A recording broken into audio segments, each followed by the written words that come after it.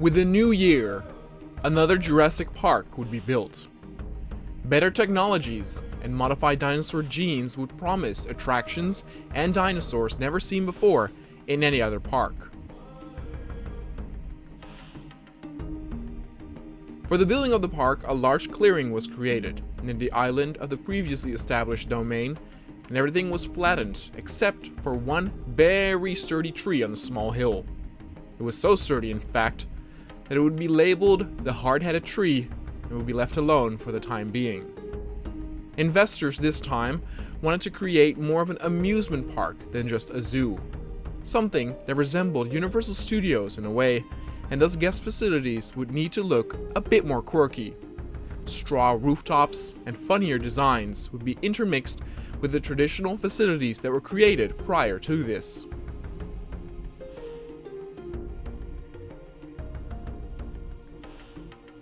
The helipad was the first thing to be built, and it came to no surprise that access was restricted to investors and parties of interest only for now.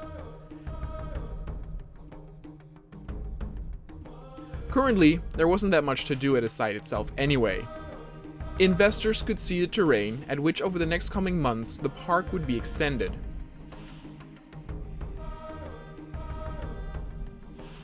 There were several presentations of plans to be followed, and a selection of potential snacks and drinks that would be served at the park could be consumed while waiting for one's flight. The park would also cater to a younger audience, and thus the idea of having dinosaur-shaped steaks, pancakes, or sweets gained popularity.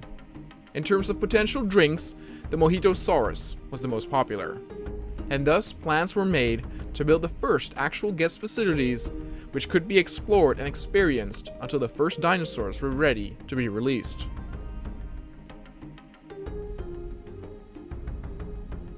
First, a small path would need to be paved that leads to the boulevard. The small path would be anticipation before the actual feeling that you have arrived at the majestic Jurassic Park. But currently, it was a bit barren, and so the first of the facilities were built right outside of the helipad. The first two facilities would be a gift shop and a restroom.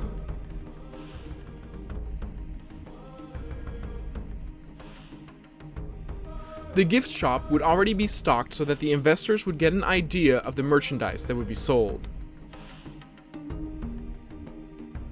Then next up, a proper cafe would be built where for the time being, business people could have their much needed caffeine dosage and a few sandwiches here and there.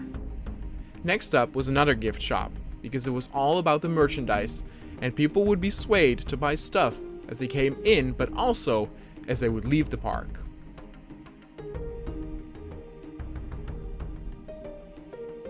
Then the first guest facilities around the boulevard would be erected.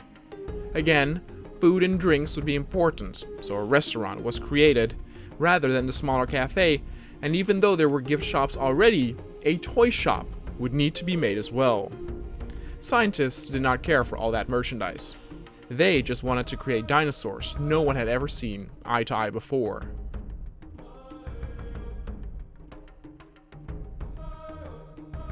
And more buildings were created as well. The boulevard in and of itself really started to look like something. Flags with logos were waving in the wind, guiding visitors to where they needed to go. But for now, there wasn't a soul on here yet. The next additions were an arcade and a fossil zone. The arcade would utilize the latest game releases that were dinosaur themed, including Turok Eternal, Dino Crisis 5, and GTA Dino City. The fossil zone would be an attraction for smaller children and wannabe archaeologists, where they could dig in custom-made pits looking for small dinosaur bones and trinkets that they could take home as a souvenir. Trailers and promotional materials showed a bit how the customer would experience the park up until now. It had potential, but a lot more needed to be done before it could be opened to the major public.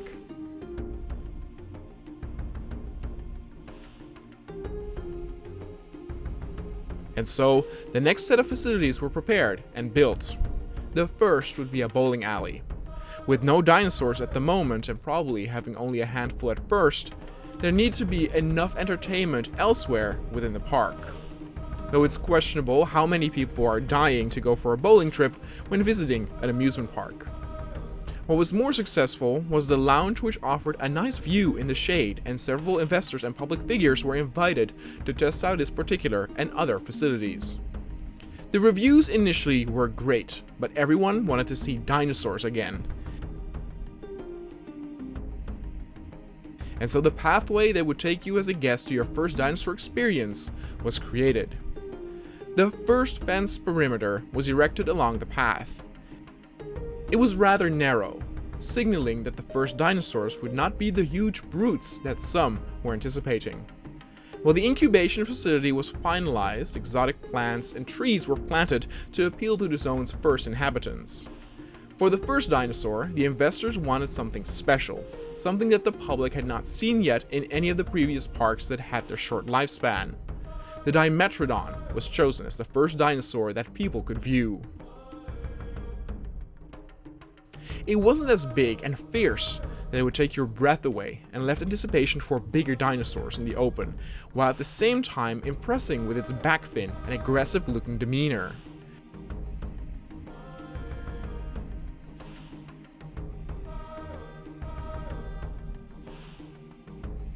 For this first pen, there would be 3 Dimetrodon be brought to life.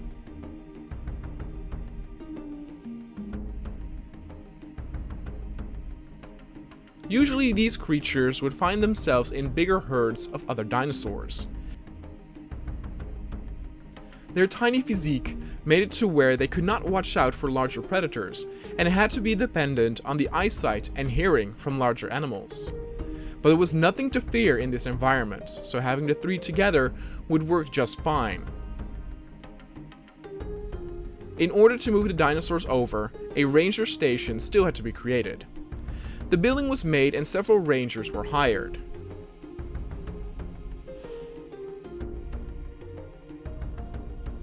The operation to move the dinosaurs from the incubation facility to their own pen was a bit chaotic at first.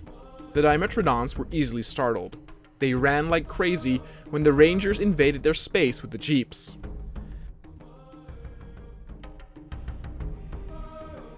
They also had to be shot underneath the fin, an area not too big, since the fin itself was too hard to puncture with the track darts.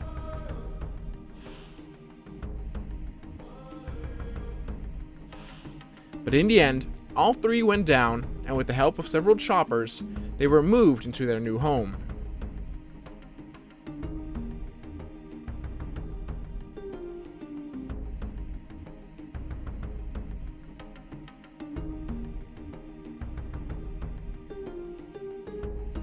Their new pen was right at their liking. It had enough places with shade to cool off, but enough open areas to explore, and the watering area where all 3 came together once in a while.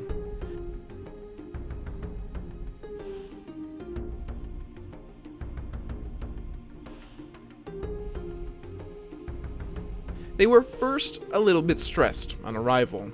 Most were thirsty and quickly headed to the nearest water.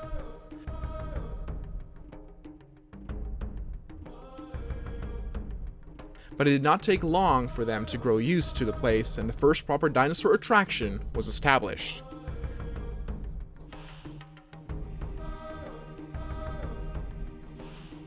Their bodies and heads could get lost in the tall grass, but their giant fins were always visible, giving the audience always a great splendor with different colors and patterns.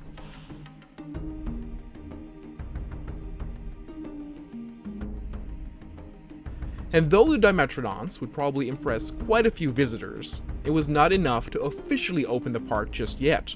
At least a second type of dinosaur attraction needed to be present. This time, a second pen was created, much bigger at the opposite end of the Dimetrodon zone. It was so big that multiple types of dinosaurs could be present.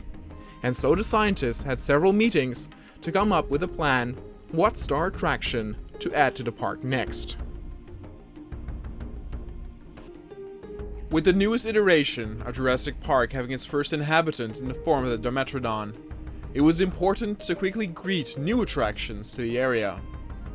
Opposite of the Dimetrodon pen, a new zone was created that was much larger. Multiple dinosaur species would live here, and scientists were debating on what kinds they would introduce here. It was still important not to showcase the biggest attraction, but instead work on building up the anticipation. For starters, 4 iguanodon were created. These friendly giants were calm of nature and would easily share their living space with other species of dinosaur.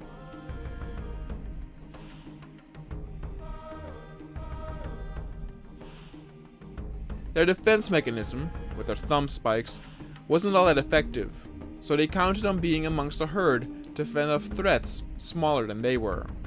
If push came to shove, they would stand on their hind legs and make themselves as big as possible to intimidate that whichever threatened the dinosaur.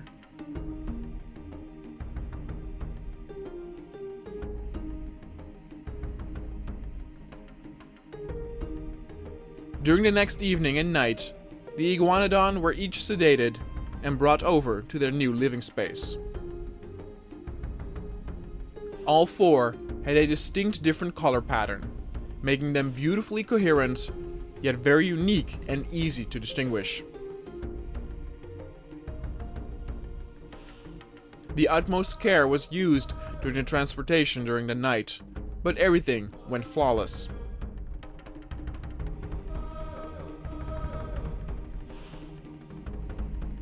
Even the Dimetrodon weren't that shaken up by all the commotion happening way above their heads.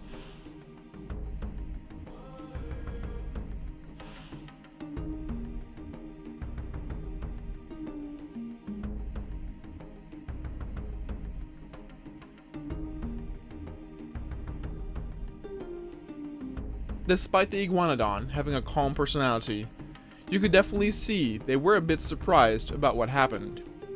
They quickly explored the fence perimeters, but felt at ease when the 4 were all united and moved as one herd across the field.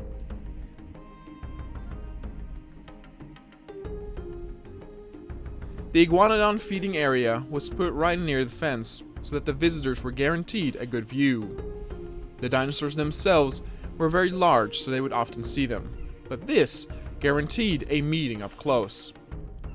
With the addition of new creatures, the staff through the park grew as well, and was still allowed to have a special guest or producer here or there. But more dinosaurs would need to be added before the proper public opening. Next up, an additional species needed to be added to the iguanodon pen. And the scientists voted for the Compsognathus, Compies for short.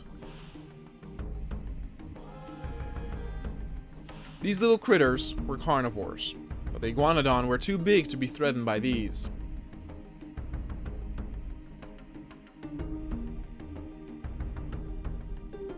For a long while, it was actually thought that the Compies would also not be a threat to humans due to their size, so the staff rangers, including Ranger Steve, would just trot freely amongst these little critters.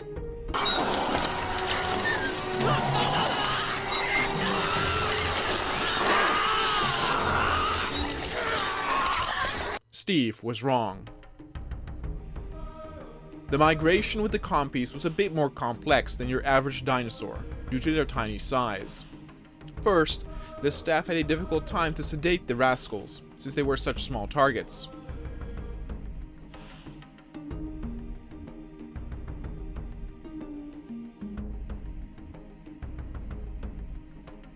And the transportation via helicopter seemed a bit overkill, as maybe they could have just been transported in a jeep or an SUV, or even a box for that matter.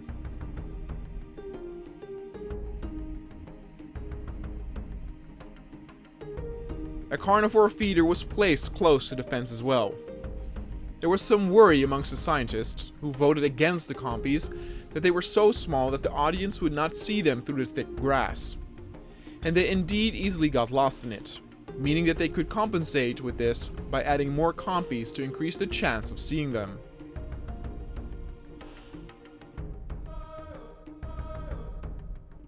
The iguanodon definitely did not seem to mind. They just tended to their own business, eating some more of those juicy leaves while the squeaky noises of the Compies could be heard over the grass.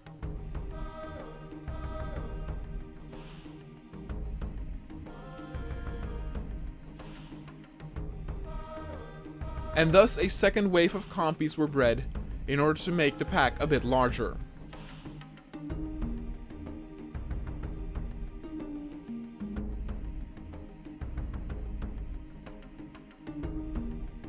More staff was hired, and the park itself actually became quite bustling, especially the boulevard. It looked beautiful there on the open spot on the island. And on the next day, the next set of compies were flown over to make the pen complete.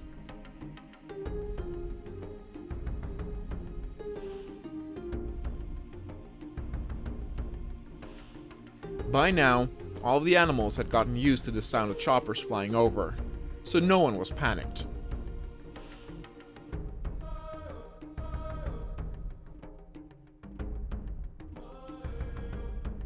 As expected, the iguanodon could very easily live amongst the compies due to their size.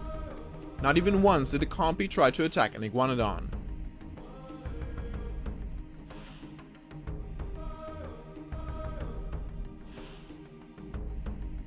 On the other hand, the only thing that the iguanodon had to be careful of was not to trample the little creatures under their big feet.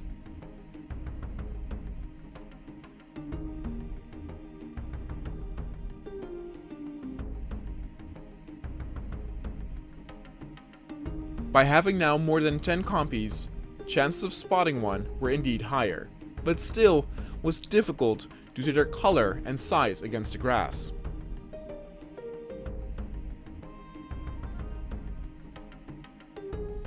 Luck would have it though, that multiple would bunch up, which increased the likeliness of spotting them.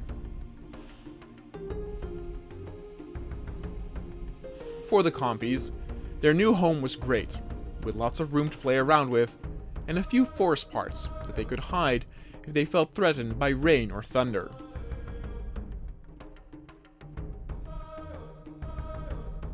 But the compies were too small to adhere only 2 species to this large pen. So the scientists agreed that a third species could still be added here. And they eventually ended up agreeing on adding an oviraptor, the notorious egg thief.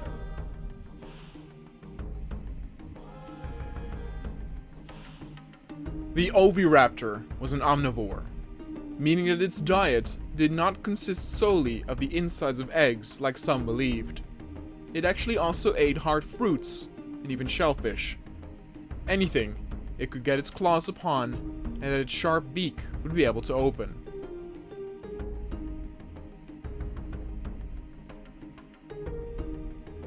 Two were bred to balance out the small herd of iguanodon, and they were brought over to the pen.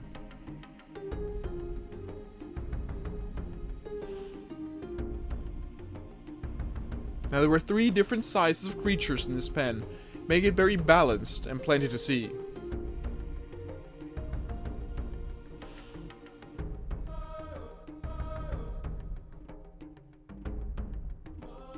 Though it wasn't safe for visitors to freely interact with the current dinosaurs in the park, they weren't considered the dangerous kind either. So now, it was time to finally introduce the audience to the first real scary looking dinosaurs.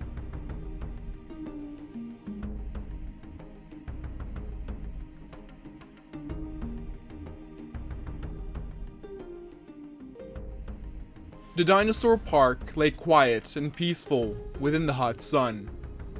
Over the past weeks, a lot has changed on the island with the emerging of the boulevard and the first animal pens. The creatures themselves had really come to like their homes and were visibly pleased. The mixed pen that held iguanodon, oviraptors, and compies was bustling as always, yet it did not work on the nerves of the slower and sluggish dinosaurs like the iguanodon.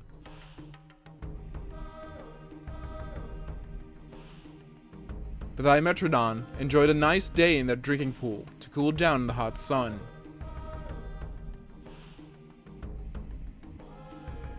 It was a nice summer day, and everyone was enjoying the good weather.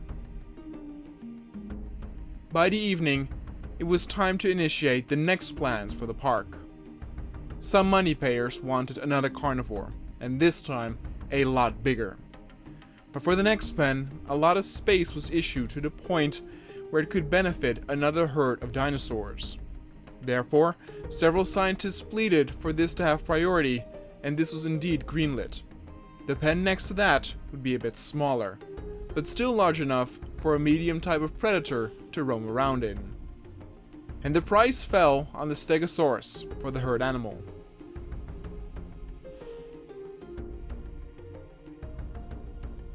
This herbivore was different enough from the ones currently in the park and had a whole unique demeanor to its own.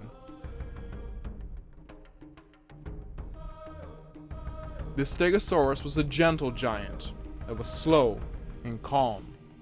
It had some defensive measures, including the spikes on its tail and the blades on its back, providing some protection amongst other functions, but the dinosaur was wide open in its sides. When a predator would attack a Stegosaurus, it would have a big chance to just bite away at it, as its tail swings were very deadly but inaccurate. Therefore, the Stegosaurus also depended on the herd mentality and was almost never alone. Therefore, 5 Stegosaurus were brought over to the park. The procedure to get them into the park lasted all throughout the night until the break of dawn.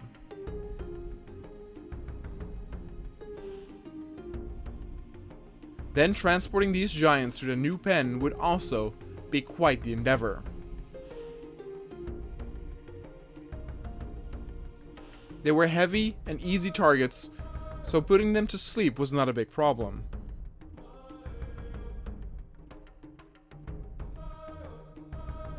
But their size and weight made it to where the pilots had to fly very carefully. But everything went flawless, and well into the morning, the dinosaurs could finally enjoy their new home and the comfort of their own small herd.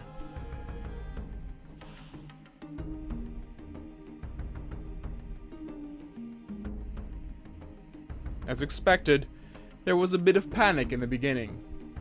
There was lots of open space for the dinosaurs to graze or walk around in, but nevertheless, it was all alien to them. Many of them sprinted away, but the fact that they were in this together made them calm down quite quickly. It did not take long before the Stegosaurus let their guard down and assembled at the drinking spot to quench their thirst after all that short distance running. The new additions to the park were wonderful. The pen was set up to where there wasn't too much forest area. Because of that, you were always guaranteed as a guest to get a good glimpse of these magnificent creatures. The drinking spot and feeding spot were put on opposite sides near the fence to emphasize this even more.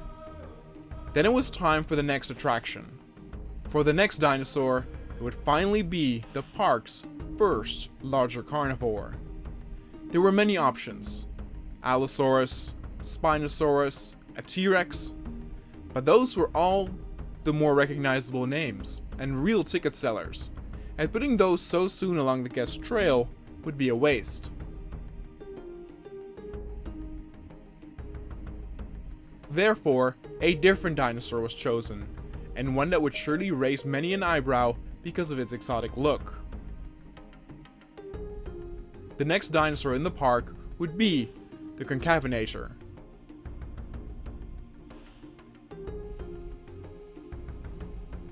This medium-sized predator had a beautiful color pattern, with longer arms which it could use to catch small prey, and muscled legs that it could use to traverse distance in a short period of time. But its most distinct feature were its set of fins near its hip that even could be seen along its bone structure. Scientists had different opinions on the function of this, as some believed it was merely for attracting another mate or recognizing one's own, though there were also those who believed it could be used to regulate one's temperature.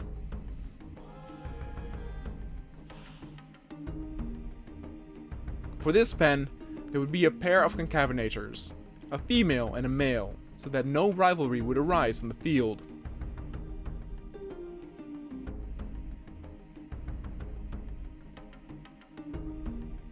It was the talk of the town, and the rangers that went in to sedate them were warned to keep their distance. The concavenator was big enough and strong enough to do some real damage to the vehicle. Surely this new dinosaur would bring in more guests to see such a display.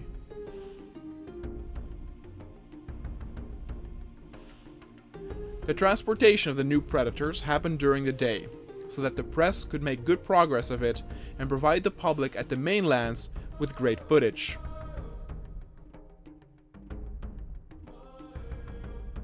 When the two dinosaurs had set foot in their new home, things seemed to go well at first.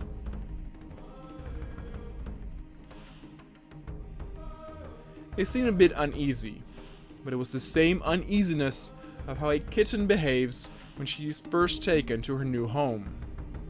They seemed to get along very well together, which was great news. They seemed to find some calmness in drinking side by side at the well, their spot to give some tranquility.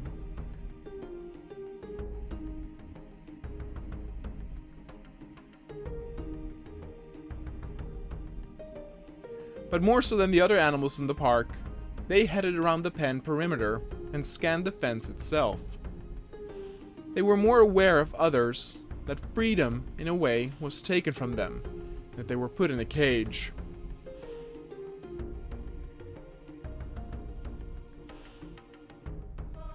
It must have been their hunting instinct, the instinct that made them wander and search for the next prey. Scientists believe that this soon would fly over, and they would completely adhere to their new living space if they marked it as their own territory.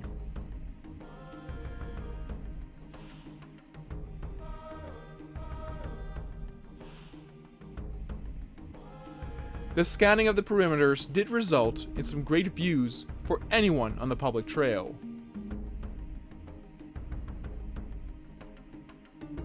But they certainly also displayed some forms of stress, even hissing and making threats to one another.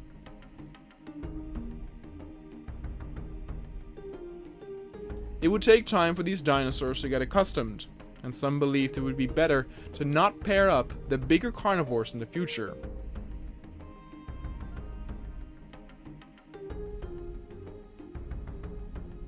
But their addition to the park certainly also did not go unnoticed in the other pens.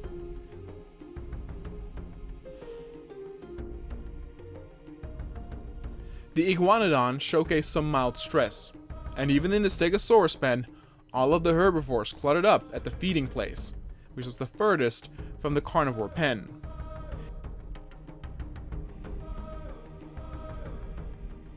Everyone hoped that in due time, things would have calmed down and the park's next large predator could get its welcome.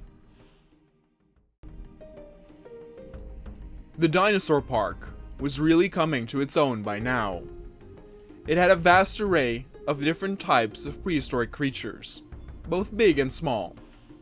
There were still many that had to see the light of day, many of which were highly anticipated by the potential audience, and speculations ran wild on what dinosaurs they would release next.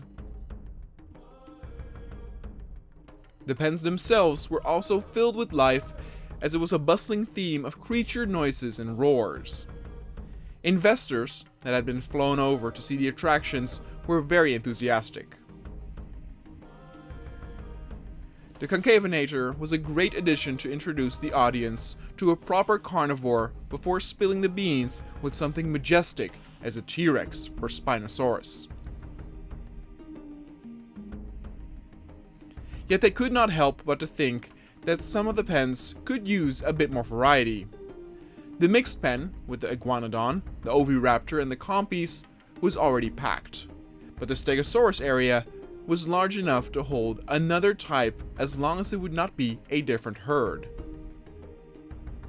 Some believed that a smaller type of the stegosaurus family could be introduced, but others thought that the difference in size would diminish their appeal with the visitors. Instead, a different type would be introduced altogether that had no problem living amongst the gentle giants. And so the ankylosaurus would be introduced here. A pair would be led into the pen to assure their own comfort as they could group up together, but the Ankylosaurus did not need this necessarily. The Ankylosaurus was slow, but better protected than the Stegosaurus. Unlike the Stegos, the Ankylosaurus could be very accurate with its tail swipe that could do devastating damage due to the club at the end of it. What was more is that the shell of the Ankylosaurus was better protected than the back of the Stego, with a hard layer and sharp spikes all around. If need be, the Ankylosaurus would dig in to where only its hard shell was in reach, making the Ankylosaurus kinda the hedgehog of the dinosaurs. Due to how close it was to the ground, made it to where this dinosaur was no runner, and thus it often would intermingle with other herd dinosaurs that were more attentive to predators. If they started to notice commotion, the Ankylosaurus could react to it in its own way. Yet in the past, they have shown signs of stress when put together with very hyperactive dinosaurs like the Gallimimus, so the slower and gentle Stegosaurus would be a great partner in this case. The rangers that went in to sedate these new dinosaurs had no problem getting the task done. An Ankylosaurus could do some serious damage to a car if it wanted to, but more often than not, it chose to dig in or just make a threatening pose rather than attack, often resulting in it falling asleep before anything could be done. The two dinosaurs would be moved to a pen that currently held 5 Stegosaurus, yet there was still enough space. Some were a bit worried about the stress levels of the ones already inhabiting the pen, but the overall procedure and transport went well. The Ankylosaurus were the ones who were a bit stressed in the beginning, running around in this new alien terrain for them. But it was indeed smart to put 2 in there, since they found comfort in each other, and it did not take long before they realized that the Stegosaurus in their new home did not mean no harm.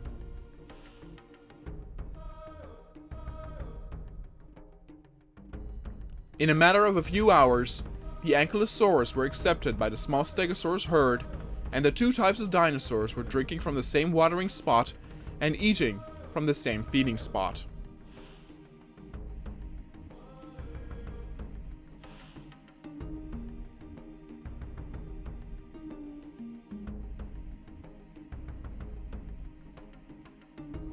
Then instead of focusing on new dinosaurs for the next part, it was time to focus on some new facilities. A few of the construction department thought it would be funny to put toilets in front of the Concavenator pen so that it would be the first thing the guests would see once they were done doing their business. At amusement parks, queues would often form in front of these facilities, so for the Concavenator, it was as seeing all these snacks lined up properly for them to eat. But besides this, there would also be a bar built, as well as a gift shop. The bar would have a lounge that would overlook the carnivore pen, giving the guests something cool to look at while enjoying a nice beverage or snack. The scent of food would probably once again drive the predators a bit insane. But the overlooking bar also gave the construction crew an idea to build a tower to provide an even better view of the carnivores, as did it for the other pens, including the mixed pen and even the Stegosaurus and Ankylosaurus pen. By then it was finally time for a new dinosaur, and the shareholders and money spenders demanded something exotic, something flamboyant. Preferably another carnivore, but one that would stand on its own next to the Concavenator. If possible, they would still hold the really big attractions for later, but that resulted in the scientists coming up with a very special dinosaur indeed for the next area. The next addition to the park was the so-called Yangchuanosaurus. What a name! This large and powerful predator made quite the impression with its large head and colorful pattern all over. In some ways, it even resembled more of a parrot-like pattern than the already colorful concavenator.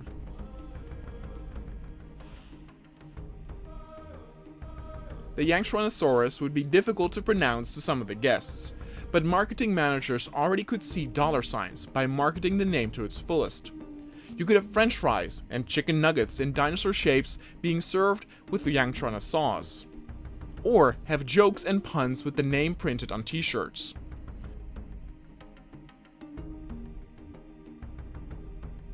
They would make the Yanchronosaurus a star of the park, and the money holders could not be more pleased. The name alone had already the schwung they were looking for, and the look of the creatures was one to behold as well.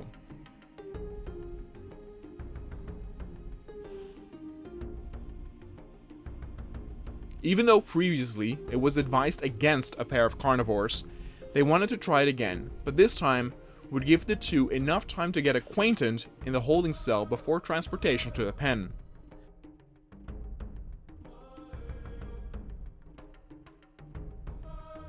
The area would be right opposite of the concavenator, but the Yanchrono was indeed different enough to where it stood on its own.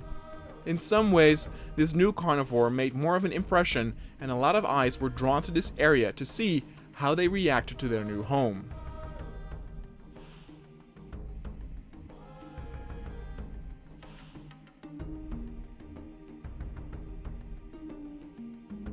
Unlike the concavenator, these two did not show any stress when they arrived in the pen. They mostly were hungry and thirsty from the sedation, and it took no time for them to get adjusted and showed healthy sightings of a good appetite.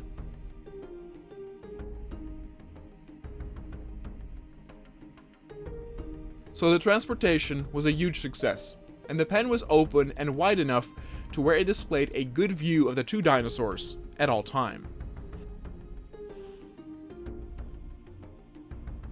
These now were the big attraction of the park, and as more and more dinosaurs would be introduced, the park would only grow more.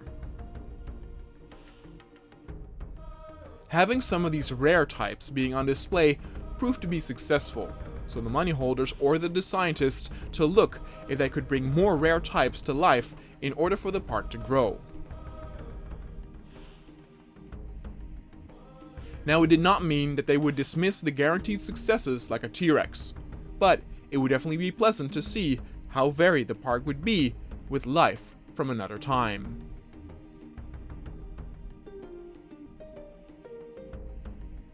The dinosaur park by now had a great variety when it came to their attractions and dinosaurs.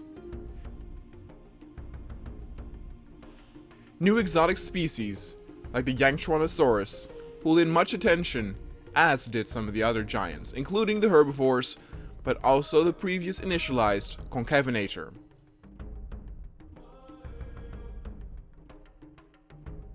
But with these two giant carnivores, it was of course time to introduce another herbivore, and there were plenty of those. The park still did not have a Triceratops, nor something gigantic like a Diplodocus. But at this stage, the park was still in the process of building up the route towards its climax, meaning that regular types were now at hand. For the next pen, a large area was reserved to make room for another herd, this time even bigger than the Stegosaurus one. For this pen, the all well-known parasaurs would be introduced, 7 in total.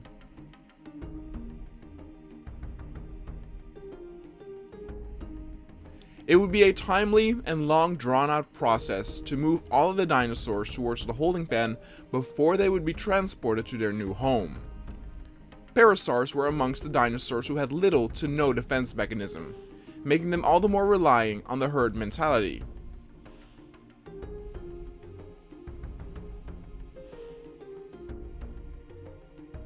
They were overall a very friendly type of dinosaur, and it was common to see them intermingle with other similar species of dinosaurs at drinking holes in the wild. But for this pen, they wanted to keep the focus on just the parasaurs rather than create another mixed pen. A parasaur is in general also a pretty calm animal, and they kept pretty stress-free throughout the long process. It was likely because the dinosaurs were barely separated from each other, so they found comfort in one another throughout the day and night that the dinosaurs were transported and released. It took all throughout the next day until the process of just releasing them in the holding pen was complete.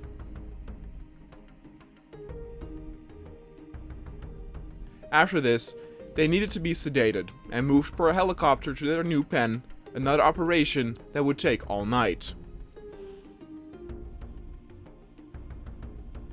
Having so many dinosaurs cluttered up together made it very easy for the rangers to put them to sleep, as they barely had to aim to hit something. It did turn out a little bit of a rampage, with so many dinosaurs making a run for it in a tiny space. The rangers did have to watch out not to be trampled, but the operation went once again very smoothly.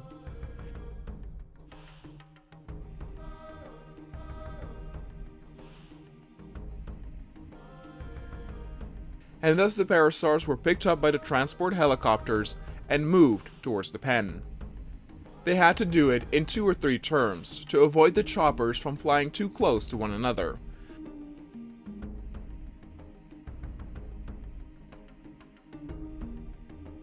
But once the parasaurs were inside their new pen, they had again no problem adjusting to this new environment. The vegetation was much more rich than the holding cell, putting them at ease fairly soon alongside their fellow herd members. Even with the noise of the helicopters as the final dinosaurs were transported, none of the parasaurs that were already in the pen gave a kick. In a way, they seemed to understand what was happening, probably because they had witnessed and experienced multiple flights in the past 48 hours. Instead, the parasaurs headed towards the drinking area, like so many dinosaurs did once they got out of their sedation. It did not take long for the pen to adopt the smell of the herd, making them all the more comfortable, and to adhere to such a large quantity of dinosaurs, there were 2 feeding areas placed this time. The flat terrain and large amount of dinosaurs resulted once again in a good guaranteed view for the audience, especially with the forested area being put more to the rear of the pen itself. And the parasaurs had developed quite the appetite, and took turns feeding at the appointed spots all throughout the night and far into the morning. They seemed really pleased with their new home, and the group of 7 would often split into smaller ones throughout their pen, some playing, some relaxing, and others just drinking and eating.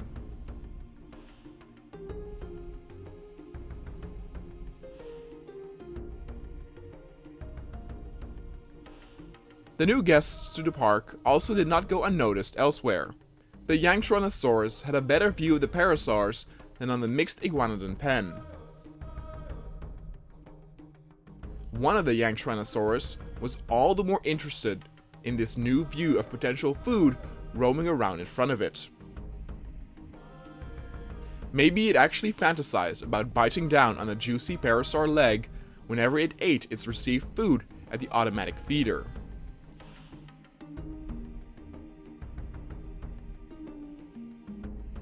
And so then, it was of course time for another carnivore.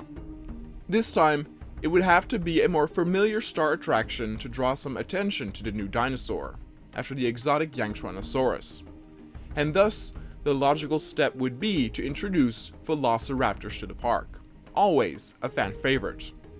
They were very popular in previous iteration of the parks, and this time, they wanted to pull them to the foreground via a breed of visually more appealing raptors. This time, rather than a single color pattern, the raptors were engineered to have more vivid and rare color patterns, full on with stripes down their back. These would be more coherent with the promotional material when InGen was still only in its infancy. Also, these color patterns would be seen in the classic video game Jurassic Park Trespasser, of which you could see a video review of on the Kanoa Reviews channel. These vibrant raptors, for some reason, seemed a bit more mischievous than their regular counterparts. The old school look, like some labeled it, due to their earlier released footage during the 90s by InGen, set right with many audience members. A group of 5 raptors were bred and sent out. They immediately were seen communicating with one another and almost seemed to scheme a plan once the rangers headed in to sedate them. They spread out. The rangers had taken precaution and used double the dosage to assure the raptors would go down immediately. They were then transported to the pen as per usual, and this time during the day. The raptors were again a big pull for the audience, so doing this during the day assured the press on location to get some good footage for those watching back home.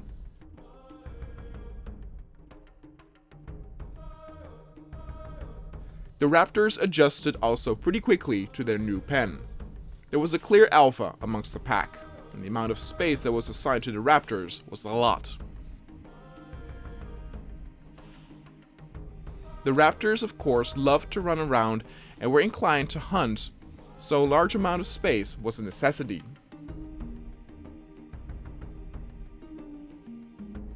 The area itself was again quite flat, with not too many bushes or forested area near where the audience would be walking, to once again grant some fine displays. What was interesting to see was that there was a clear hierarchy amongst the raptors. Having an alpha was nothing new, but there was a clear order in which the raptors got to feed. They took turns in small groups, with the alpha always making sure that she was the one getting in first and getting the best meat. The raptors were beautiful. They showcased so much thought and caution in their movement and expression. It was clear that these were the smartest dinosaurs currently in the park. Yet none showcased aggression towards escaping, maybe as a result of some engineering or downplaying on their instincts.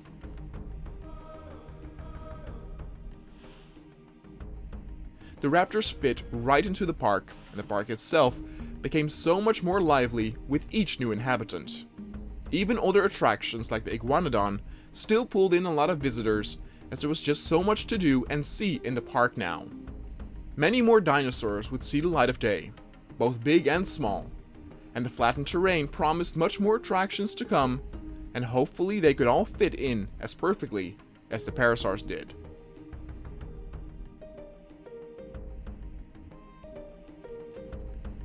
With the park now having received their long-awaited raptor pack, it was time to focus on some smaller endeavors once more. The raptors, with their tiger stripes, would pull in audiences for a while, so they could afford to release some pressure on the gas pedal in preparation of bigger attractions down the line. Then the question was, what dinosaur would be next? The answer was the Pachycephalosaurus. It would be difficult for anything to make an impact next to the raptors, but the uniqueness of the Pachys could hold its own.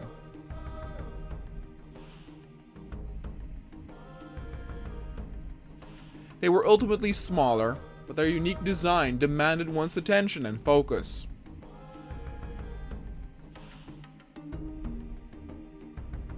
The Pachys were of course famous for their bulging solid dome skulls, which they used in duels amongst each other for dominance or playing.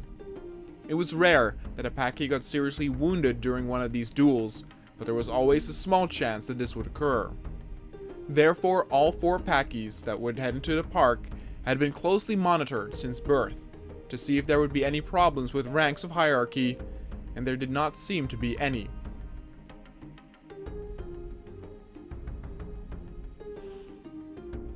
The Pachys were not as strict with hierarchy as the raptors were, and they basically had a live and let live kind of mentality.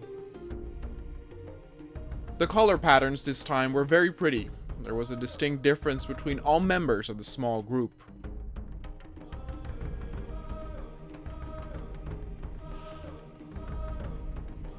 During the process of sedating the dinosaurs, the rangers weren't too worried. They were small and in general not all that aggressive.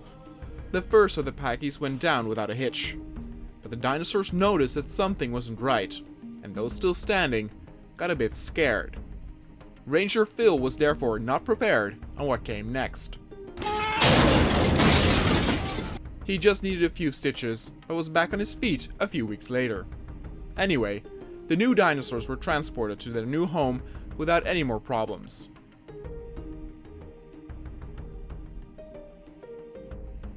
Pachycephalosaurus were not the type of dinosaurs that did large-scale migrations, and in a sense, were very territorial, so a small pen would be no issue at all. Immediately one could see that their new pen was to their liking. The vegetation was tall enough to where the Pachys felt safe and secure, and left enough open space for playing and running around.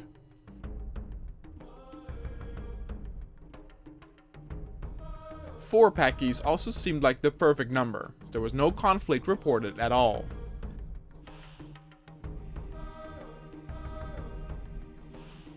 Well into the evening and night, the Pachys were eating, drinking, and interacting with each other as if the past few hours of transport did not even occur. Many of the audience members of course hoped to see a fight or a duel, but it was rare for this to occur. Instead, the unique look of their domed skulls made them still a pleasant attraction for anyone before taking a gander at the raptors or Yangtruanosaurus. Then it was time for the next dinosaur.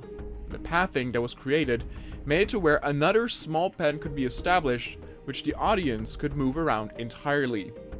The inhabitants of this pen would have to be another small species due to the size of the zone, but there were still plenty of those who had not seen the light of day. So for this pen, the Homalocephali was created. This small critter had a very cute demeanor about him, and would probably be a big attraction amongst children.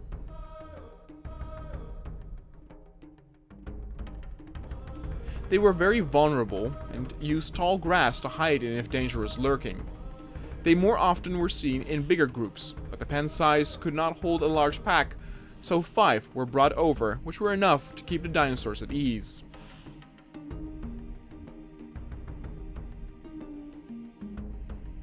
Their colors and stripes were very unique as well. It reminded some of an infant boar or tapir baby. It gave the Homalocephali a youthful look in the human's eye, even if they were all grown up.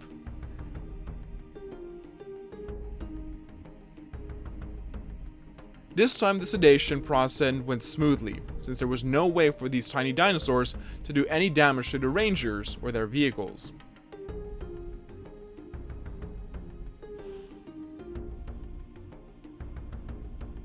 It was a bit dubious though to move these dinosaurs via helicopter once more, but it all worked out in the end.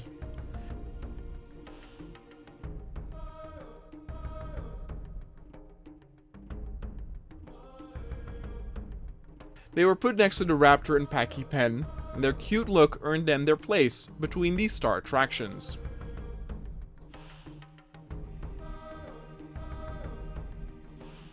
Just as expected, the Homalocephali loved to hide in the tall grass and amongst the bushes and flowers. But they were bigger than, for example, a compy, and thus the chance of spotting one was still bigger than with the compys in the Iguanodon mixed pen.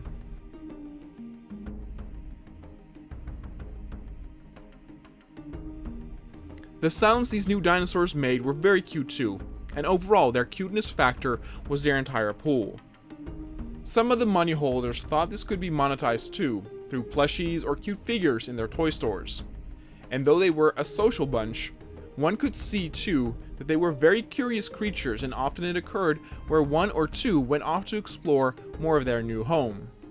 Their nimbleness was in a sense their only way of escaping, and maybe they had the confidence in their speed and agility so they were not afraid to go to places they had never been before. And so it was time for something bigger finally into the park.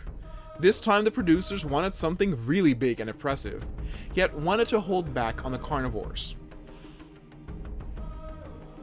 And so the word fell on the Apatosaurus, incredibly stout and impressive. But they felt that the regular breed they had loose on the island before and in the previous parks were not that impressive looking, both with their physique and color pattern. So they ordered the scientists to make some adjustments and make them more visibly pleasing to the audience. And that is exactly what they did.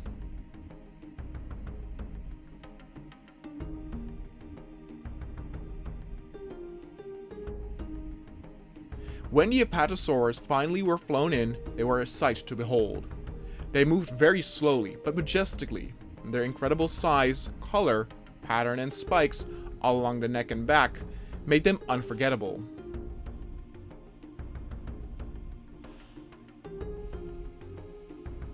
These newly bred Apatosaurus came in mostly blue and greenish variants, making them very distinct to one another. It seemed like the blue color scheme was more frequent with males, whereas the females had a less vibrant color tone. The color might have something to do with impressing a potential mate.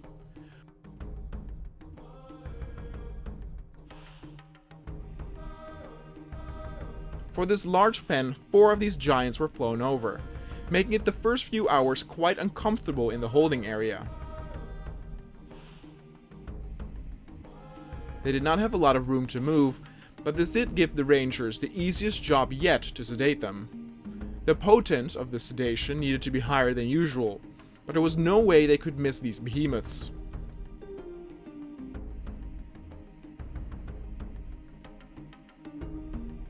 Once again, caution was necessary for the choppers on them transporting these dinosaurs due to their size and weight. Some had fallen asleep next to the fence, which made the attaching of the dinosaurs a bit troublesome.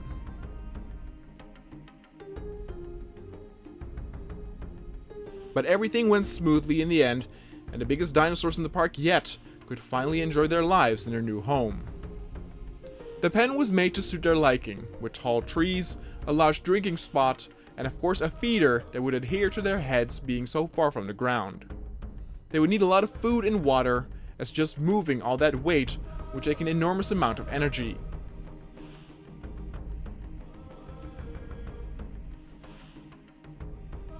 It did not take long before the first of the new inhabitants wobbled over to the feeding area to get some of that energy back, and thus the park had received another star attraction.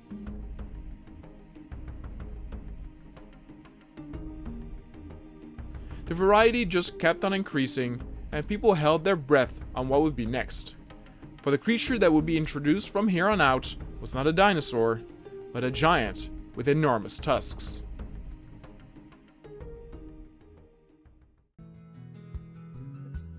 With the Apatosaurus, proper giants were introduced to the park once more. They were now literally the biggest attraction, and visitors could see a glimpse of them already when they entered the park due to their sheer size.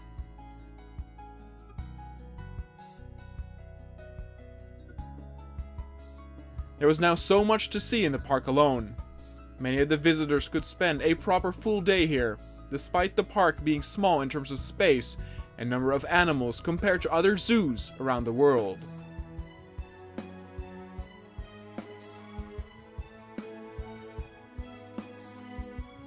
But the visitors would often spend more time watching these magnificent dinosaurs and animals compared to regular everyday life animals.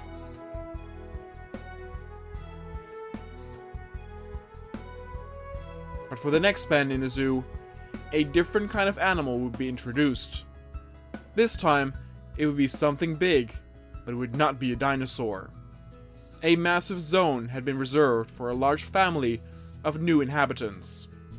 These new creatures to the park would be the mammoth.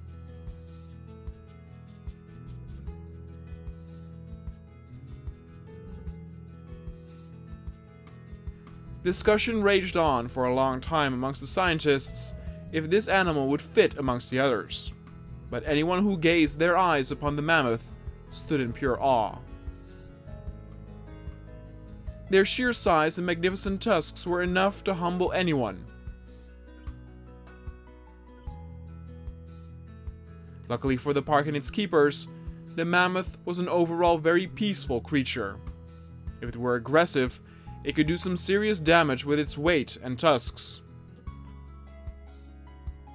A rampaging mammoth through a full park would be an utter nightmare.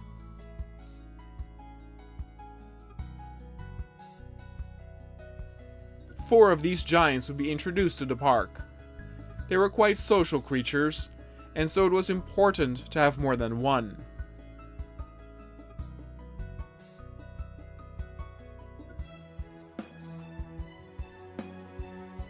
Once again, these were the type of creatures that adhered to a certain hierarchy, and with the mammoth, it was more common to have a matriarch at the top, rather than a patriarch.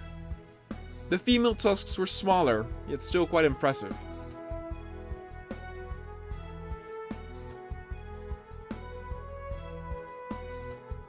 It would be another complicated ordeal to sedate and transport these creatures to their new home. The sedation had to be done quick. The mammoth could easily topple the jeeps by either stomping on them or flipping them over with their trunk and tusks.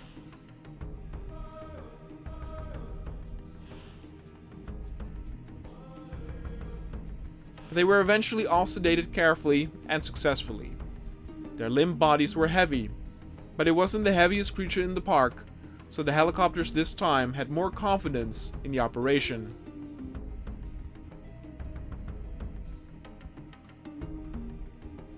It was quite the sight to behold, seeing the mammoths fly through the air like that.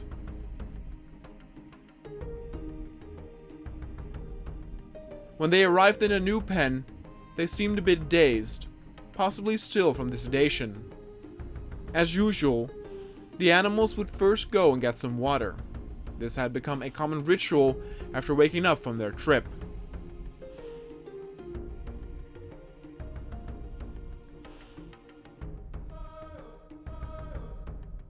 But the mammoths were a peaceful bunch. There was no order in which they could drink or eat, and one could see that all the animals could get along while respecting their own positions within the group.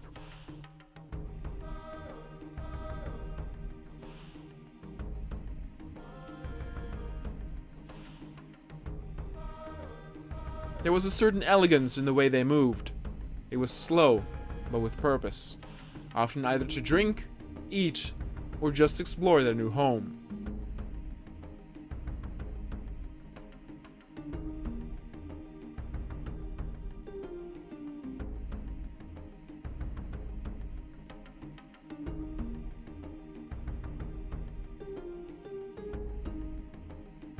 The park by now had an incredible pool, and something to offer for anyone.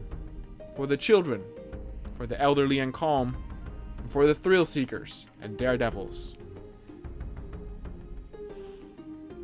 Visiting the park and seeing all these forgotten wonders of life was exhilarating, incredible, and sometimes even a bit scary.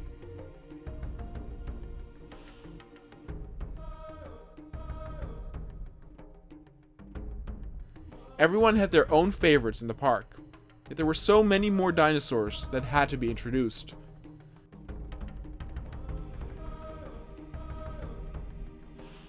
Some were wondering if there would be enough space to place them all down, but for the moment, the sky still seemed the limit.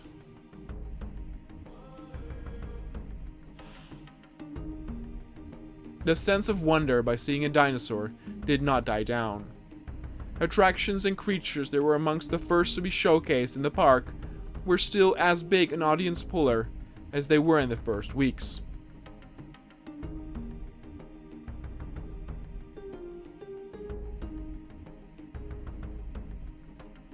And then a few months went by without any new dinosaurs being introduced.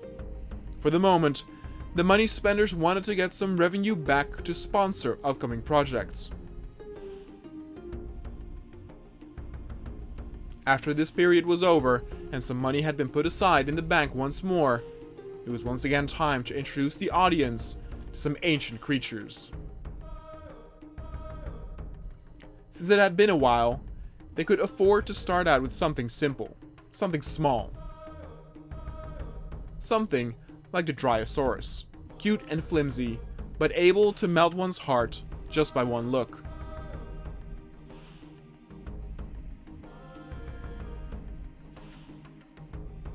In a way, their color pattern and stripes were pretty close to that of the Homalocephali.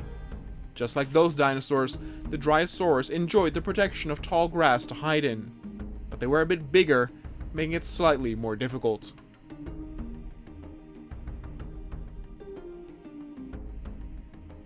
As was common with these tiny critters, they were once again a very social group, often demanding large packs to intermingle to reassure them and not make them all jumpy. The next few pens and zones had already been reserved. There were a few large ones, but there was also one tiny one, which justified the creation and import of these tiny dinosaurs.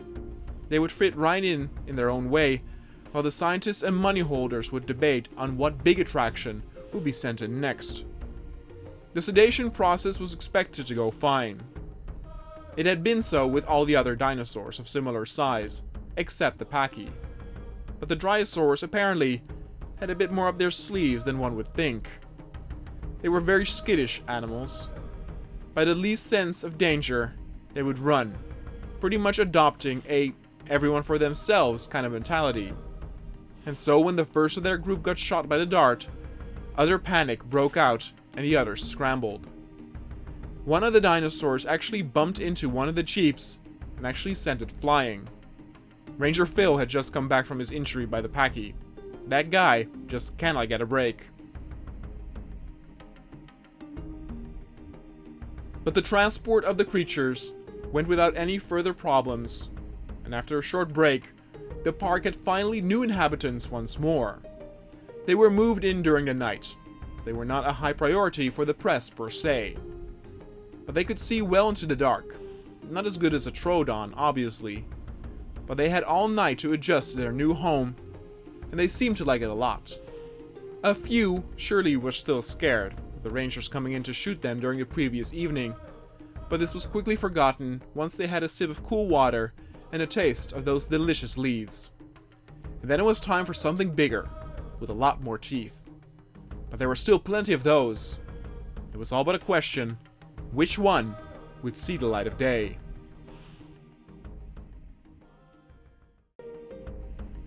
The park had just received its most recent new inhabitant in the form of the Dryosaurus. These little critters were not necessarily a crowd pleaser, but after a small hiatus of no new dinosaurs being added, they were a pleasant addition for sure.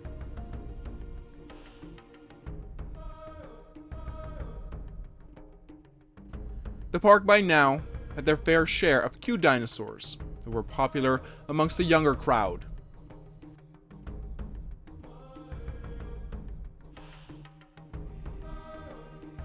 The pens around the Dryosaurus area were still empty, meaning they did not sense any potential predators lurking.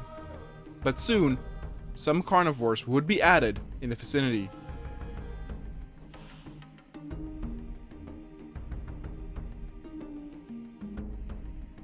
But for now, the park just dribbled on like it used to. It was peaceful and calm. Roars and other sounds could be heard, but none of them were meant as a threat. The Concavenator pen had a bit of a goat problem, which needed to be fixed, but other than that, it was all fine. When the creatures arrived at their new pen, there would usually be an overload of new senses and smells that they would have to get used to. But by now, their pens had become their only known reality that they could remember, and they seemed calmer than ever before.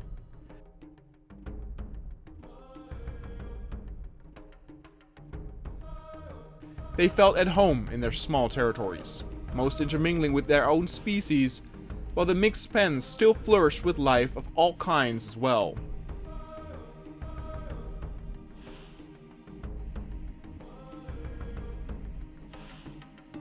There were also multiple star attractions. It wasn't like one particular dinosaur or creature adhered all the attention to itself.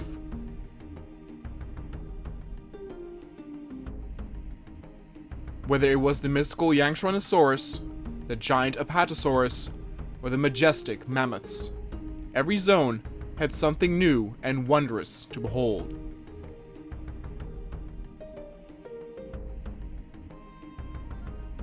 But then it was time to introduce the park to something new and special. A new giant carnivore. And this time, it would be a huge crowd puller. The Spinosaurus would be introduced to the park. But this triple star attraction had been popular in the previous zones and safari parks as well. Just like with the Apatosaurus, the scientists and money holders wanted to adjust the physicality of this dinosaur to make it more unique. But this time, the scientists received carte blanche, and the reactions and the results were very mixed.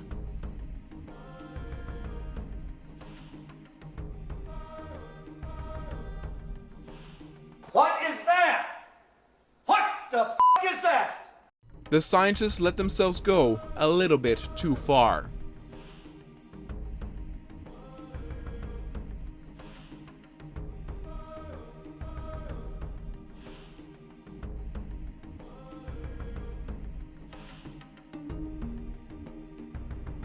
Multiple groups that were led by different people had created and mixed multiple DNA strands to create all sorts of abominations. The one even more frightening than the other.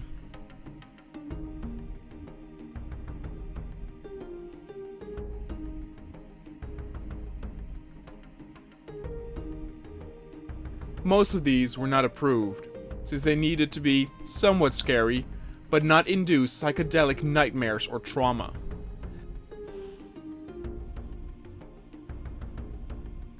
There was one team that had mixed killer whale DNA with a Spinosaurus.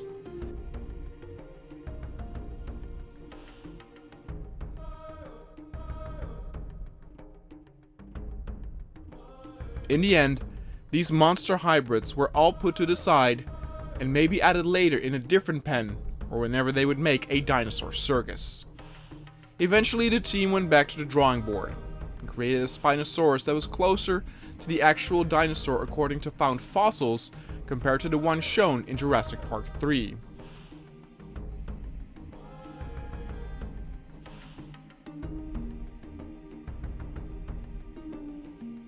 The fin on the back had a bit of a different size and shape due to the bones sticking out more towards the hip area.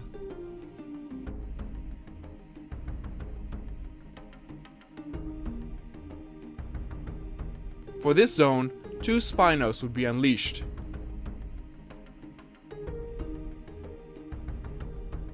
They were by far the most lethal predator in the park yet, and thus it was important to keep these two calm at all costs.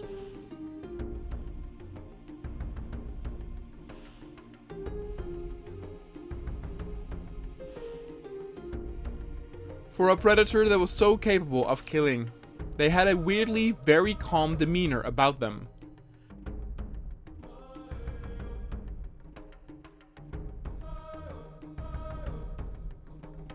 None of the Spinos showed interest in the Rangers or Jeeps when they arrived to sedate them.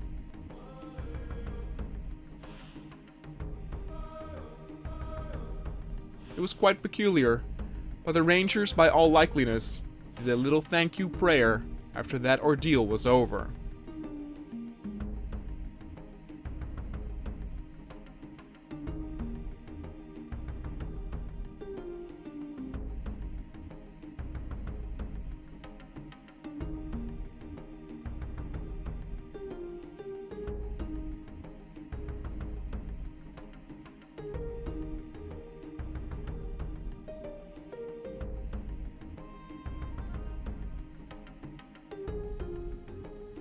The Spinos were transported during the day, as the arrival of these predators was again big news for the presses.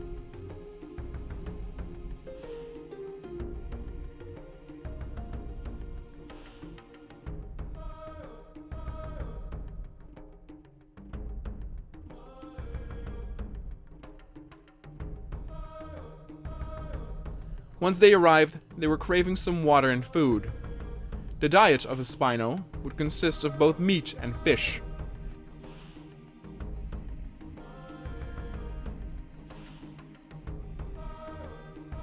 Their fin would help them swim through swampy territories and rivers at a quick pace to either capture a fleeing land victim or capture a significant amount of fish.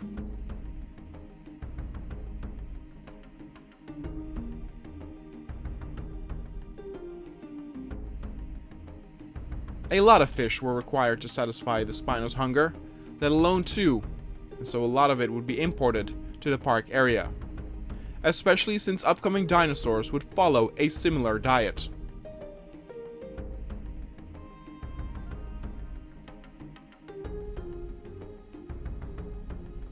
These 2 Spinos seemed to get along rather well, and were not stressed in any way. This boded well to where they could live happily in their pen.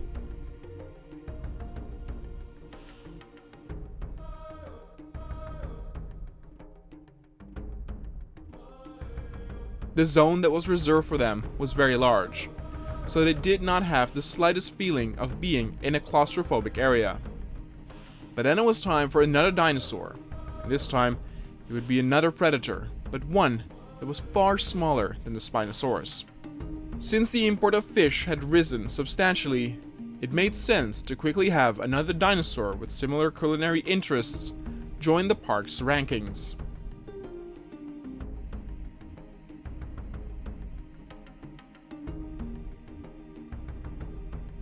The next dinosaur would also live in a similar swamp-style pen, making it logical to also put this new creature right next to the Spinos from an aesthetic perspective.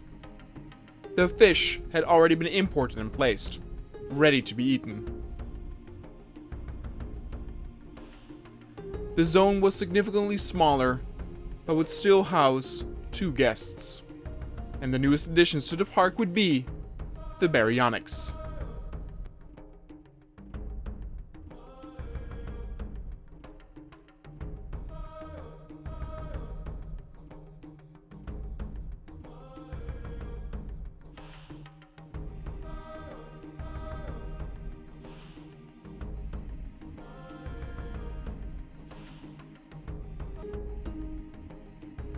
The park had just received 2-star attractions and was the talk of the town once again. The other critters and creatures were of course not forgotten, but as time went on, new additions to the park still needed to be made. A lot of money had been saved up during the hiatus, and for this next dinosaur, another swamp area was created. But unlike the recently added Spinosaurus, this was a far smaller area for a far smaller dinosaur. The Baryonyx was the dinosaur that would be added to the park.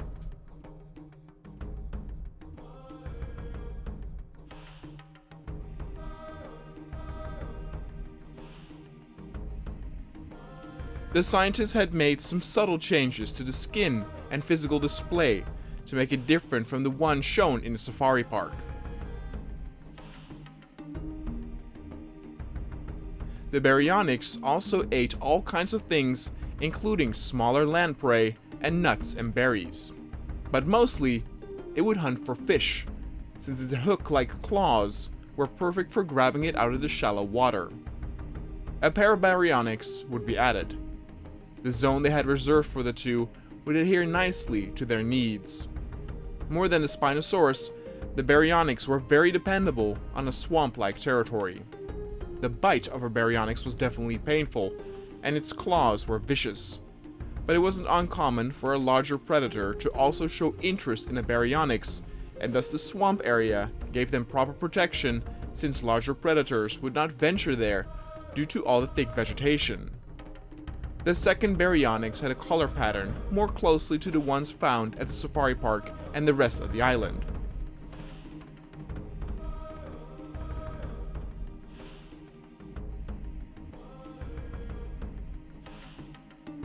The sedation of the Baryonyx went without a hitch.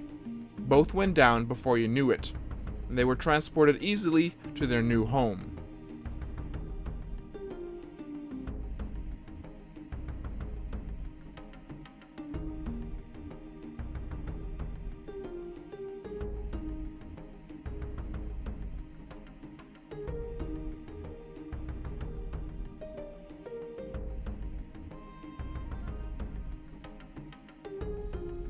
There was some stress amongst staff as they lay in wait to see if the two dinosaurs liked their new habitat.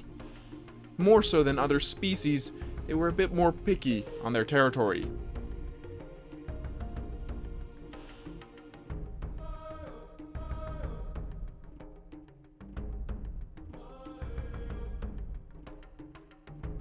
And for the first few minutes, they seemed only occupied with filling their bellies with fish, but for now, they seemed to really like the place.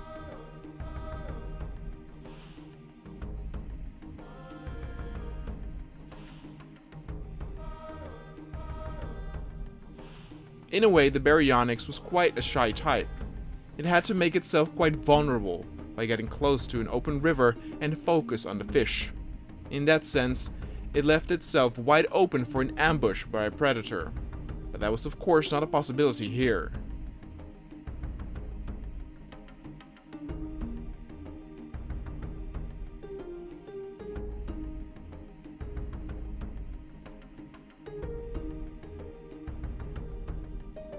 And the fact that roars and smells could be noticed by the nearby Yank-Tyrannosaurus, or Spinosaurus, did not seem to frighten them one bit. They were very much aware of the fenced-off area, working in their favor.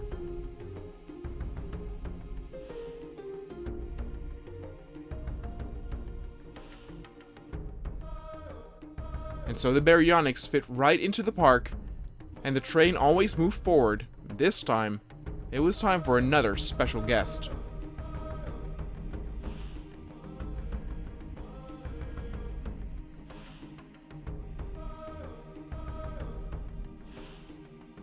It would be once again not a dinosaur.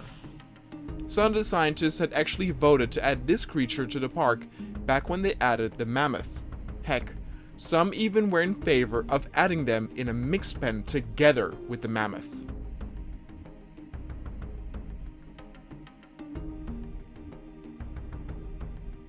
But for now, they would receive their own zone, and the park welcomed their newest addition in the form of the woolly rhino.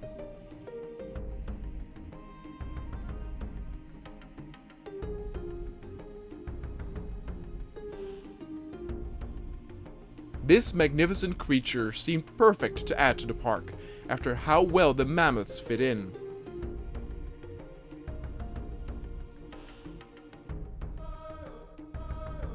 It also gave the imagination free way to think about what other ancient creatures they could be adding next.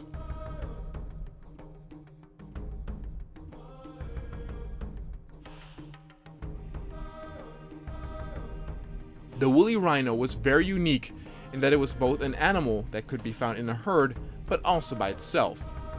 It was heavy and strong enough to where it did not fear for its life if it were to venture out alone. In a herd though, a clear alpha male was always present, and some would fight and duel each other for alpha rights. Their incredibly powerful horn would often end up leaving horrible wounds to both loser and victor alike, and to avoid this, all of the rhinos would be females in the park.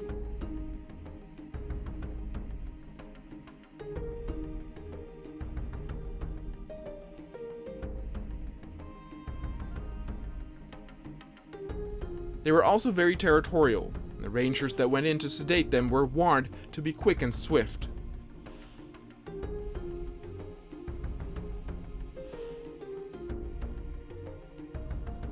We all know footage of regular rhinos attacking jeeps in Africa, let alone a giant woolly rhino with a horn that is much, much bigger and more lethal.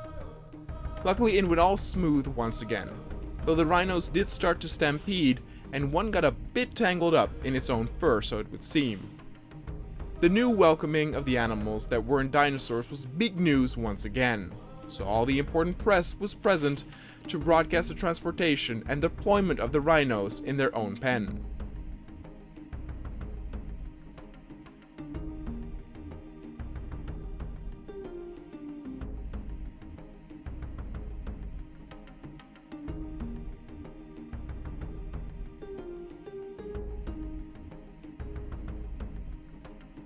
But when the rhinos did arrive, it did not go as well as with most of the other animals in the park.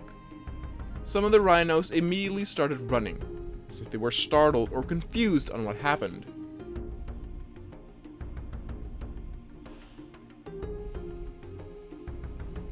They might have felt threatened by all the commotion and the sound of helicopters still bringing in more members.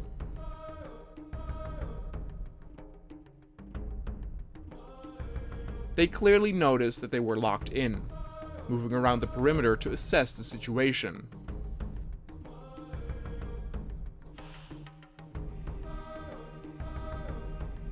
A similar occurrence happened with the concavenator when they first arrived, but luckily after a while, everything settled down once again.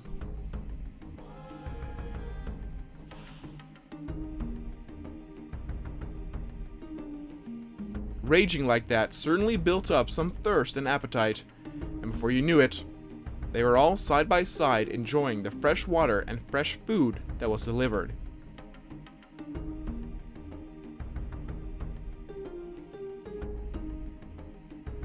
It was a sight to behold the rhinos in the park, and they felt very unique. It would have been fun indeed to pair them up with the mammoths, but maybe that could still happen in the future.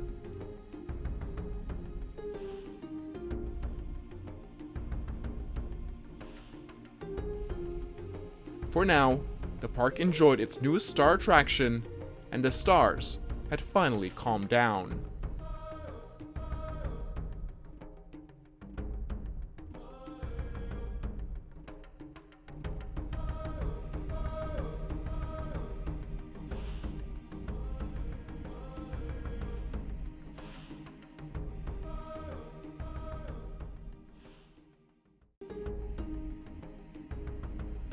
The variety of the animals that were showcased in the park grew with each month. The recently added woolly rhinos were a welcome addition, and people fantasized about other possible entries that the visitors could enjoy. Maybe a saber-tooth or a terror bird. But for now, the managers would return to focus on dinosaurs. The next pen had already been laid out, and it was a smaller one than usual. In the last couple of months, small dinosaurs like the Dryosaurus or the Pachys had been added, but this time, the smaller type would be another carnivore.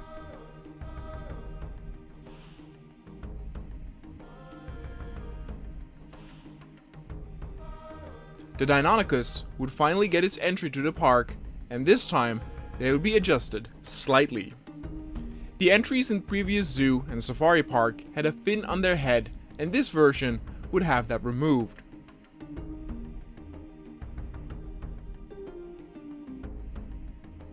Some were afraid that by doing this, they would look too similar to a raptor, but the scientists assured that the bright color patterns would make this distinction for them.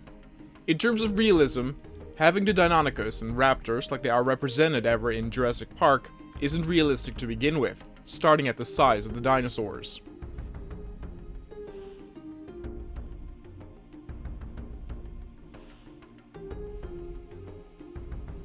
But the Deinonychus that were sent into the park were beautiful. Their color patterns were indeed the one thing anyone noticed. Though they did seem a bit more playful than the raptors, a bit more juvenile, but in no ways any less deadly. They did not seem as smart as the raptors were though, but still did heavily depend on their social interaction with one another. There was yet again a clear hierarchy, but overall, the Deinonychus did not seem as aggressive to each other if this hierarchy was not being upheld to the T. Since there were so many of the dinosaurs in the holding pen, and they were all capable of doing serious damage very quickly, the rangers that headed in were advised to take them down as quickly as possible.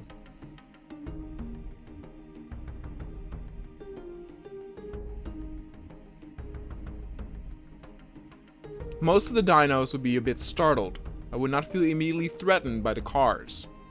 The carnivores all went down before they realized what or who was shooting at them, and they went down without any trouble.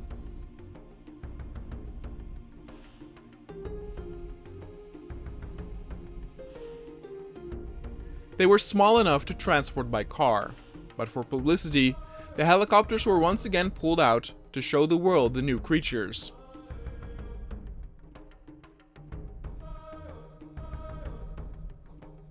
Some of the headlines called the Deinonychus the Rainbow Raptors due to their bright colors. There were actually quite a lot of younger guests who preferred the Deinonychus for that specific reason. They were like Skittles, but in dinosaur form.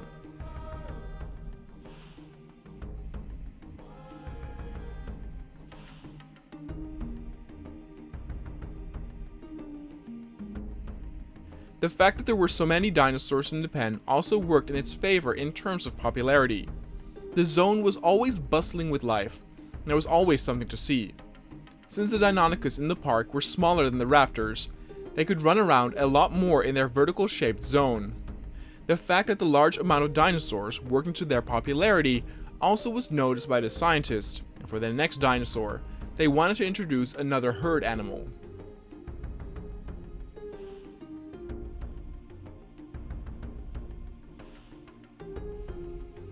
A large area was reserved and set aligned with all sorts of plants and a drinking spot surrounding a small island. This was one of the largest zones in the park, and it would be the home to a small herd of Triceratops.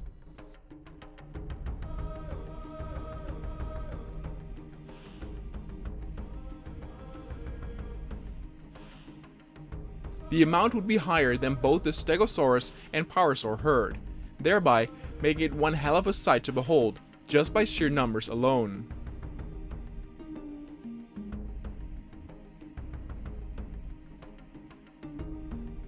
The Triceratops was still one of the most amazing creatures. It was the park's manager's favorite, and this time, they tried to replicate the trike to adhere more to its looks like it was portrayed in the first Jurassic Park movie.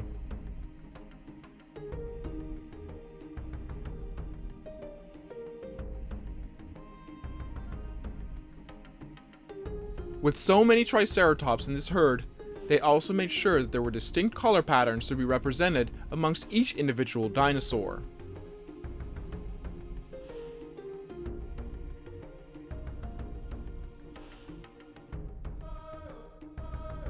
One after the other, they emerged from the holding pen, the one even prettier and more colorful than the other.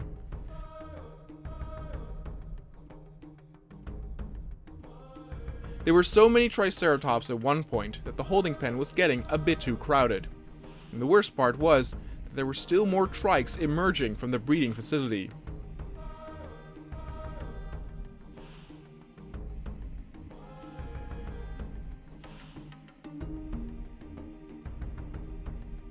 Thus, the rangers had to be called in while the Triceratops were still being released.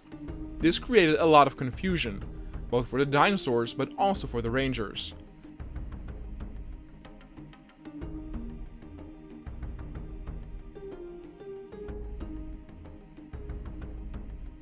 Another small stampede happened, and one of the jeeps got hit by a running Triceratops.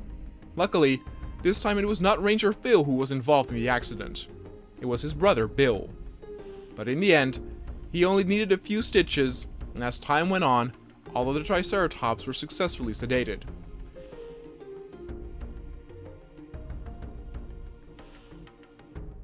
Due to the large amount, the process of sedation took longer than normal, but then finally the dinosaurs could be transported to their new home.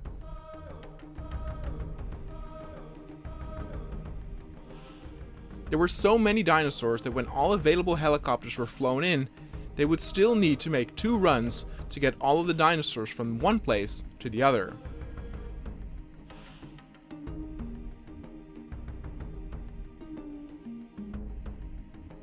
But when the first of the dinosaurs had been placed in the pen, they immediately ran towards the water, like so many dinosaurs did.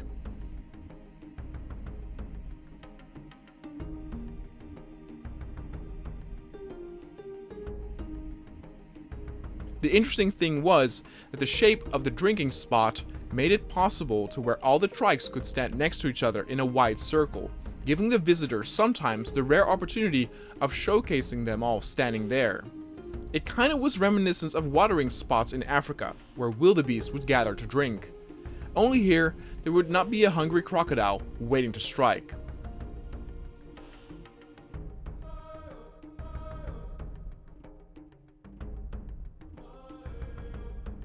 Amongst the Triceratops that were molded into being more like the Triceratops from the first movie, there were also still the Triceratops that were represented in the previous zoo and safari park.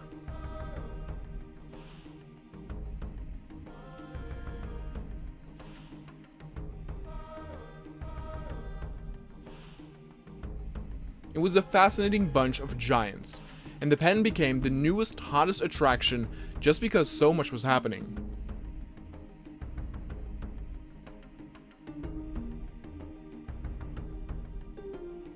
Everywhere you looked, there was movement, and the Triceratops were awe-inspiring.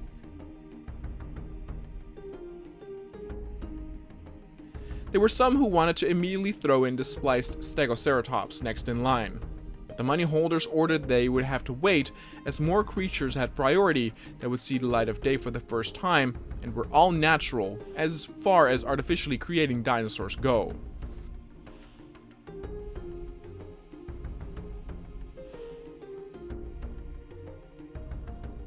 There was still a lot of choice, both small and large dinosaurs, and both with few and a lot of sharp teeth.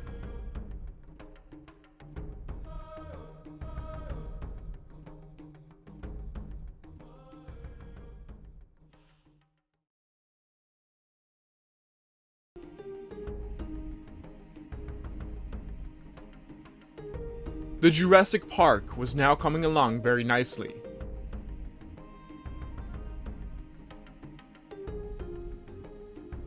It had a whole assortment of creatures that even weren't from the Jurassic period itself.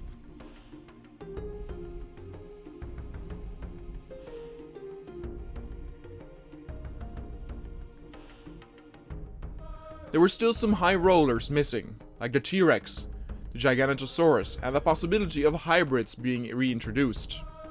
Especially with modified genes, the boundaries seemed endless for what was possible to introduce in the park.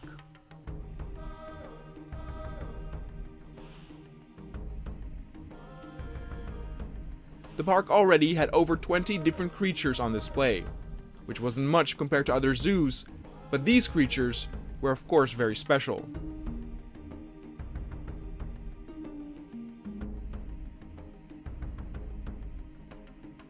It seemed that every new addition got their time in the spotlight, from the tiny critters to the medium-sized carnivores. The path that you could take through the zoo would send you on different routes, so you could see what you wanted to see at your own leisure.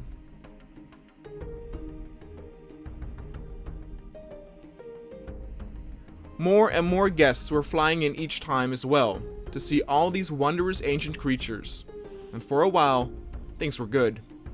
There were still a lot of dinosaurs to be added, but almost every type was now represented. The T-Rex would be introduced very soon, but the scientists were still discussing on how they would modify it to be on display. The aviation birdcage also would still need to be introduced, so there was still room to experiment with.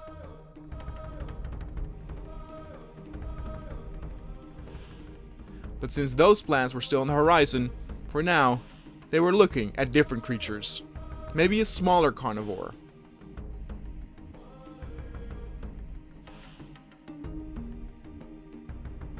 Three new pens were built and reserved, and the money holders wanted to put some more focus on the meat-eating kind.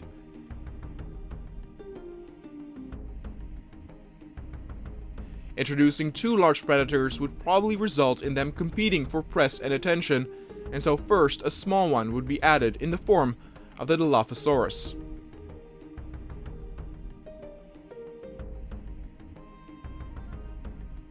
This at first glance innocent looking creature can lead up to one nasty death. It uses its colorful frills around its neck for both dueling, mating rituals, and when it feels threatened or is on the hunt.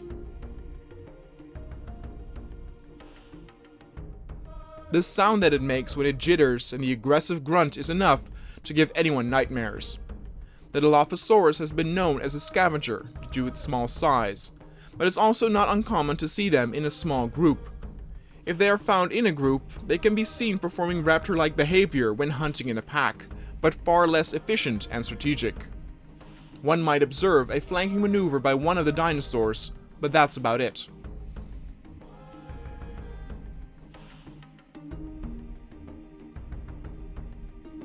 They spit paralyzing venom that will blind any creature to avoid them from running. Since their jaws aren't that wide and powerful, the biting and killing that follows often takes a long and agonizing time. Yeah, getting eaten by a Dilophosaurus is definitely not as quick as getting eaten by a Spinosaurus.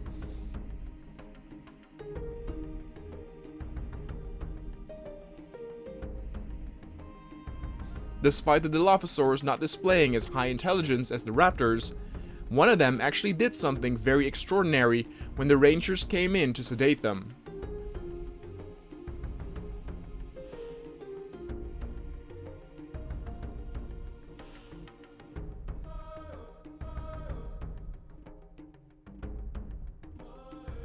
One of the dinosaurs pretended to fall asleep, meaning it understood what the rangers were trying to do, only to stand up moments later to make a run for it, but to no avail.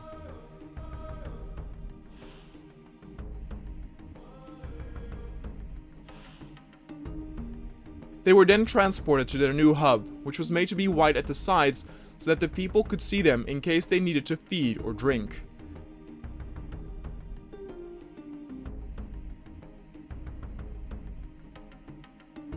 In the middle, there was a small but thick patch of forest where the dinosaurs could hide and play in if they wanted to feel more safe. The Dilophosaurus loved hiding in the thick vegetation and observed from a distance.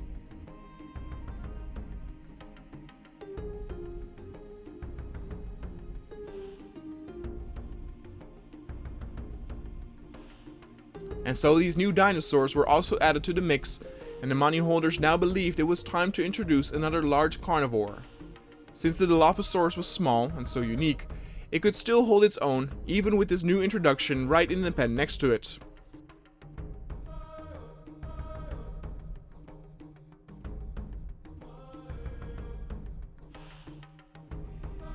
The next dinosaur to be introduced was the Carnotaurus or Carnotaur.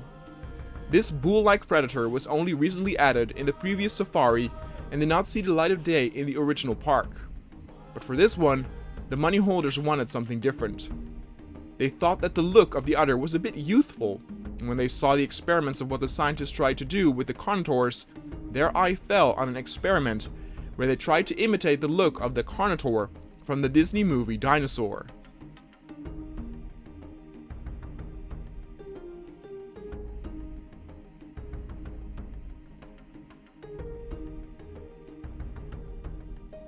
The antagonistic look and beautiful color pattern combined with the horns and spikes made the Carnotaur look so much more fearsome, more like a devil than a bull, and it was perfect for the park.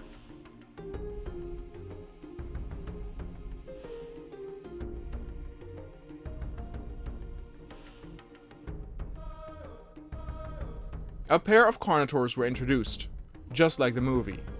But they did mess around a bit with the genes, and the second Carnotaur did not have as interesting a color pattern as the first one did.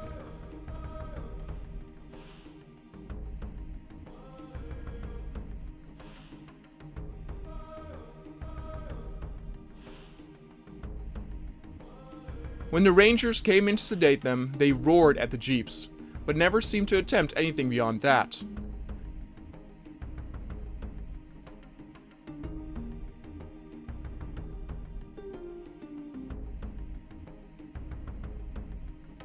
The Carnotaurs eventually went down and the transportation was underway.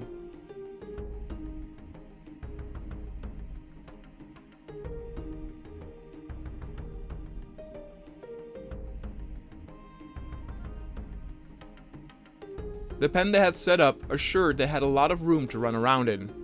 Their strong legs meant they could run and sprint for a good amount of time, and with their size it was necessary, since hiding often wasn't an option.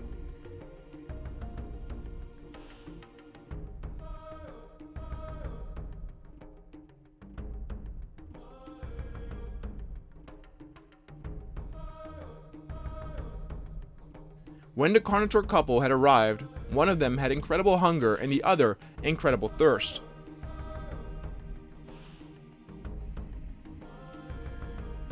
The scientists and rangers thought this was first a coincidence, but then later, they thought it might have to do with a certain ranking order amongst the two.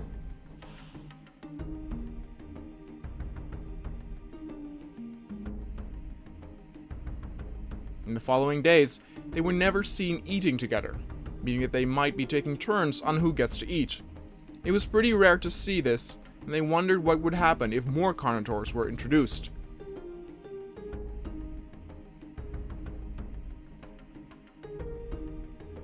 And with the Carnotaur couple now finally being in the park, they received a lot of attention and love by all the audience members. Many felt nostalgic due to their looks inspired by the movie, while others thought they actually looked very frightening.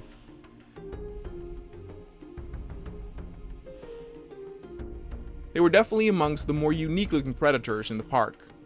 And for the final pen that was built and reserved over the past few months, another set of herbivores would be brought over. With its wide size, another larger herbivore could be held inside, but not something built horizontally like a Diplodocus, but rather vertical like a Brachiosaurus or Dreadnoughtus. And in the end, they all agreed that the long-necked Dreadnoughtus would be the next introduction to the park.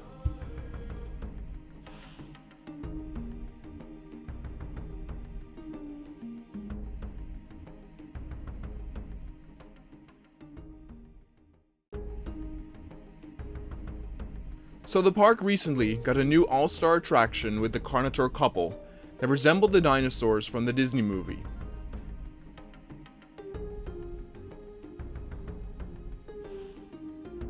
Since the other creature that was added before that was another carnivore, it was time to add a plant eater, and this time it was in the form of a Dreadnoughtus. A large pen had been reserved for it, and the build of the creature made it the perfect candidate.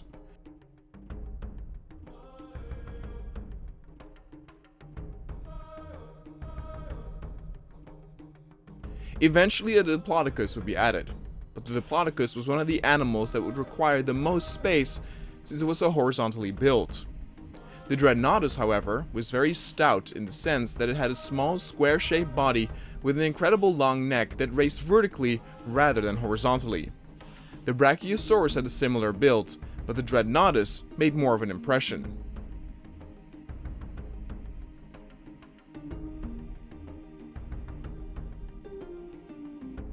Since their necks were so long, people could already see glimpses of it at the park's entrance, even though they were further than the Apatosaurus.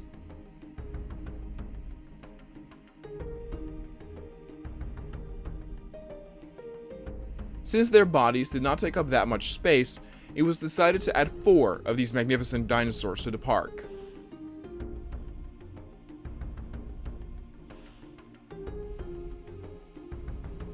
The sedation process was easy because of the slow nature of these giants, but their long necks did end up getting in the way as they hit the ground or fence hard on impact.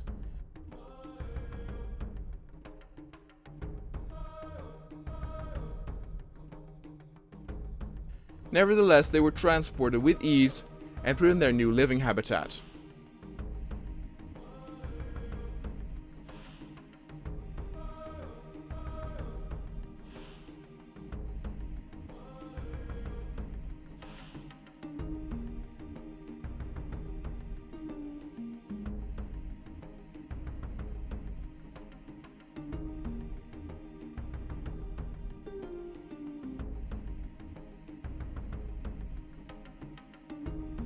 They never seemed in disarray with the moving or the relocation to their pen, and rather seemed to like it. They had a great view over the rest of the park, making sure there was always something interesting for them to see, and they could even look over the fence down to the people below them.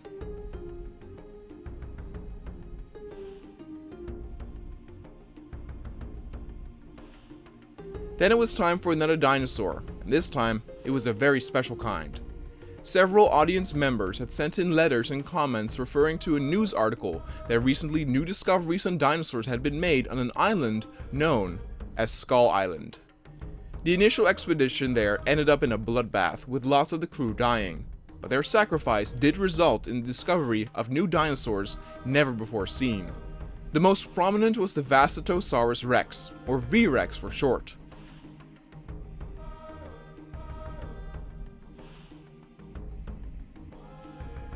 This predator was the largest carnivore on the island, and had relations to the T-Rex, a species that yet had to see the light of day in this specific park.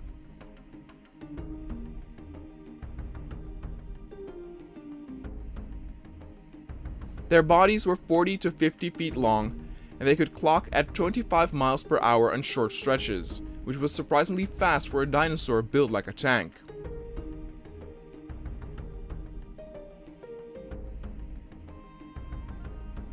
What else was very unique were its teeth that almost resembled a mishmash of large grinders rather than a proper row of teeth. This could have indicated that these dinosaurs were sloppy eaters, often also ripping off and crunching bones in the process of devouring their prey.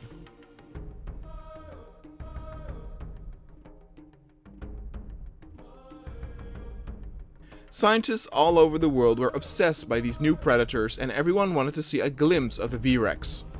What was also unique was that though V-Rexes were seen on hunting alone, it was not uncommon to see them showcase group behavior. Much like the Allosaurus, they could actually move around in small packs, and thus, for this pen, 3 V-Rexes were flown in.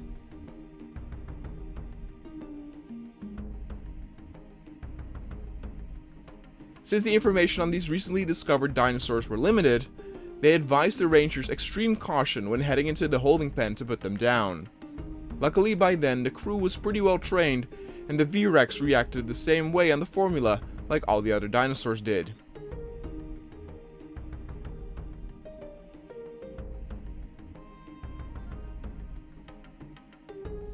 The transportation to the pen was once again big news with all the presses, and it was the first time in the park that predators of this size were put in the pen with more than just two.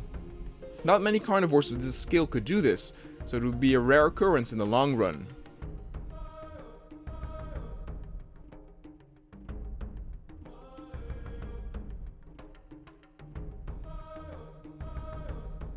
For a dinosaur that looked so frightening, the V-Rex showcased a surprising amount of calm behavior. They seemed to give an immediate liking to their new living space, and it might have also been because they were so close to each other that they each felt safe and secure.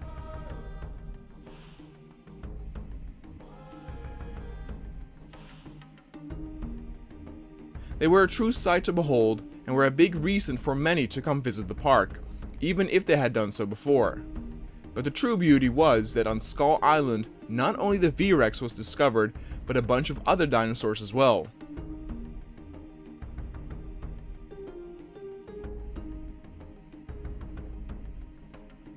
One of them was the Ferocitus.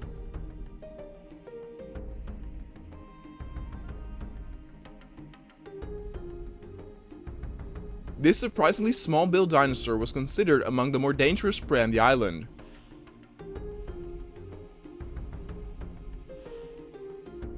Rather than running away from a predator, it more often than not chose to stay and fight, breaking the legs of any carnivore that tried to eat it.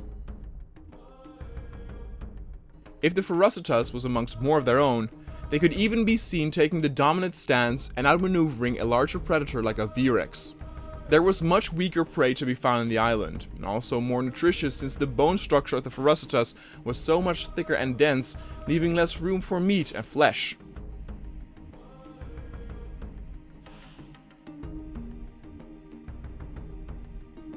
But the result was that these Triceratops-like creatures were considered very aggressive. The rangers did not heed much warning when they entered the cage, since they were so much smaller than a trike.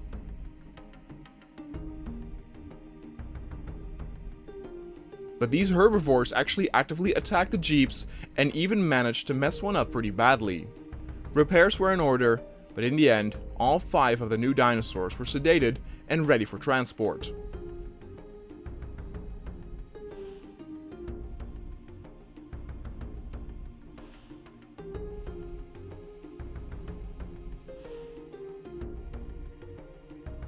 The discovery of these new dinosaur species was such big news worldwide.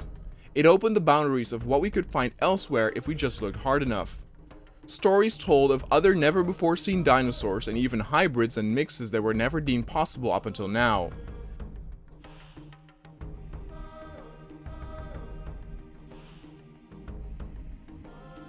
When the Ferocitus had arrived at their pen, they initially seemed in quite a panic. In a way, they showcased similar behavior to that of the woolly rhino, to which they could actually share family history to.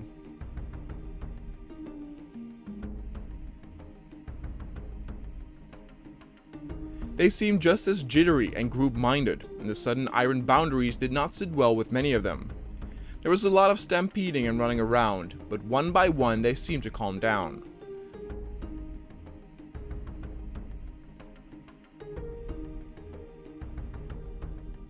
Two of the new dinosaurs were the first to succumb to their new reality, and the others followed slowly. They were still a big hit, but it was more so because of their recent discovery than their looks, since something like a trike was still more impressive. But paired up with the V-Rexes, they were now the latest talk of the town, and everyone could not wait on what would come next.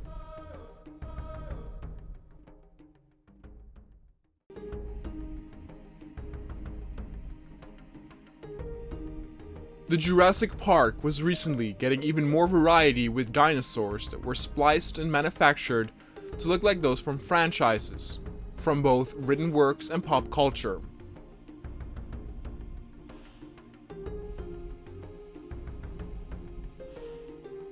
That opened the door to a lot of possibilities. The last 2 dinosaurs were retrieved from the recently discovered Skull Island, and with that discovery, Many more parties went on to look for forgotten lands in order to make a fortune by finding new creatures.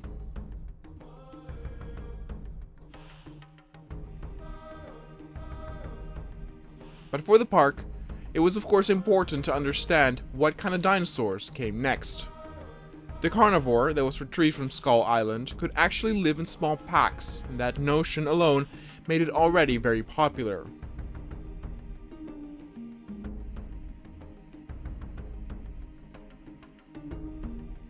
Over the past few months, a lot of carnivores have been added to the park, and there were those who were afraid that the balance between the plant and meat eaters would be a bit disturbed by the recent additions.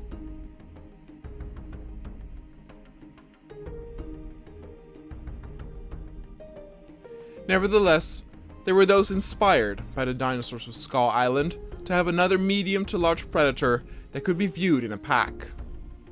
There were a number of ways they could go about it.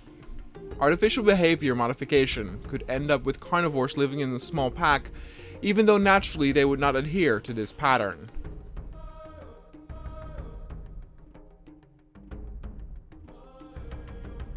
But that also might seem a bit too artificial to some, and thus they looked at the options that were left on actual dinosaurs that were both carnivores and were seen as pack animals. For now, only one option seemed like the logical one. They should add an Allosaurus pack.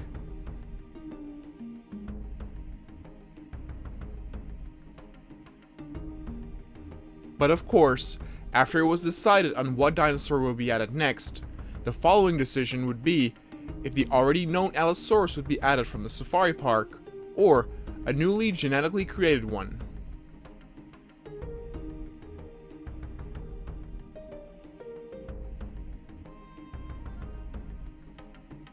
Much inspired by the Carnotaurus that looks like the one from the Disney movie, someone opted for the Allosaurus to look like the ones from the miniseries Walking with Dinosaurs. Many of the scientists were still very young when that series was on TV, and nostalgia convinced them to indeed create that specific look.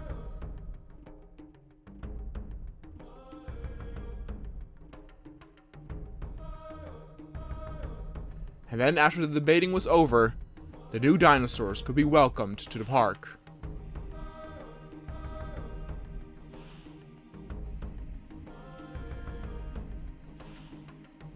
A total number of 4 Allosauruses would be added. Their look was incredibly cool. They were much smaller than some of the predators already in the park, but they were built so much more agile.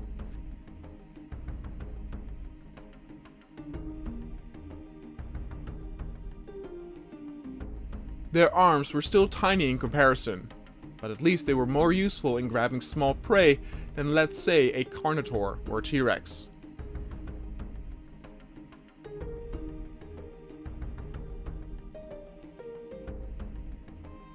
The red crests on their snouts really stood out.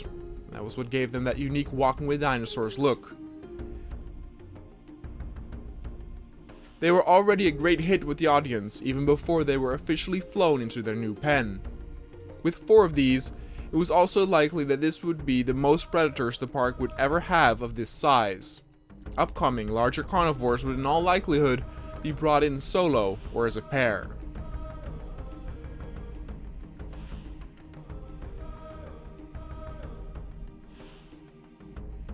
Now, because of their longer arms and the amount that were in the holding pen, it was too dangerous for the rangers to just go out there and sedate them. Instead, they had already been given some sedatives in their food before being released in the holding pen altogether. This made it much easier to put them down for transport.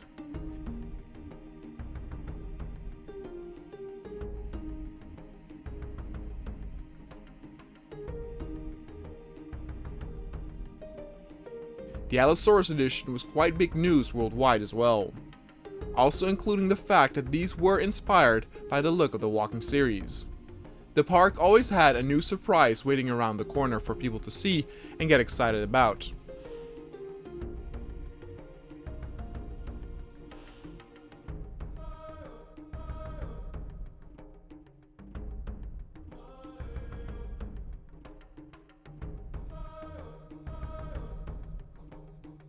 It almost seemed like a common theme that pack or herd animals were the most jittery when they arrived at their new living pen.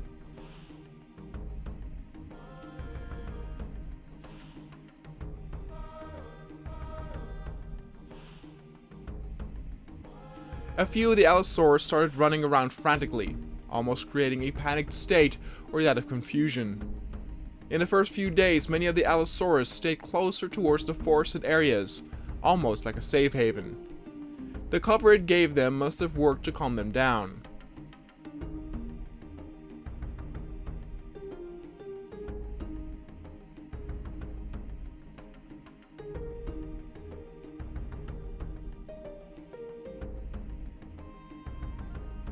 Now, not all of the Allosaurus displayed this behavior, and a few went through the usual steps of having a drink of water or some food first.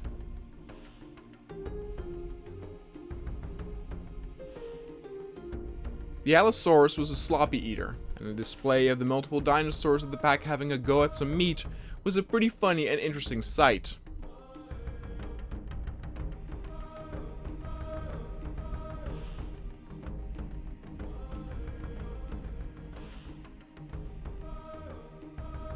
The pen was also the exact right size for this many dinosaurs, but as the weeks went on, it was time for yet another new addition.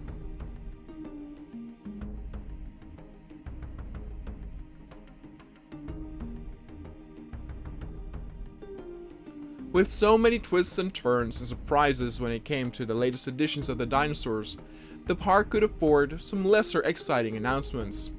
The next few pens had already been developed and laid out, and for this one, the Edmontosaurus would be added.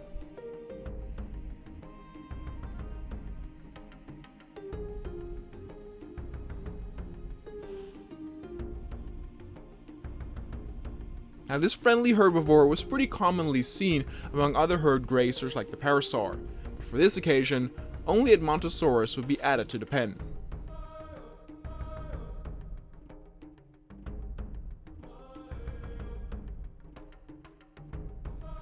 Though they might not have something interesting visually like spikes, large teeth, or sharp claws, their unique facial color pattern was remarkable. In some ways, they shared the same color style as male ducks or many other male birds, where the male was a lot brighter colored, mostly to impress a female for a potential mate. But with the Edmontosaurus, both male and female had these interesting colors which fascinated the scientists even more.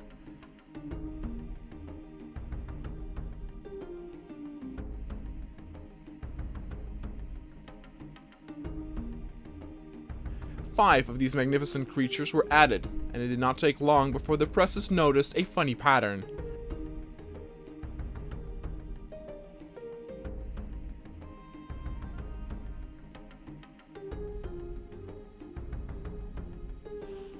The last four that were added had a blue, red, purple, and orange color pattern. The pattern made it seem like they were wearing a mask. The Edmontosaurus were initialized as the Ninja Turtle dinosaurs of the park.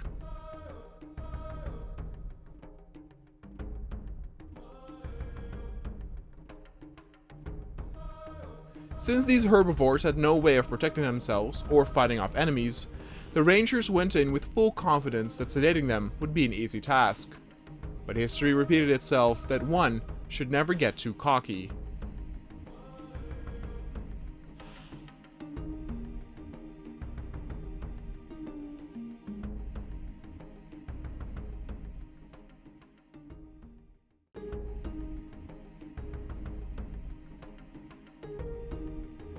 The latest addition to the Jurassic Park was the Edmontosaurus pack.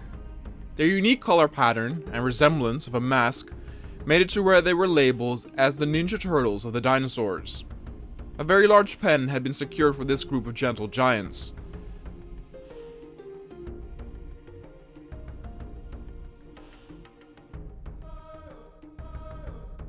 But despite being gentle, their size and weight and how jittery they were made them still a dinosaur to watch out for, since one of the Ranger vehicles was heavily damaged when one trampled over it. The Rangers in question would have some broken bones, but none were injured too severely. The other Rangers managed to sedate all of the remaining dinosaurs so that transport could begin.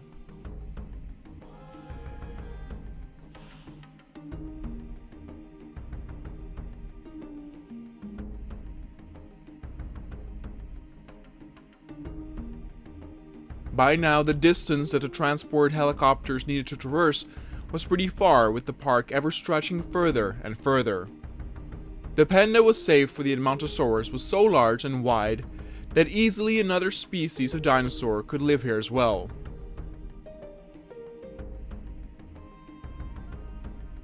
The Edmontosaurus were herd grazers and could commonly be found amongst other parasaurs and the likes. The scientists weren't sure yet what other dinosaur they would add to this pen and would take their time on making a decision.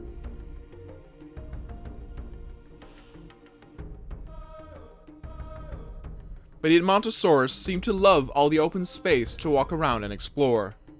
They seemed very much at ease, letting their calm personalities shine as the pathway for visitors would swing around the pen in a U-shape.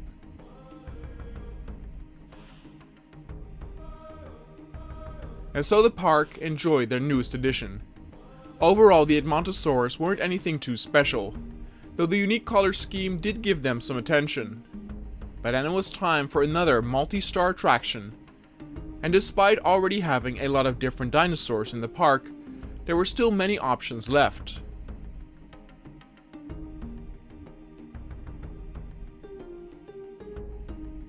The scientists and money holders were divided into two camps: those that wished to implement hybrid dinosaurs and those who did not.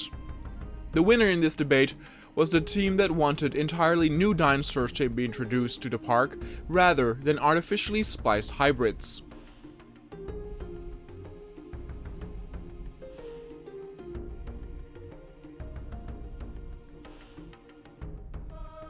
Three new potential dinosaurs were put on the table. The easiest to introduce first was the Agathaumas.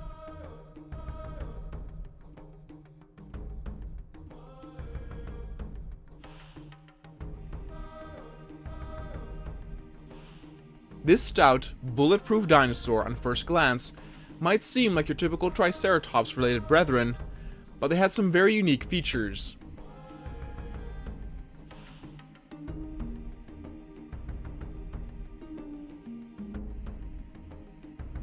First and foremost, the long nose horn was very unique, because many of those dinosaurs with a similar build had a tinier nose horn.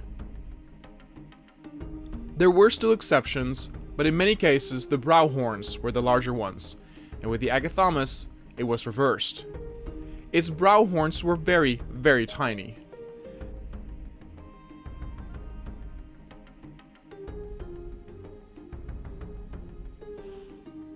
Their V-shaped crown was also used for ramming rather than the horns themselves.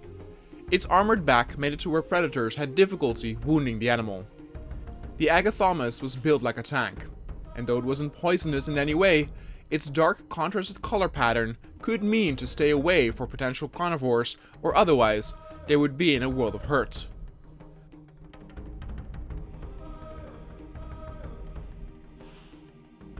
Four of these dinosaurs would be added to the park. They all had a different color, but some were quite similar, almost being the same but in a slightly less bright variant.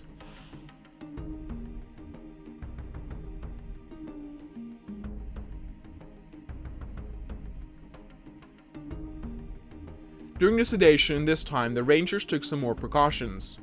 That was definitely deserving too, because a few started running frantically around, and that deadly nose horn could do some horrible things to the vehicles and the rangers inside them.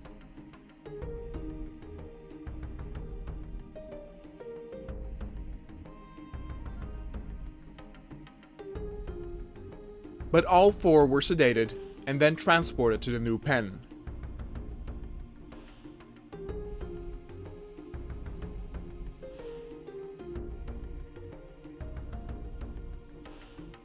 Their pen would be placed in between the Allosaurus and Edmontosaurus zones.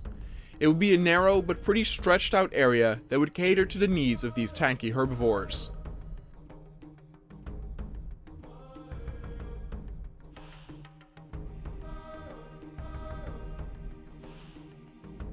Once they arrived, They actually seemingly took the whole sedation and transportation protocol very well, all things considered. In the past, it occurred more often than not that these type of herd animals would panic at the sight of their new home, but these were not.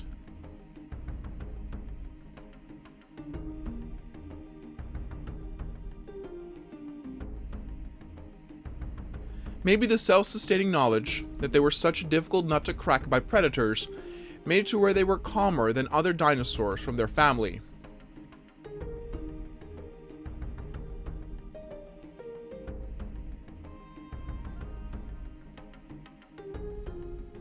And so the Agathaumas were initiated into the park, and everything seemed great.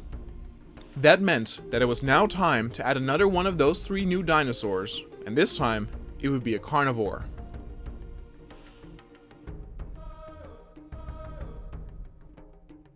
It was time to have the park be introduced to the Utahraptor. This was a classic predator, often overlooked in pop culture and movies by its less threatening sisters in the form of the Velociraptor and the Deinonychus. The first and foremost thing that caught one's eyes was its beautiful colors. There were so many colors complementing each other, making it almost look like a tropical gecko.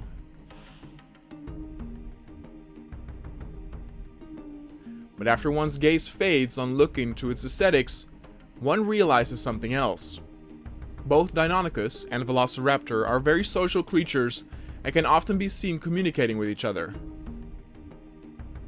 But none did this as fast as the Utahraptors did. The moment there were only 2 of them in the holding pen, they already communicated with each other. It was almost as if they knew each other for years. And the more were added, the bigger the circle of communication became.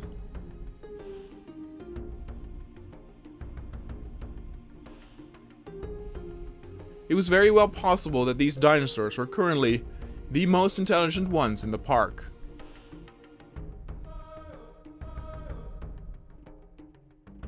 And so the rangers were advised to use extreme caution once more, but the Utahraptors did not seem to show any aggressive behavior. There definitely still was communication between them once the jeeps entered the holding cell, but none showcased an aggressive or agitated stance.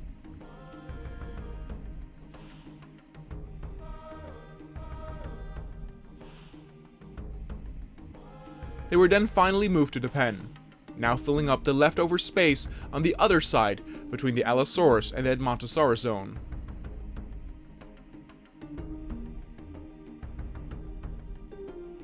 Despite now having carnivores closer in their range, the other dinosaurs like the Edmontosaurus and the Agathaumas did not show any signs of fear or stress. The Utahraptors themselves were also very calm, most having a large appetite from being sedated and moved.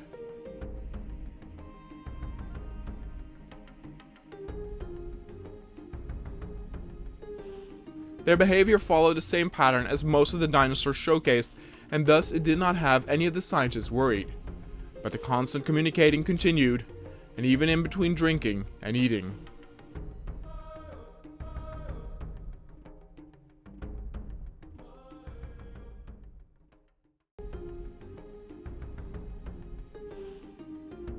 The prehistoric zoo had by now sprawled over half the clearing that the island offered. The amount of species that were on display rivaled that of some of the best regular zoos out there.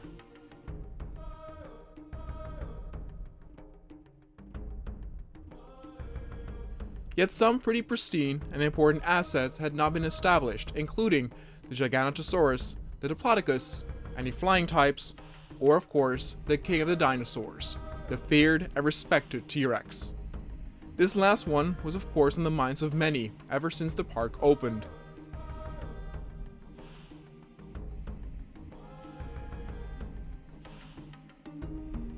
It was considered the banner holder for any prehistoric park, and its roar alone was louder and more aggressive than any other predator they currently had. And even though the park offered a varied and great display of various dinosaurs and other animals, the question of when is the T-Rex going to appear still was on everyone's mind.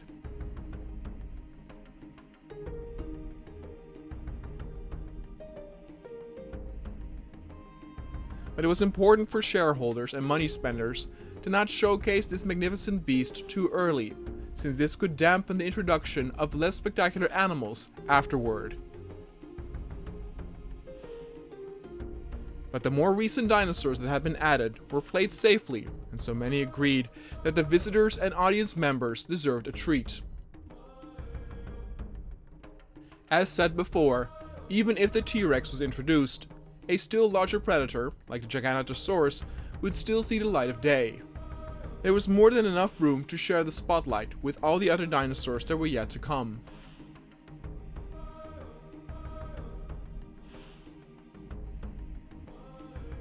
But then, of course, the most important question was, what type of T-Rex would be introduced?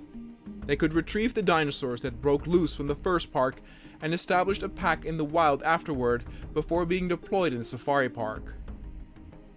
But the photographs of those carnivores were all too familiar by now, which could take away from the splendid awe.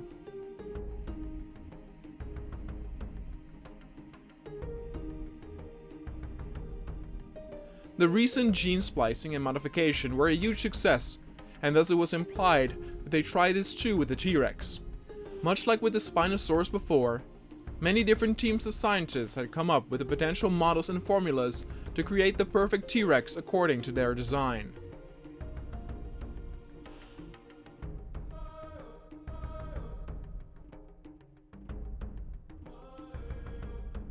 The first design was a rather extreme one, a blue T-Rex with bright orange stripes all over. This type was inspired by an old PlayStation 1 game called Jurassic Park Warpath, a fighting game with dinosaurs.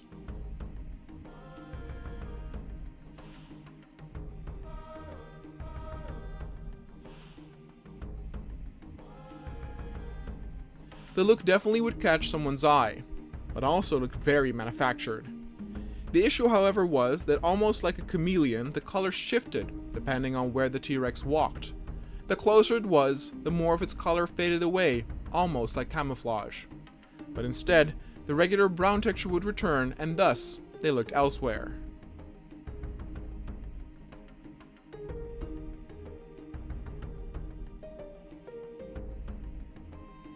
The next presented T-Rex was inspired by the one showcased in Jurassic Park 3, where it briefly had a cameo. It was very underused, and the scientists who came up with the idea wanted the viewers to see the green color scheme of this colossal predator in all its might.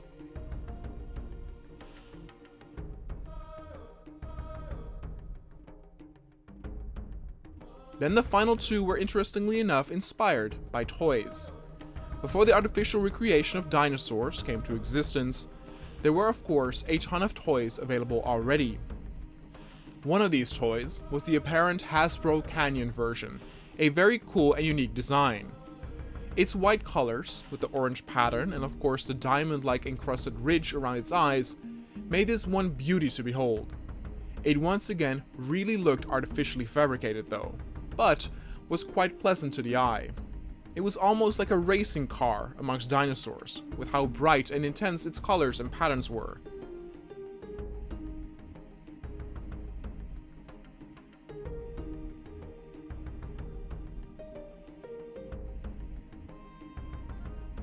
But also inspired by those toys were a group of scientists who created a T-Rex to an earlier toy model. One that was dark brown, even a bit red, and had black stripes and spots all over.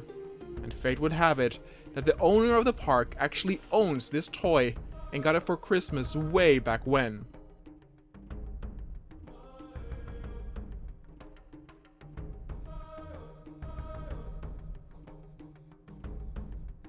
So the nostalgia immediately made him fall in love with it again when he saw it.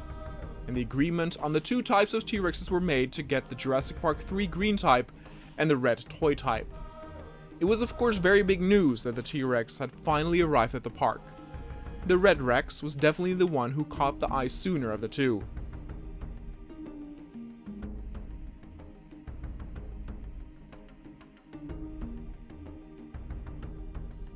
Not everyone was old enough to remember that toy, and so the younger audience members found that it resembled a character like Darth Maul, as its dark red and black stripes made it a lookalike of that Star Wars character.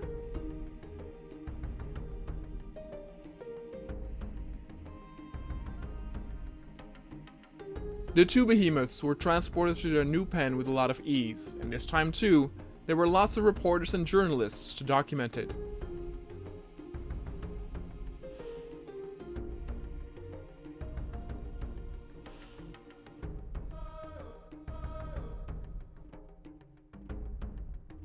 The two dinosaurs were quite lively when they arrived at the pen. The area that had been reserved for these two was quite large, ensuring they would not be stressed out. All that space indeed worked its magic, since the T-Rexes loved to just run around.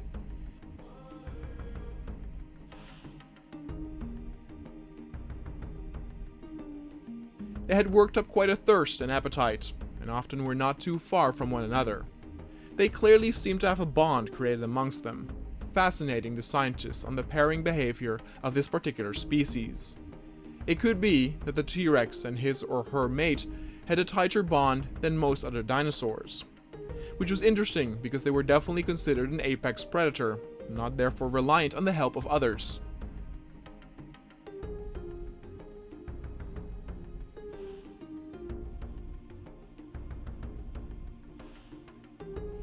The two dinosaurs were also fascinated with the sights of what they saw outside of their fenced-off pen, and their welcoming did not go unnoticed by their neighbors as well.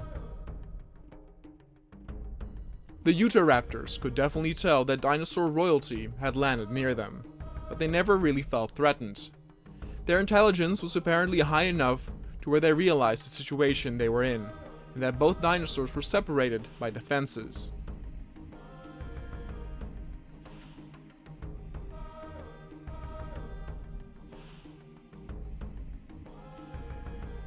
But then it was time for another dinosaur, and it was difficult to declare on what dinosaur would be next after such a huge star as the T-Rex.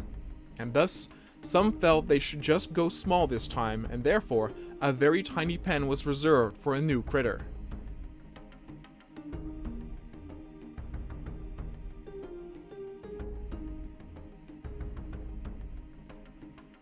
They already had a vast array of smaller dinosaurs, but the one they still had not welcomed in the park with a Troodon.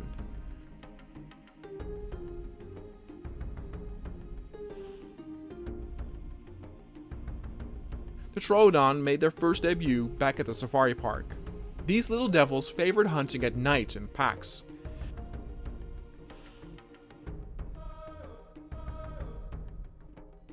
They could almost be seen as a mix between the compies and the raptors, which still made them very deadly and dangerous. They were so small that they could still easily get lost in the grass, and therefore the park wanted to make sure that plenty of the dinosaurs would be brought into the park. It would be a long operation to move them all to the pen, but in total, 10 Troodon would be brought over into the park and the pen.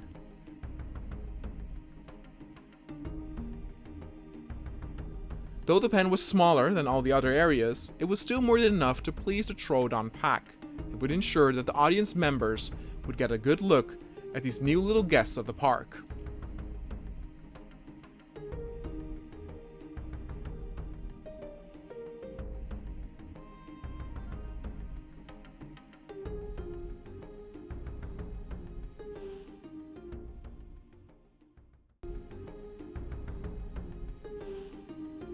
The prehistoric park just welcomed one of its all-star attractions in the form of the T-Rex couple, and the two would enjoy that fame and attention for a long time to come. Whatever dinosaur was chosen next to be added to the park would not receive that same attention span around the globe, but therefore, the park was able to experiment a little bit and add the tiny critter, the Troodon. There was still a very efficient way to add these by reserving a triangular-shaped pen near the Edmontosaurus zone, and around a dozen of the Troodon were being moved to the park's holding cell.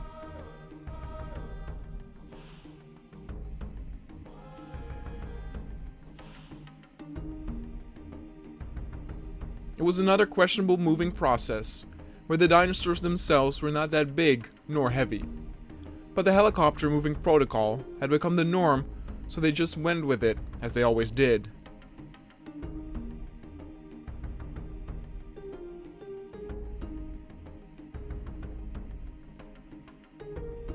The biggest question still was, if the audience would really get to experience this attraction. There were a few aspects that worked against this. First, the Troodon were tiny. They were bigger than a compy, but smaller than a raptor.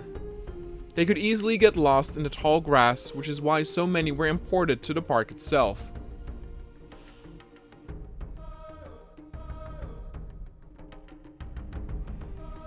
But the Troodon were known to be most active during night, and it could be one of those animal encounters where during the day, the audience would not even get a single glimpse of the Troodon. Luckily though, the docile nature, possibly the result of behavior inhibitors inserted by the scientists, ended up with the Troodon behaving like all the regular attractions and were as active during daytime. The disappearing in the grass was indeed still an issue. Some of the Troodon were even a bit camouflaged within all this green, and even though the pen was smaller compared to other areas, it was still more than enough to hide the 10 inhabitants easily. Still, the overall operation was deemed a success, and the park's money spenders hoped that even though these dinosaurs would not get the same attention as the T-Rex, they still would earn their place amongst the greats.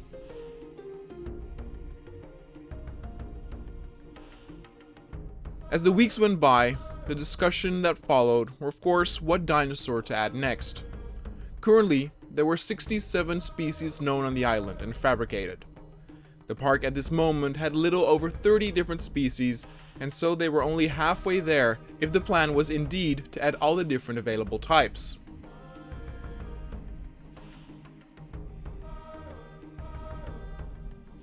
And the discussion actually got kinda heated, as no one could really determine what dinosaur would be the best fit as the next one.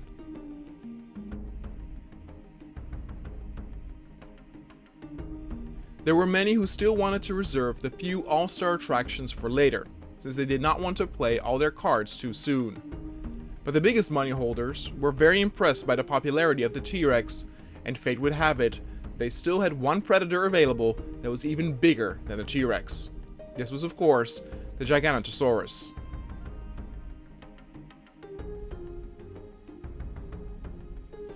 Now despite this carnivore being bigger, it did not enjoy the same fame, yet it also was considered such an important asset due to its sheer size.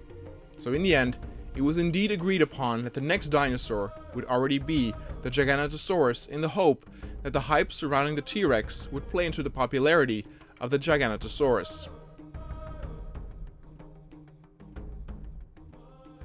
It was of course in this case also important to choose a proper look for the dinosaur. Though there were not as many options this time around as with the T-Rex, it did not take long to find the correct one. Most of the customized and newly created looks for the dinosaurs were based on other properties in the form of movies or shows, but only a few had a video game as their base. The dinosaur survival simulator game, The Isle, has some amazing models available, and the scientists were ordered to create the Giganotosaurus based on that look.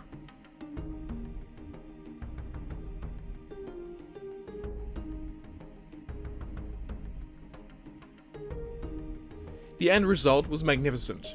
Compared to the regular Giganotosaurus in the safari park, it looked so much more menacing and awe-inspiring. Its colors were a lot less vibrant and varied, but to counter that, its patterns were much more interesting and detailed. Its bright yellow eyes really showcased that it was aware of its surroundings despite towering over everyone and everything.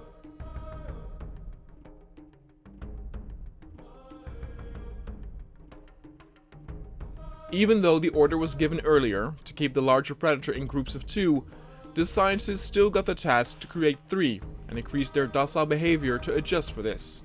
Having not 1, not 2, but 3 of the largest carnivores in the park would of course be one heck of a testament, and the money spenders were very happy with the result.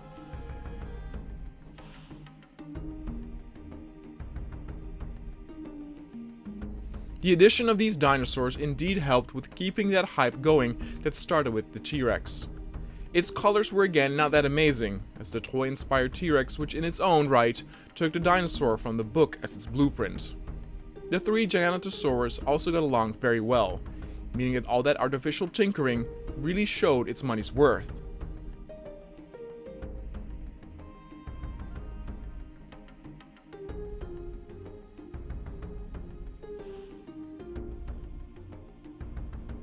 The zone that was reserved for the Giganotosaurus was massive, and they really enjoyed their new home. With their behavior being dumbed down to being so docile, the fencing also was not that big of an issue. In a sense, it would not take too much effort for them to stick their neck over it, but they never were seen even trying or thinking about it. This was their new existence, and they loved it.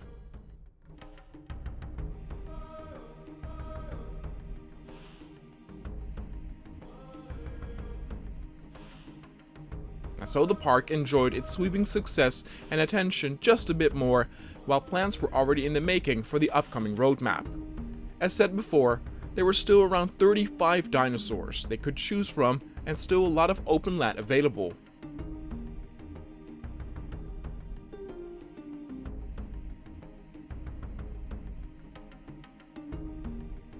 But for now, they wanted to take a step back again and add some new additions to the enormous Edmontosaurus pen.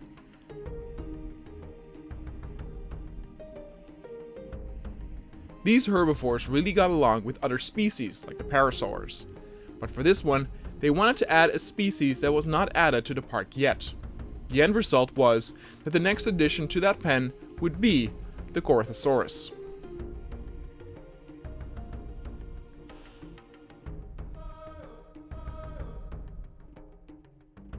The Corythosaurus was maybe by some considered as a more boring dinosaur. It did not have large claws, long teeth, or a significant way of protecting itself.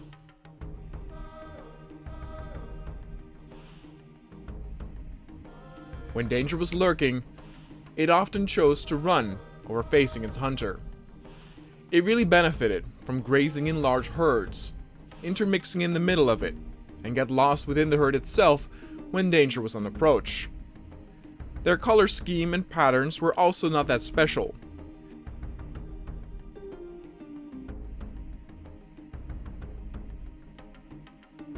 They looked very bleak compared to the colorful bunch of the Edmontosaurus. But that contrast was just what they needed to thrive here. The Edmontosaurus demanded a lot of attention due to their unique look, but all the same, it gave the audience time to also observe the fellow Corythosaurus in that very same pen. Because they were so docile, the sedation procedure was not deemed very dangerous, even with the potential of being trampled. One of the ranger drivers, Ranger Earl, did have a bit of trouble handling the wheel, unfortunately. He apparently did not get the memo of not driving into any of the animals. Turned out he replaced his cousin Ranger Dave, who was on sick leave that day. Ranger Earl was, after that incident, not seen in the park no more.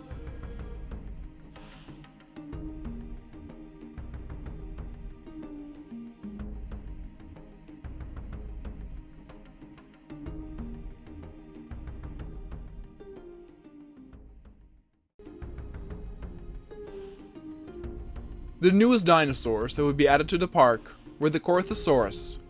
They would be added to the Edmontosaurus zone, which had more than enough room for half a dozen creatures more.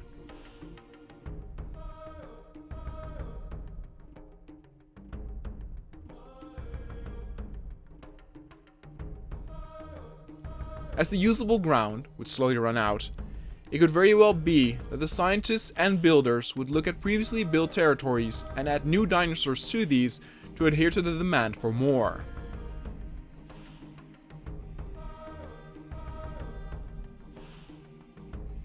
But the Corythosaurus was now considered a safe move and did not receive as much media attention as with the Giganotosaurus, that still was swept up by the introduction of the T-Rex couple previously.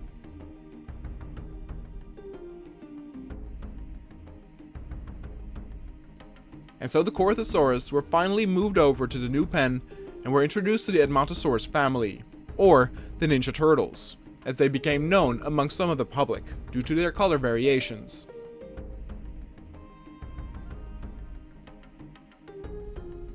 Though it was common for the Edmontosaurus to be very docile towards other herbivore species, even an agitated one like an Ankylosaurus, there was still some tension and nervousness amongst the scientists when the beasts were finally released. But, as expected, everything went just fine, and it did not take long to see the two species intermingle and drink the same water and eat from the same feeders.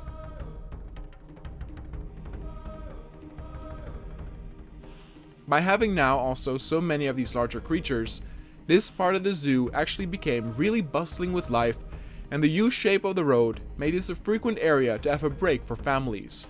Could be a good spot to maybe set up some picnic tables for people to picnic while watching the dinosaurs. And so for the next couple of weeks, the prehistoric zoo enjoyed its worldwide attention again, as audiences rose, mostly to see the T-Rex and the Giganotosaurus. But there were so many other beautiful creatures on display too. The one even more mysterious or majestic than the other.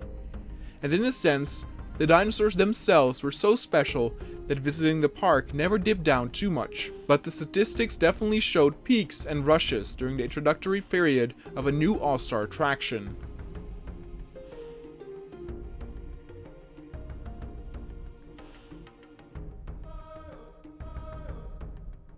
But truth be told, by now they were running out of all-star attractions. Now mind you, there were still a lot of dinosaurs that could be introduced to the park and that were fan favorites amongst dinosaur lovers. But something like a T-Rex or a raptor transcends that barrier of a dinosaur fan, and even those not too familiar with dinosaurs still know what a T-Rex is, which makes them all-star attractions.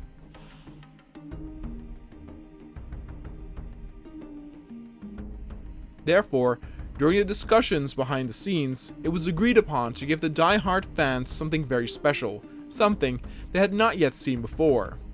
After the huge success of the introduction of the mammoths and the woolly rhinos, it was time for another creature that came after the extinction of the dinosaur.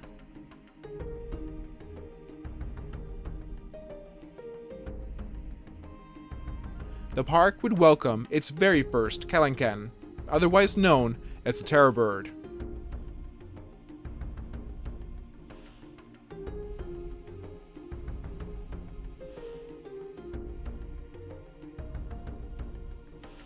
This incredible looking creature was only recently fabricated and thus was never introduced to the first park nor the safari one.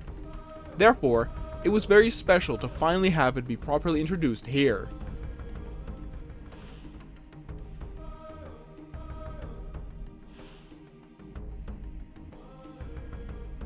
The Kelancan was incredibly fierce looking, and rightfully so. For a brief time in history, the Kelancan stood at the top of the food chain. It hunted and ate herbivores and even other carnivores. It could run incredibly fast, but its secret weapon was its razor-sharp beak. With it, the Kelancan could not only rip and tear, but also stab its prey, giving it an edge over your average carnivore that only resorts to biting. It also would use its massive claws to rip open its victim, and overall, if you were chased by one of these creatures, you better be hoping for a quick death, because most likely, the Kelancan would not give you one.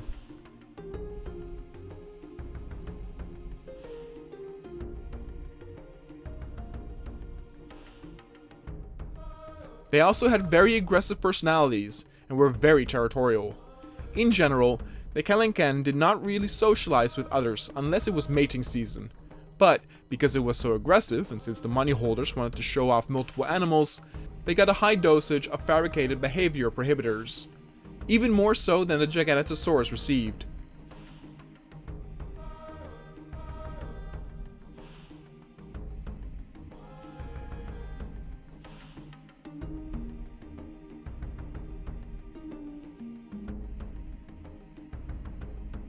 They eventually were finally flown over to their new exhibit, and there was something ironic about a bird being transported by a helicopter.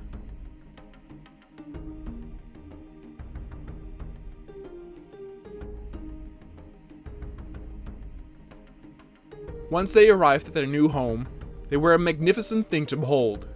Their colors or patterns weren't anything to speak of, but just their demeanor and the looks were enough for anyone putting eyes on them to hold their breath.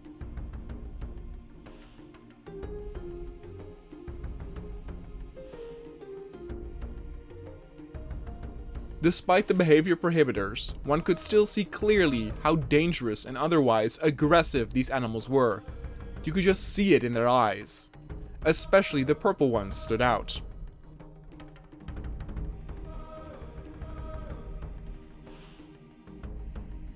But the prohibitors definitely worked, because even when the animals got near the fences, they did not showcase any will or reason to try and leave. They had found a new home with an unlimited supply of fish and meat, and they were more than happy to live out the rest of their lives here.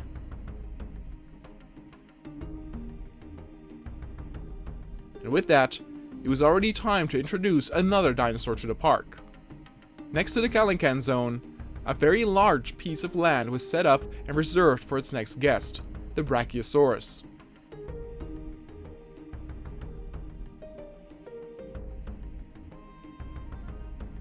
This gentle giant was in some people's minds from the day of the opening of the park. Though it might not be world famous, it definitely received its share of love due to the SFX shot from the original Jurassic Park movie. The source would inspire scientists to make that fantasy a reality. And seeing as these dinosaurs were absolutely huge, it was of utmost importance to give them enough space to walk around with. Now, much like the Dreadnoughtus, their build was very much more vertical than horizontal. Even more room would need to be freed for dinosaurs like the Diplodocus in due time. Now, the Brachiosaurus were often seen moving in herds, and in reality, did not really have anything to fear since they were so big. It was interesting, because they had no clear means of defending themselves, but their size alone made it to where it intimidated most predators.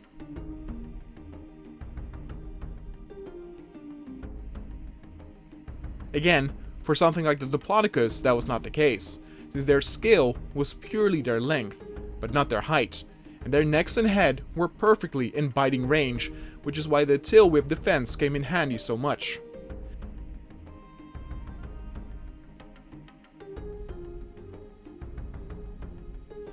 With the Brachiosaurus being brought over to the holding pen, it was once again time to sedate them. These targets were so big that there was no trouble whatsoever.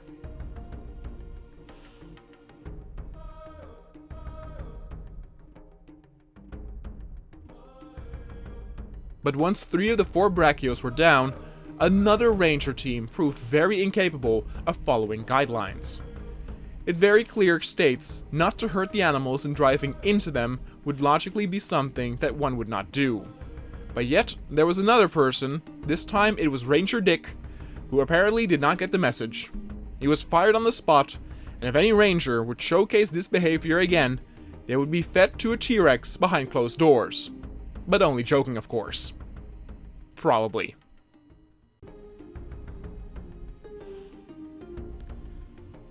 The newest attraction to the park were a bunch of Brachiosaurus. These beautiful creatures would be visible way before the audience would enter the park at the boulevard, much like their Dreadnoughtus brothers and sisters.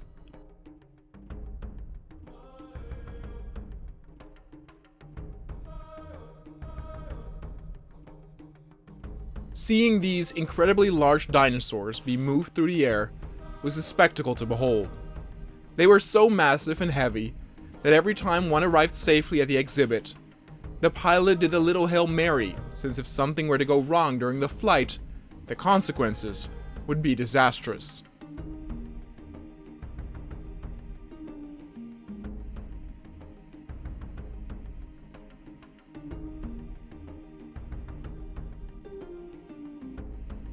In general, these dinosaurs were very calm and slow.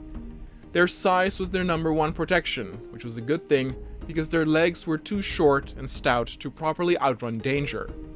The Brachiosaurus almost never had to fear a carnivore, but it was a different story when it came to natural disasters like a tidal wave or a volcanic eruption. Luckily, none of those would happen at the park, and these new beauties could enjoy their lives as they were fed the delicious leaves all day long. With the Brachiosaurus being another iconic dinosaur in the park, the scientists gathered around the table once more on what to do next. With so many all-star attractions already being introduced, it was decided to launch a special event where every other month a new carnivore would be brought in.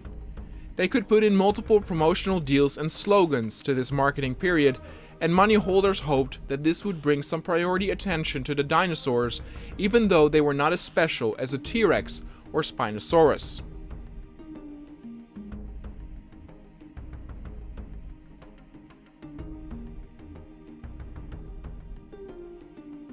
The first of the three carnivores that would be brought over was the Albertosaurus.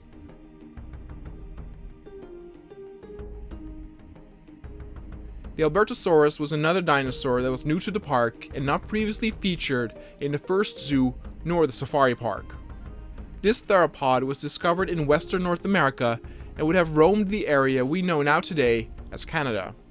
Compared to something like a T-Rex, it was much smaller, yet it was very probable that it stood at the top of the food chain where it roamed.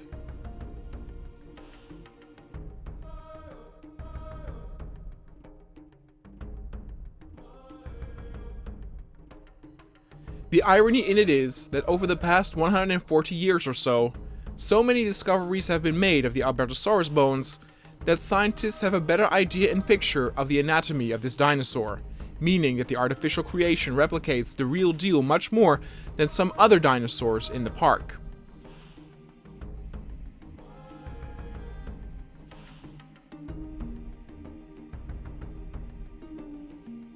With the prohibitors, it was made possible once again to have more of this dangerous kind in the park without them getting aggressive.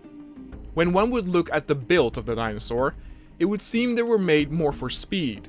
Their smaller size made it to where their prey was in all likelihood faster than your average T-Rex snack, and thus, it relied on its strong legs to catch up and deal the death blow.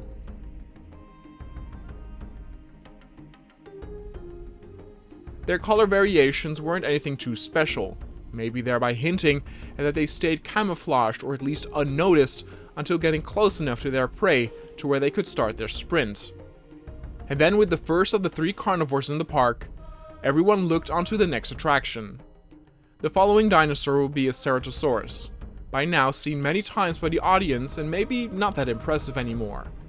It was always one of the first carnivores added to the park, and since so many people had laid their eyes upon it, they wanted to do something different with this one. So the scientists were once again ordered to come up with a special design, and the winner by far was this extravagant, colorful variant that was based on a toy but also reminiscent of some dinosaur art books from back in the 90s.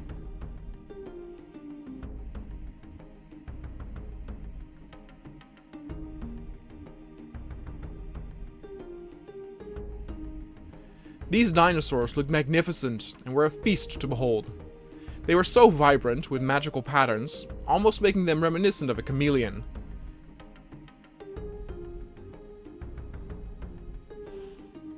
Now obviously these bright colors would not help the dinosaur in the wild, but they did not have to worry about that.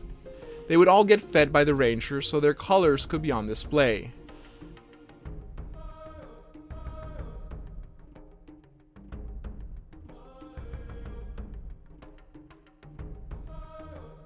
Besides their unique pattern and palette, they also had more spikes and horns than your average Ceratosaurus, which made them also look a bit menacing or maybe a bit punk to the joking audience member. But the plan of showcasing the dinosaurs in this state definitely worked, because they were once again headline news. Everyone wanted to see this unique design, and many people called it the prettiest dinosaurs in the park yet, prettier than even something exotic like the Yangchuanosaurus.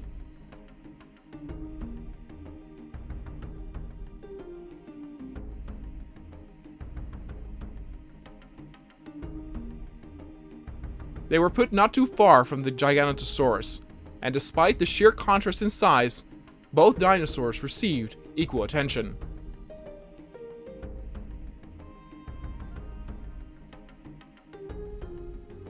The colorful Ceratosaurus was to no surprise more popular with children, and their cartoonish looks worked great with the merchandise on things like cups or t-shirts.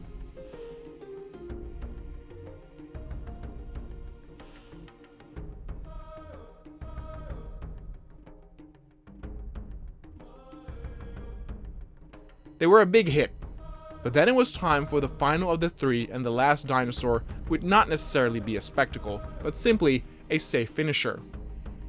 Since they did not know how the guests would react to the unique Ceratosaurus, They wanted to make sure to have them as the second, to save some face if the reaction would be negative.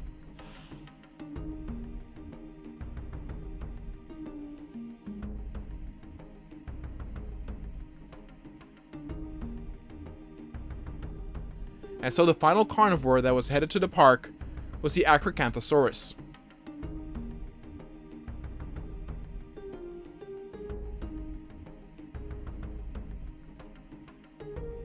This stout predator was one of the larger predators in the park, yet its build was significantly bulkier. It was due to its spinal structure and its thick neck. The Acrocanthosaurus was almost like the bull shark amongst dinosaurs.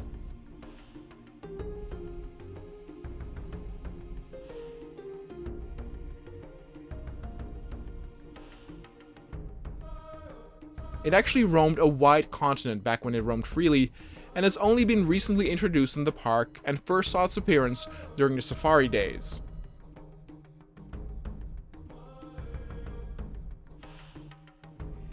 Its colors were not that special, and maybe to the untrained eye, their shape was also not that unique as the Albertosaurus, for example.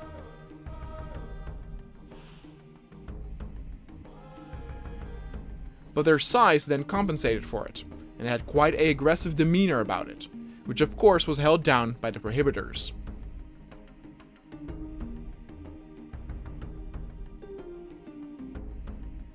As expected, there was not as much news attention with the coming of this dinosaur, but that was fine because the 6-month promotional period was a huge success, most notable due to the Ceratosaurus.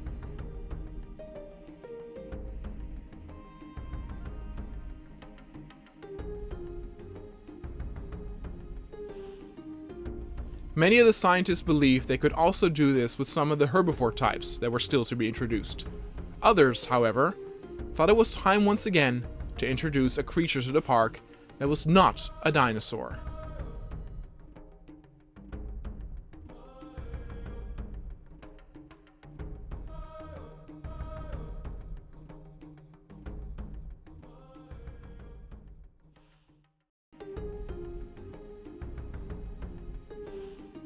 With the recent advertising and promotional campaign of the prehistoric zoo with its 3 new carnivores, everything was going swell.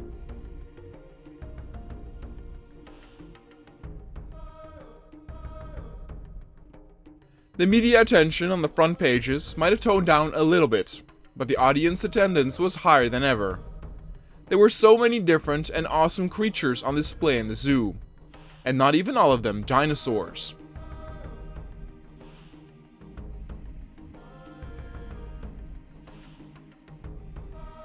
In fact, some of the more popular animals were the calancan, the woolly rhino, and the mammoths, and they were not dinosaurs. It proved that mankind could appreciate all types of animals from the animal kingdom, as is evident by other non-prehistoric zoos still being a fun dating spot or family outlet for a nice relaxing day.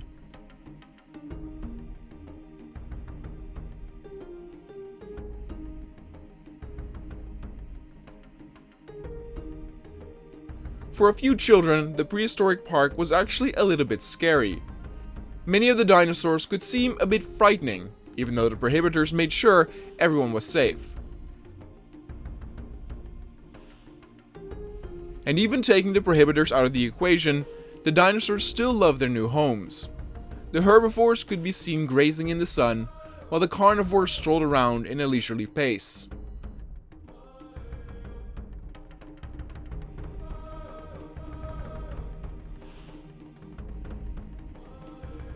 Things were good, and the park staff would keep it that way. The discussions on the next creature to be added to the park actually reigned on for a few weeks now, without them coming to a unanimous decision.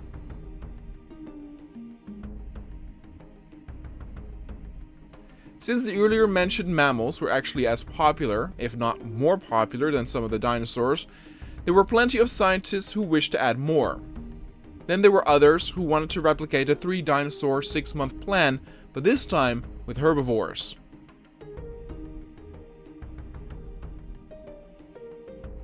Though the 6-month plan would undoubtedly be very good for the park again, it would require a lot of planning on deciding what dinosaur species to add next. Therefore, the decision fell on adding another creature that was not a dinosaur. But this time, it would not be a mammal also.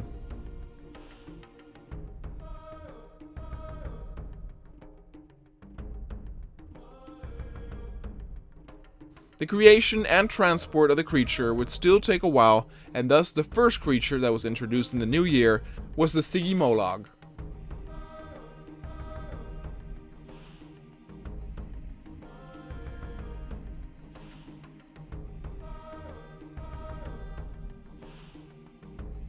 This tiny, hot-tempered dinosaur was first introduced during the safari tour days.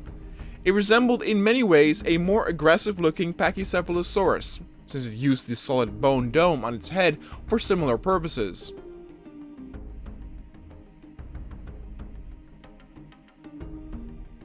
The Stygimoloch, however, had some impressive-looking spikes at the back of its head, which could be used for both duels, fighting off enemies, but also to impress a potential mate, just like the antlers on the male deer.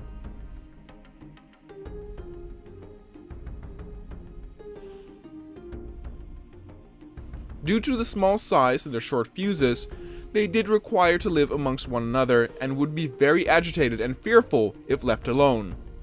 Luckily, a handful were picked and moved towards the pen, and though initially not a lot of media attention was expected, they did receive their fair share of eyes on them.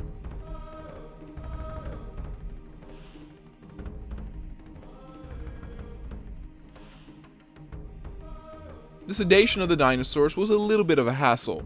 None of the dinosaurs attacked the vehicles, even though they easily could, but their speed and size made them a bit tricky to hit by the rangers. Even though the rangers have shot at tinier targets like compies before, so some weapons training might be in order.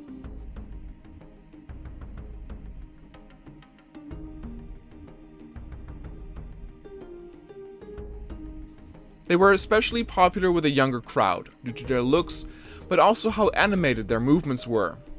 They were very jittery and jumped all over the place, full of energy.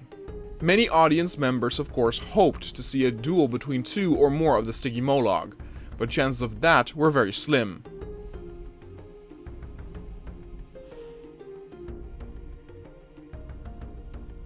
And then it was finally time to welcome a new creature to the park, which once again was not a dinosaur. This time, it was a Dinosuchus, which literally translates to terrible crocodile.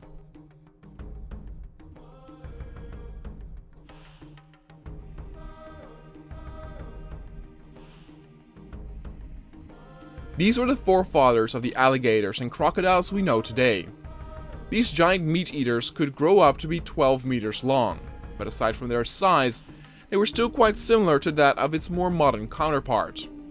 Much similar to that of the megalodon, which in terms of looks are also very similar to that of a regular shark, but then just a lot bigger.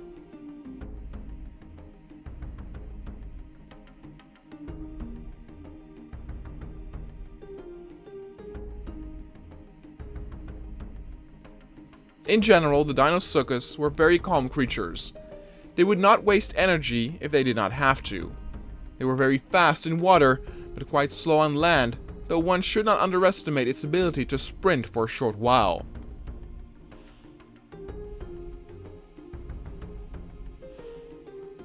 It was a very dangerous animal when it was hungry, since it could devour prey much larger than itself, even some bigger dinosaurs. The technique would be often comparable to the killing of a wildebeest, where the Dinosuchus would drag its victim in the water to drown it.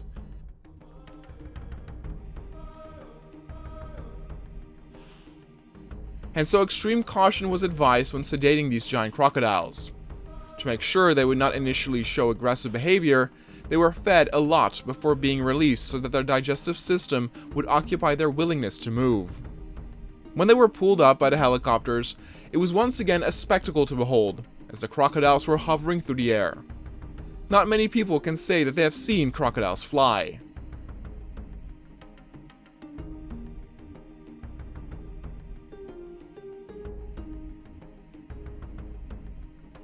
Since in terms of behavior, but also needs, they were not that different from crocodiles and alligators today, their pen was especially catered to resemble a swamp area. Other creatures in the park that had this were the Spinosaurus and the Baryonyx.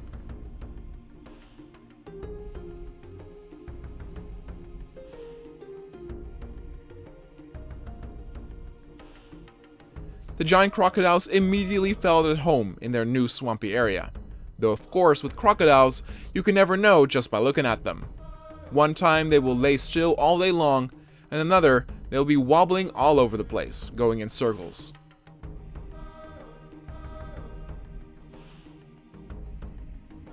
But eventually they too would lay in the sun to warm their body temperature, and at night and in the shade, there was often not much movement to be detected.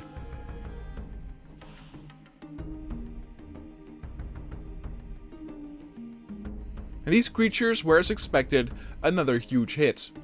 It did not matter that their looks were similar to that which we already knew, but it was the incredible monstrous size that made them special.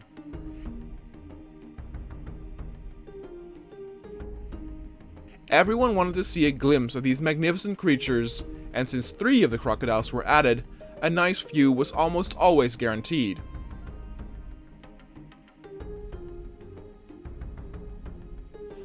And with the news media and attention slowly continuing over the next weeks, plans had already been made for the next dinosaur, which would be another humble herbivore.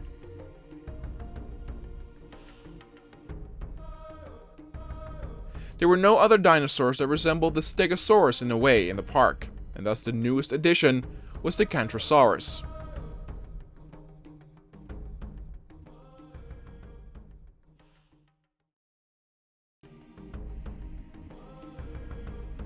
With the Cantrosaurus being the newest attraction to the park, the zoo and its visitors could welcome another herbivore that was part of the Stegosaurus family.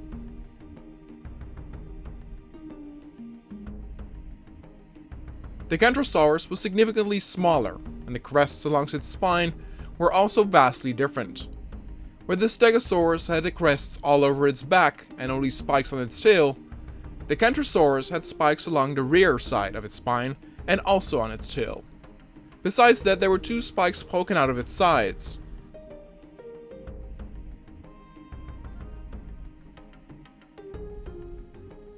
Something like a Stegosaurus was always a favorite prey amongst larger predators, since so much of its sides were open to attack, with its tail wipe not always being the most accurate. The Cantrosaurus also was not the most protected, but at least it could jump sideways a bit to hope and gorge any attacker. However, since it was of a smaller size, carnivores like raptors or Deinonychus would attack it too, and they were nimble enough to bite in between the spikes so they could not get hurt.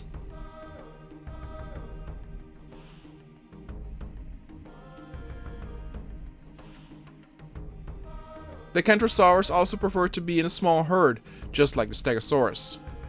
Their color schemes were a lot less flamboyant, meaning that the crests actually were not used to impress a potential mate, unlike the Stegosaurus. It could be compared to ducks, where some duck species were very colorful and bright, while others were very dim and monotone.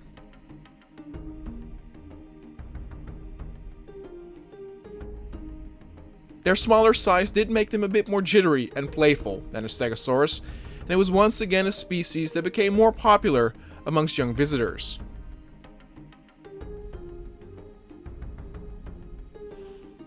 With this being another success, it was time to talk about what dinosaur would be next. Earlier there was shown some interest in starting a new campaign of introducing 3 new herbivores in a fairly short period of time to attract a bit of buzz in the park.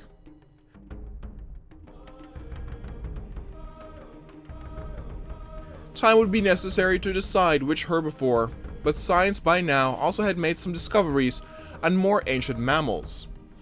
The other mammals, like the mammoths, woolly rhinos, but also the non-dinosaurs like the terrorbird and the giant crocodiles, were a huge success, and thus the park owners thought to create a campaign around the release of the 3 new mammals to the prehistoric park.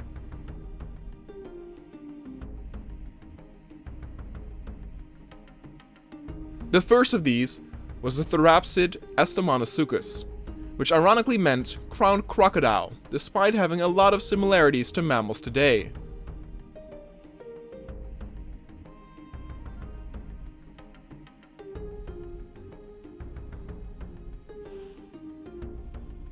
This was one of the most unique creatures to ever come in the park, since it was much older than some of the dinosaurs present there, and it was a mixture of so many different aspects we were used to compared to other animals today.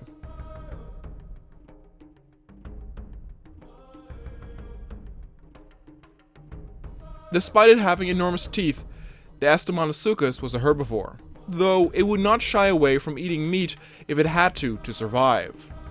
Its probable stomach size and early discoveries of its bone structure hinted at its herbivore diet, since predators in general have smaller stomachs, since meat is so much easier to digest.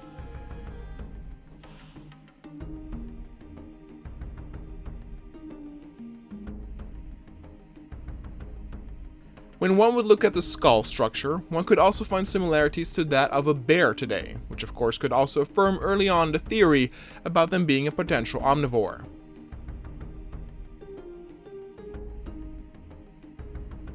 The crests on their heads were used much in the same ways like stags with antlers, and mostly to impress mates or to duel other males for dominance. They would often be spotted in groups and also be near water. When they were in the water, it could even look like an early hippo, and so in a way, the Astomanosuchus was an ancient mixture of a lot of different species that were to come next. A potpourri of all kinds of genes.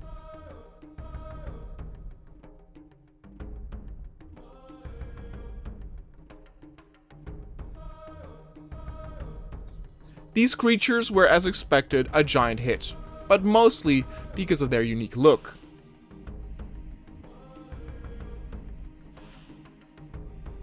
There really wasn't anything else like it in the park, and where some creatures, like the giant crocodiles, basically look like a bigger counterpart of their siblings today, the Astomanosuchus was very unique in that department.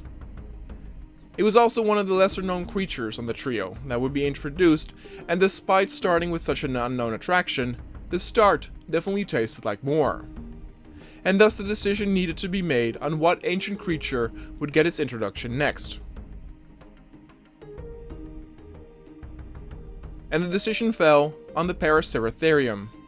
This was one of the largest mammals ever to walk the earth, and though its size might hint that it was an ancestor of the elephant, it was closer to a rhino we know today.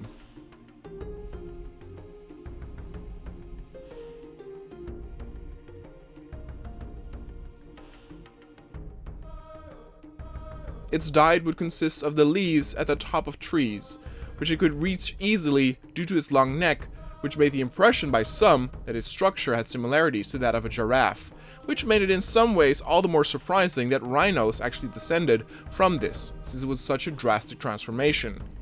Their sheer size made it to where the Paraceratherium was one of the more well-known ancient mammals out there, even though its name wasn't the easiest to remember. This was the case for many of the mammals, and dinosaurs in a way had it a bit easier in general, since there was often a small term followed by the word saurus to make up for its name.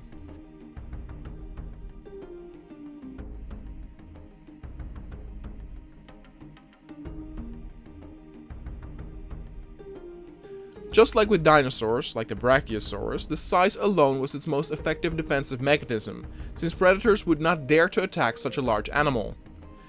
Though it had no particular sharp teeth, claws, or spikes, it could still trample over any danger, and crushing it with ease. Often other grazing mammals could be spotted near them, since in a way, the Paraceratherium were the overwatch in a herd of grazers, since they could see danger coming from a mile away. But they weren't particularly the sharpest of creatures, and mostly occupied themselves with finding more food, so in a way, it was not the best defensive setup for the other animals. They were also not as jittery, and would not decide to make a getaway when they sensed danger lurking, unlike the other smaller creatures.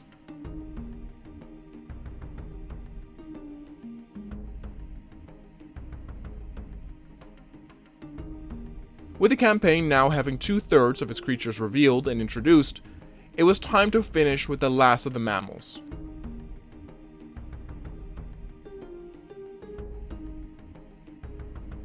And for this, they had played it safe again and would introduce the Leptobos.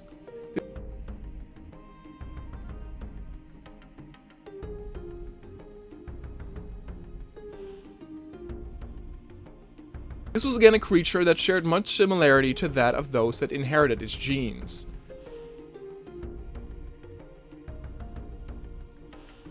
The Leptobos was basically a giant bull, and was believed to share similarities to that of a common bison we know and love today.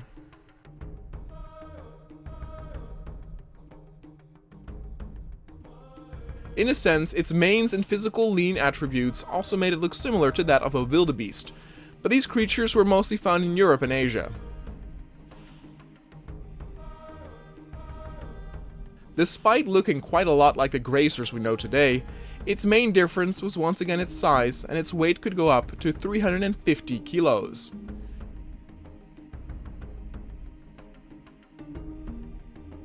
These were the creatures that were still a bit jittery, despite their enormous horns, and the park made sure to bring in a lot of them so that they would feel comfortable, and also put them right in the pen next to the Paraceratherium so they could have the illusion of them being on Overwatch, just the way they liked it.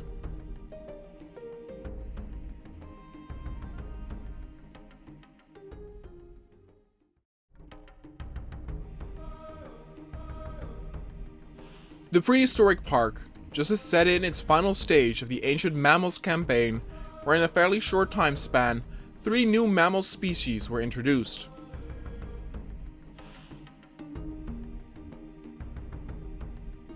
There were a few other mammals that research had found to recreate as well, but those would be saved for a later time. The final addition to the park was the Leptobos, and the news of these new creatures gained some traction amongst visitors and the press.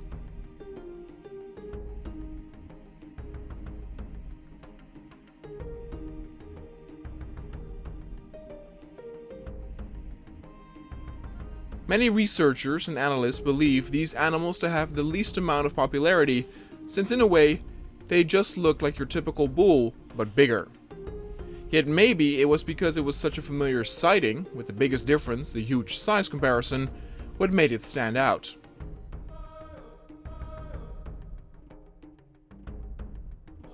It was true that most of the visitors had never heard of the Leptobos, and the earlier added mammals were a bit more famous.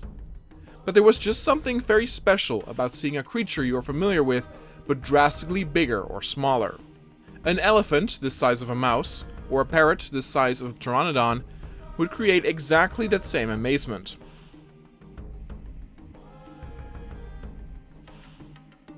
That's why it was a pleasant surprise to find out how the audience reacted to the Leptobos, and they made sure to put them in a pen that catered to all their needs.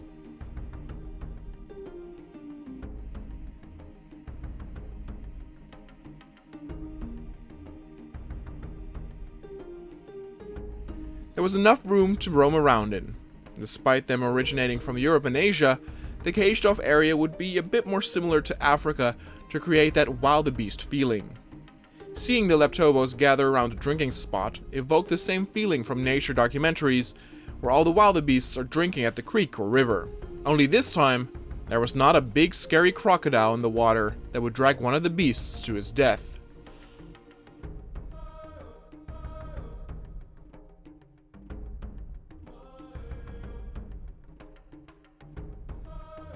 And so it was time for the next creature to be introduced in the park, and with the success of the carnivore campaign and the mammal campaign, it was only natural that the next campaign would be a herbivore one.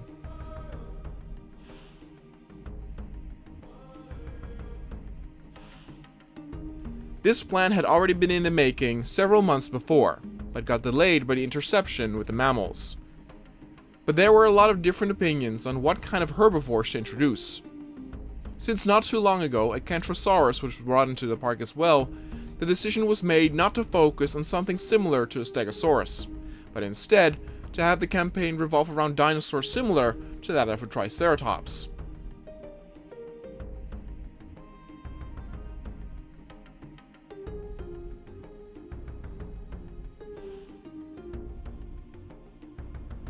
Despite the Triceratops being the most famous, this campaign would showcase how many of them came in different shapes and sizes of the same family.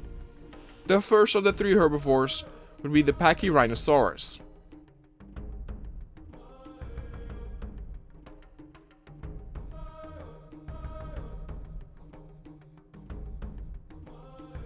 This magnificent creature was signified by a flattened nose top, which was still rock solid and could be used in duels that were less lethal than that of a tri-horned Triceratops. The Pachyrhinosaurus did still have some horns attached to its skull between the eyes, which did not have that much of a defensive capability. The horn was simply too small to properly gorge an incoming predator, and the horns across its crown were in no position to be useful. These were mostly on display to impress a potential mate. They came in quite a few interesting colors, but they did not possess a pattern as exotic or fruitful as other dinosaurs, meaning its horns were the decisive factor rather than its vibrant colors, as is common with birds or other dinosaurs.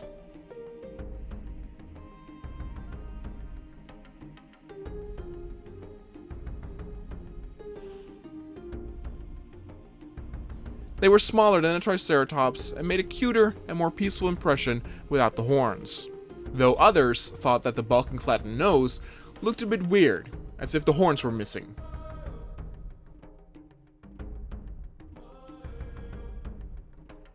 The start of this campaign was a big success, because immediately dinosaur fanatics and members of the press started to speculate what other similar looking species will be added to the park next.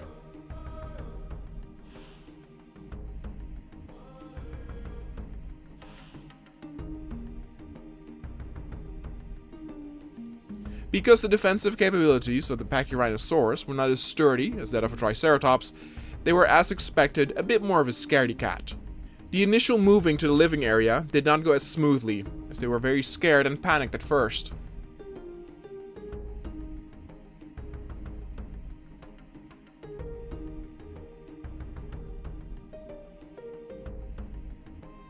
This happened with other creatures too, like the woolly rhino, but by now, the park rangers had come up with something.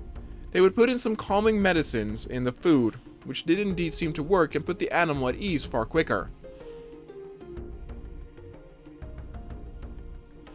And thus the park had welcomed a beautiful new family to its collection.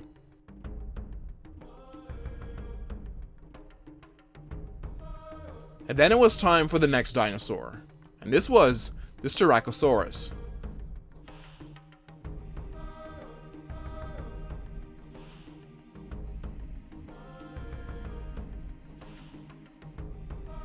Now, unlike the Pachyrhinosaurus, the one thing that does immediately stand out with these dinosaurs are their impressive horns and even more impressive color pattern. Now, this was once again some manipulation that was caused by the scientists, as they believed the regular Styracosaurus they were able to recreate was not interesting enough when it came to its size and color.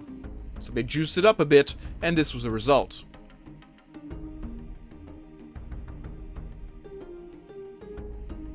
They were as brightly colored as tropical birds, and their horns were made even longer to make it seem like they were wearing a giant crown or a peacock spreading its wings behind them. It was a very elegant display, and also a bit menacing in a way.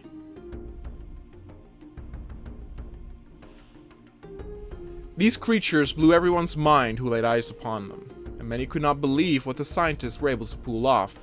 Now, despite their colors being very vibrant and bright, it was not like there was a huge difference in colors themselves when comparing the different members of the small herd.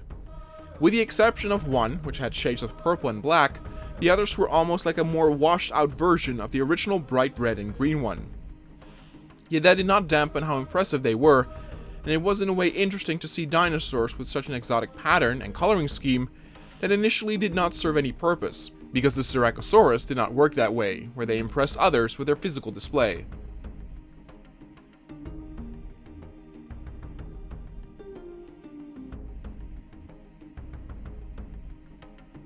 In a sense, the Styracosaurus were amongst some of the most peaceful dinosaurs in the park. Yes, their nose horns were definitely more deadly than that of a similar species, but the lacking of the two giant horns above the eyes like a Triceratops made it to where the angle at which they could fight off a predator was not as efficient nor accurate.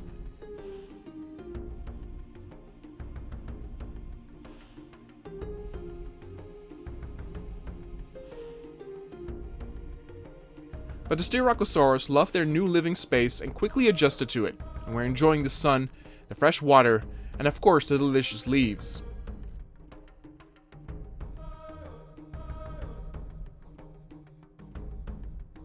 And then it was time for the final herbivore in terms of the campaign to be introduced.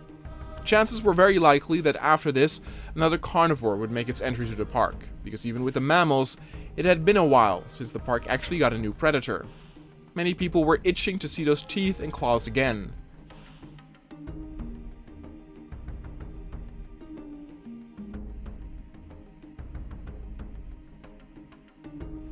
But for now, the campaign came to its end with the coming of the Sinoceratops, a giant, magnificent beast.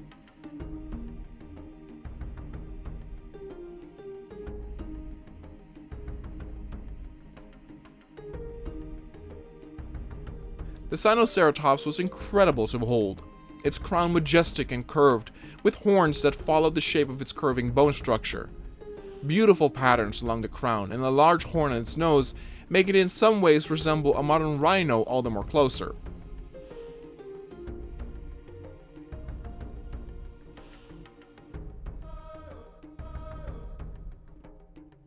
A common thing with all these types were that they lived in herds. Now, herds in the wild were much bigger, but since there wasn't any danger lurking in the park, many of these felt at ease with a much smaller group of dinosaurs, and the Sinoceratops were once again a very peaceful animal.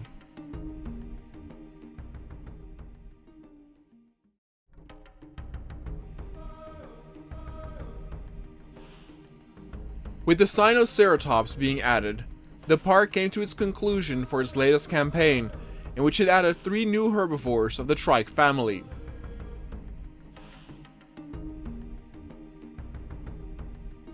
Being that there were 3 campaigns in a fairly short time span, it would take a while before they would hold another similar action.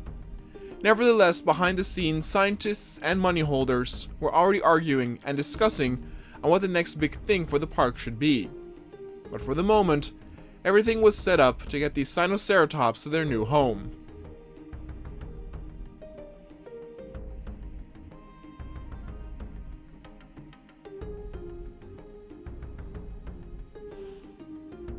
Usually, these magnificent creatures could be found grazing in large herds amongst other different species of dinosaurs.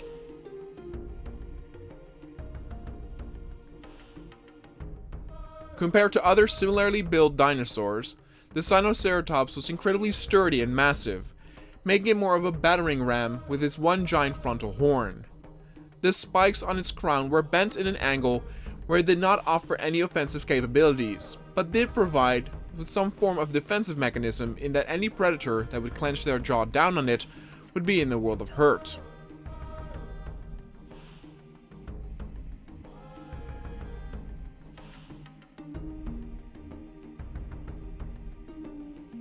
Similar to that of the wildebeest and such alike, the Sinoceratops too would stand in a circle with its horns pointed outward to protect its young. An impenetrable shield would be created if the herd was large enough. Despite the previous 2 dinosaurs sharing similarities, all 3 were different enough to where they could demand their own spot in the spotlight. They did not have the vibrant colors that the Styracosaurus did, but their size, color patterns, and overall impression could leave someone easily in awe. And they liked their new home, though it certainly took a while for them to calm down. The rangers resorted to the calming medicine in their food once more, though this time it took a while before they felt the need to feed.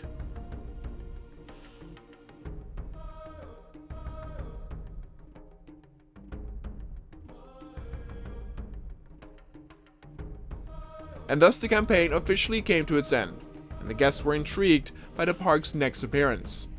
For a while, a very large zone had been reserved near 2 of the hotels, and for the longest time it had already been decided that this would be the home of the Diplodocus.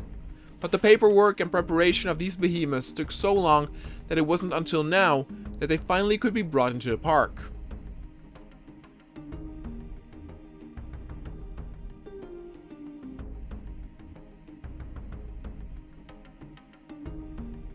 These long-necked gentle giants were very different from the other behemoths like the Dreadnoughtus or the Brachiosaurus.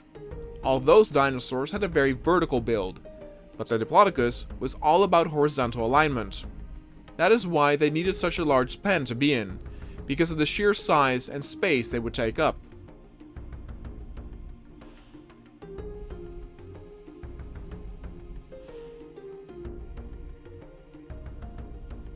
Since their heads were closer to the eye level of large predators, it was not uncommon for the Diplodocus to be attacked by something like a T-Rex.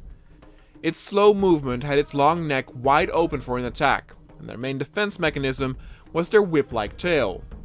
Now a strike by this tail could definitely strip the flesh from bone, but more often than not it was not enough to halt the predator, which had all the adrenaline pumped through its veins. In a battle between a T-Rex and a Diplodocus, it was more often the Diplodocus that would lose. But that said, not all T-Rexes or other predators of a similar size had the guts to take on such a giant prey. More often than not, they would settle for a smaller, easier target, and thus these clashes were very rare to be seen.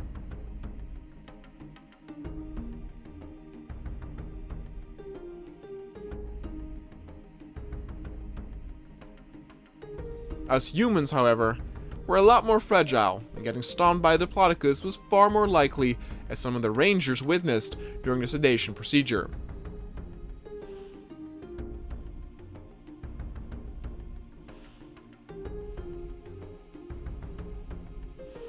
Seeing these giants fly through the air never got old, with their necks and tails hanging down, not really making a comfortable impression.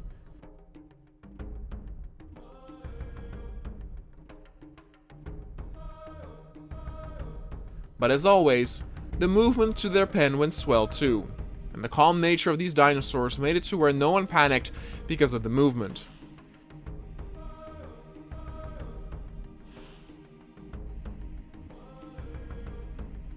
Now they also had gotten a beautiful home with lots of vegetation and water.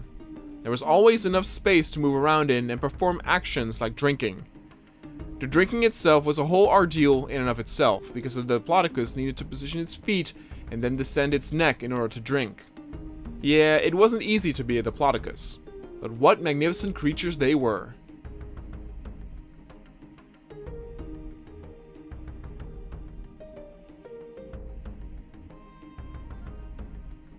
Guests staying at the 2 nearby hotels had a beautiful view of the Diplodocus zone, and nothing would start a day better than to see these gentle giants first thing in the morning.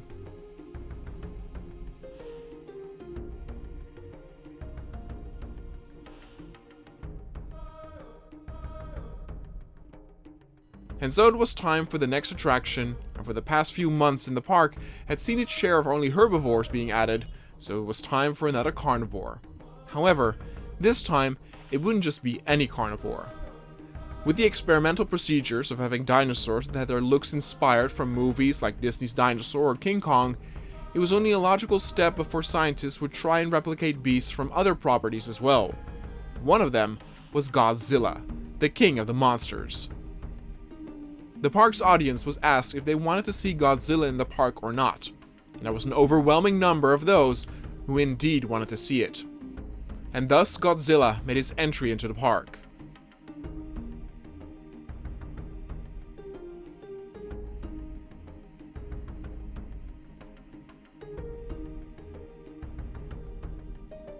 And what a great impression it made. Now obviously the size of this beast would not be the same as seen in the actual movies, but by splicing and using various genes, this creature could see the light of day.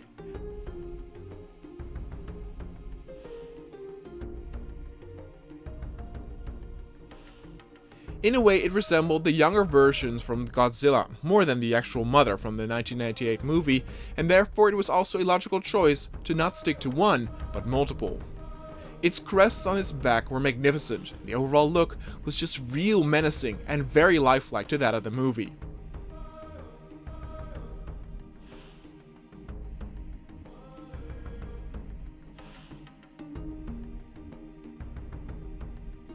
Their color patterns did not really seem all that different, but that did not make them any less impressive.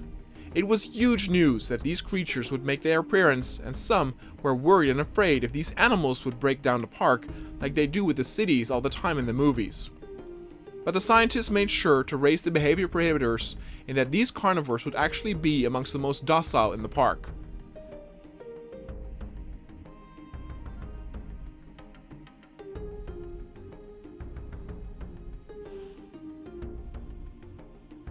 The moving and settling into their new home went really smoothly, and another big attraction that could stand amongst kings like the T-Rex and the Giganotosaurus was added.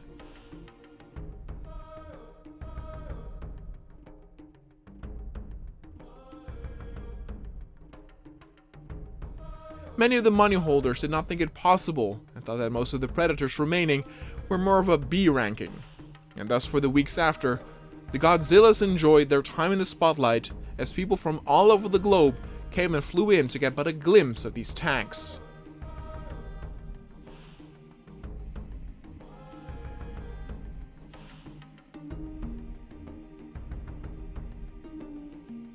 And to sizzle down, and in preparation of the next big attraction, plans for a new dinosaur were already set in motion.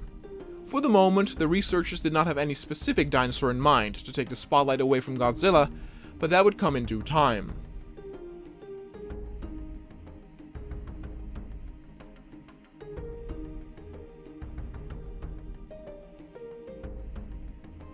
For now, a smaller pen was reserved, and a Polycanthus couple was added.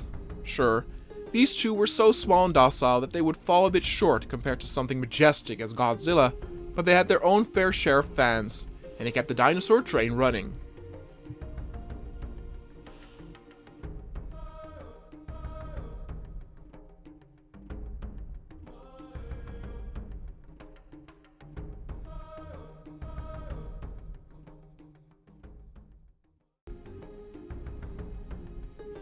The newest addition to the prehistoric park were a pair of Polycanthus. These tiny dinosaurs would not necessarily pull all the attention to them, especially with the recently added major attraction of Godzilla, but nevertheless, they were welcomed with open arms.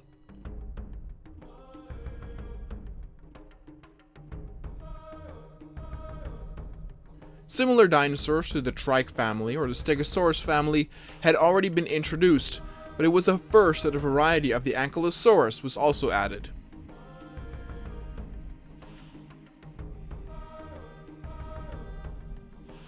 In some ways, an Ankylosaurus could be seen as the hedgehog of the dinosaur species, since its spikes and hard shell protected him from predators, and though these types could not curl up into a ball, they could make themselves small and round in order to avoid exposing their soft underbelly.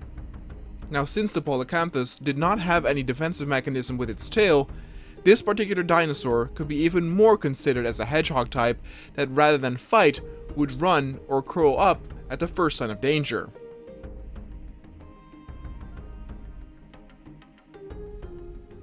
Now, the spikes were not as aggressively set out with the Polycanthus, especially on its midsection of the shell, but it had some pretty impressive side spikes, and since it was smaller and less covered with plate armor, it had a lot better chance of outrunning an incoming predator than an Ankylosaurus did.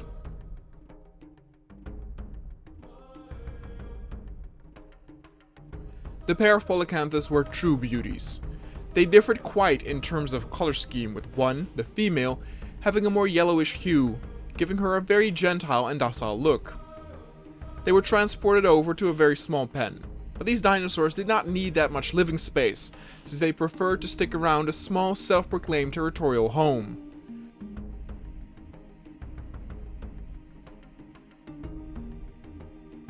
Now, what they did share with the Ankylosaurus was the cranky attitude, as they got annoyed very easily if grazing in a herd of other dinosaurs that was too much bustling with life.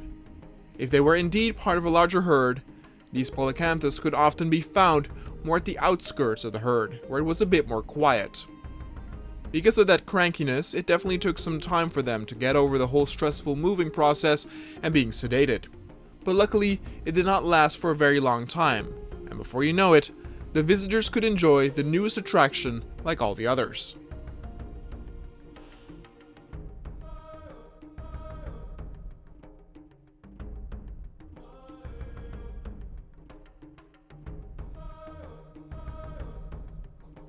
At the same time, while the next dinosaur was being prepared to be brought over, scientists gathered around the table to talk about the massive Diplodocus zone that had still so much space that more dinosaurs could be added easily.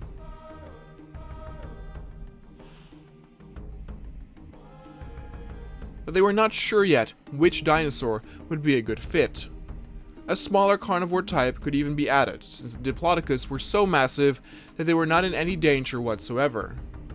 But maybe having some other herd grazers could add a bit of bustling life, and though many dinosaurs had already been added to the park, there were still a lot of options lying open on the table. But that choice would be made in due time. For now, it was time to finally add another carnivore with a Majungasaurus.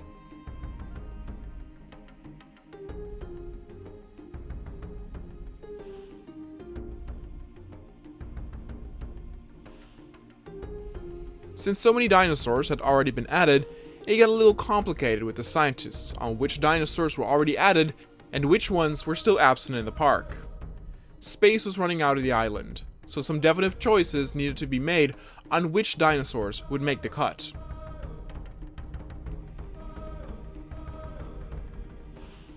By now, this park had way more species than any earlier parks like the zoo or the safari park, and the Majungasaurus would make a great new entry.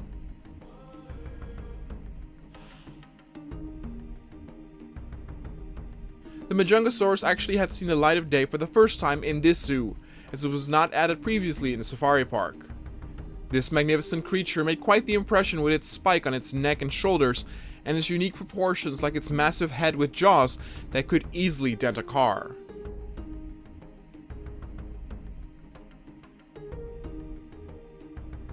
Once again, a pair were added, and the color patterns between these two were like night and day, with one being very dark and the other having a lot of light tones.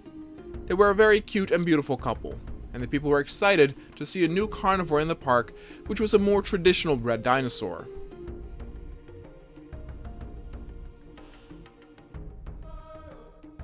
The movement of the two went smooth, and a new habitat was very much to their liking.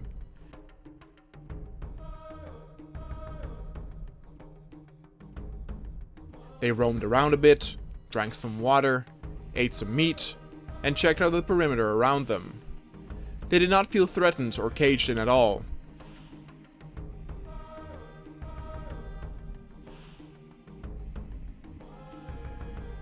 And since there was still some open space next to them, it was decided to build some facilities right outside.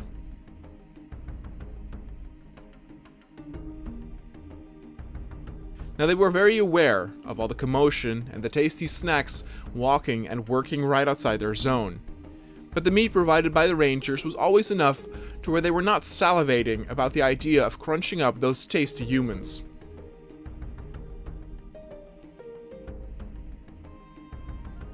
And so it was time for the next dinosaur to be brought over to the park, and this time it was another very special occasion. The next dinosaur would be the Excavaraptor.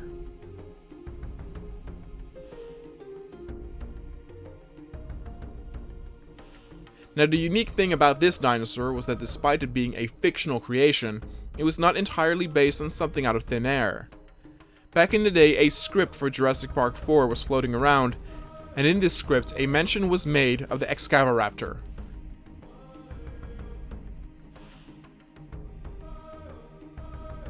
The unique thing about the Excavaraptor was that they were nocturnal creatures, meaning they were active at night.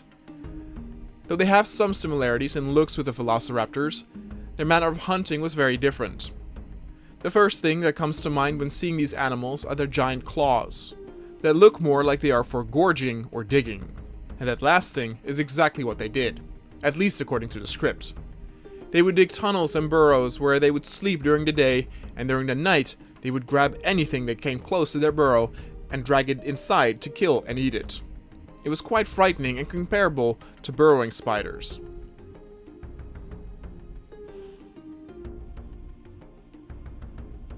In the actual script, a scene was described where the main character was hunted by soldiers and the Excavaraptors would ambush the soldiers and kill them one by one, kind of resembling the tall grass scene from Lost World, which undoubtedly is the best scene in that movie.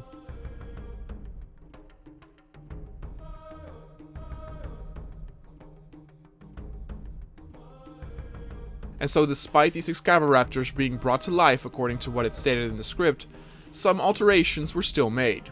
For one, these versions were not nocturnal, and could very well be active all day around. Their color scheme was the only thing that survived that nocturnal notion, as color variation was pretty much absent.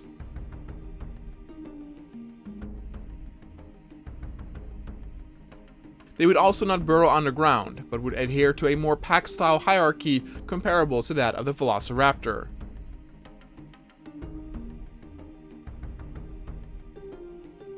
One of the reasons why this probably was the case is because the genetic code from the actual Velociraptors in the park were used to bring these creatures to existence. At first, only 3 Excavaraptors were brought in and brought over to the pen, but their size was a bit smaller than first anticipated.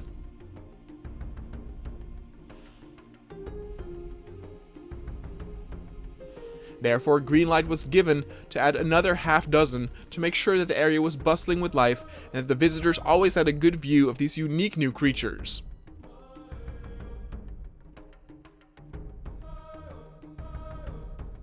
And so the Excavaraptors were a big hit as well, and thus it was time to cool down again with a smaller new addition.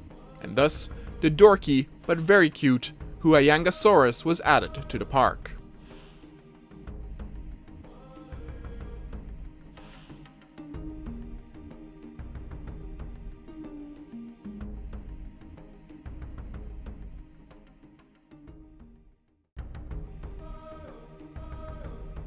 The latest addition to the prehistoric park was the tiny Huayangasaurus.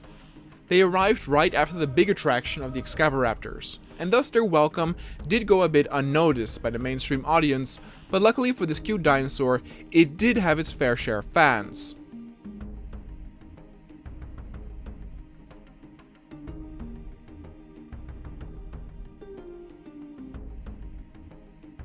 In some children's eyes, they looked like the offspring or a young Stegosaurus, and their bright color palette definitely made them more attractive and engaging for a younger audience.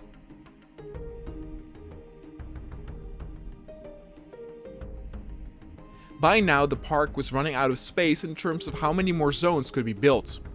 Around 7 or so new areas could be fenced off, so around half a dozen dinosaurs would still be added, though a few additions might be added at existing pens like with the Diplodocus.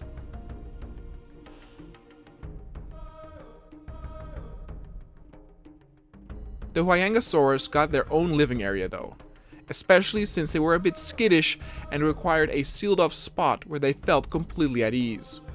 Their stout and stubby legs made it to where they could not run very fast or far from predators, and they were even more defenseless compared to a Stegosaurus.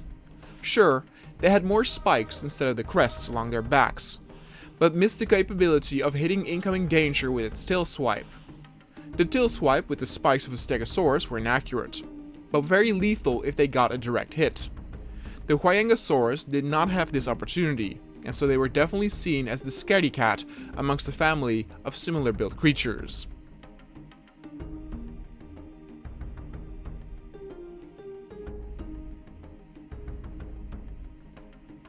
The moving and settling in of the dinosaurs went without any real hiccups as expected. Even though they were quickly scared or agitated, they were never really aggressive when they reached this state. They rather would run away and hide in the bushes, and of course the park's builders had taken this into account and provided a part of their living area with enough vegetation to where they could curl up if they needed the moment.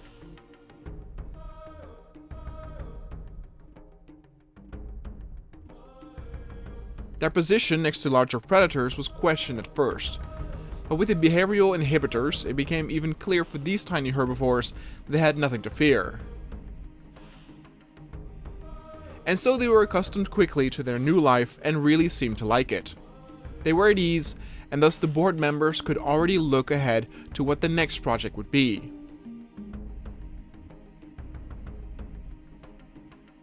With only such limited space left, they had to be careful of what their next dinosaur would be, and the choice fell on the Dracodon Titan.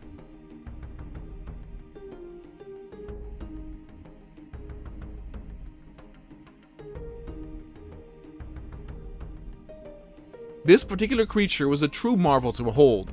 Initially, the zoo did not really want to welcome any hybrid dinosaurs in this particular park, but over the past months, the scientists had spliced and diced the creature's DNA to where they already came up with some very special dinosaurs. Whether they were the exotic-looking Ceratosaurus or the Styracosaurus, or something more specific like the Carnotaur, having the look from the Disney dinosaur movie. The epiphany, of course, were the Godzilla creation and the Excavaraptor, which greenlit the process in the final days of the park's build that a hybrid could be added as long as it wasn't a hybrid that the audience had seen before.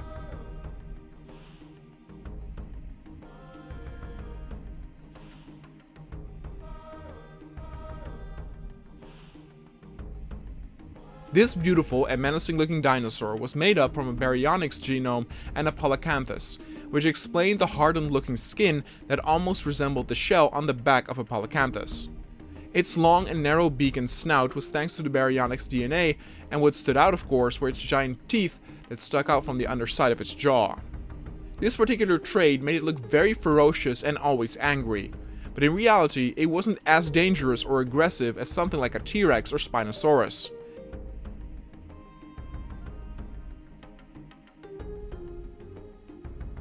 It was of course still very dangerous to us humans, but it definitely looked more evil than it actually was within the Dino Kingdom.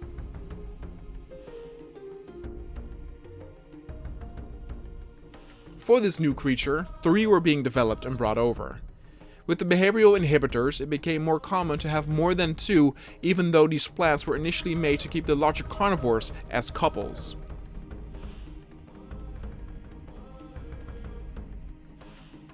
The color pattern definitely differed, but it was not a difference of day and night. In some ways, this creature even had somewhat of a camouflage color amongst the bushes, which was peculiar because they did not really rely on it.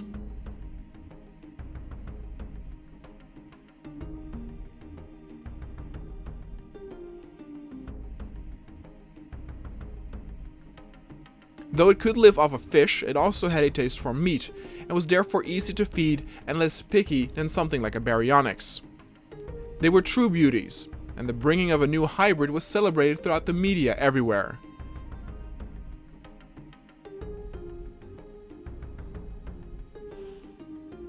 The only thing that was a little suspicious was that all 3 could be seen patrolling along the fence line, maybe being aware of their situation or plotting something.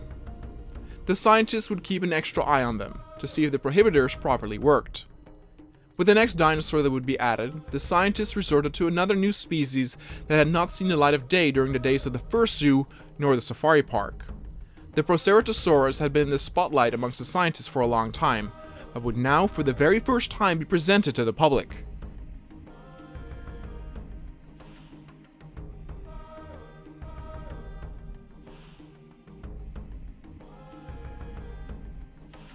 This particular dinosaur had a very interesting history behind it. It was initially reserved to be on display in the first ever Jurassic Park in 1993, but those plans fell in the water during the incident involving Dennis Nedry.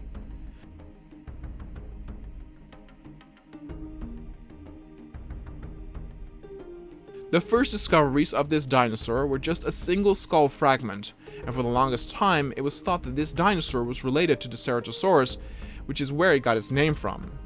But only recent studies in the past 10 years have made it clear that it's more closely related to something like a tyrannosaur.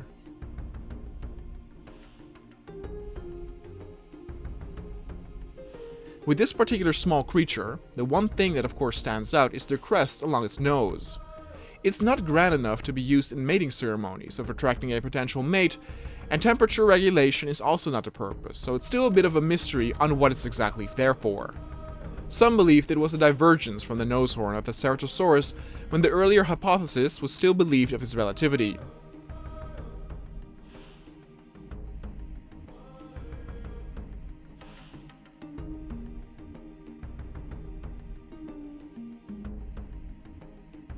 But what was very apparent here were the colorful patterns that each Proceratosaurus had. They looked very vibrant and exotic because of it. It was also a dinosaur that would frequently hunt alone for smaller prey, but could also be found to live in small packs. That latest fact made it to where 4 could be imported to the park, and the news and media was once again very hyped for this, even though the hybrid had just already been added. One of the reasons was of course because it was a natural dinosaur that was being welcomed, which would be a first glance for the visitors, which was rare these days.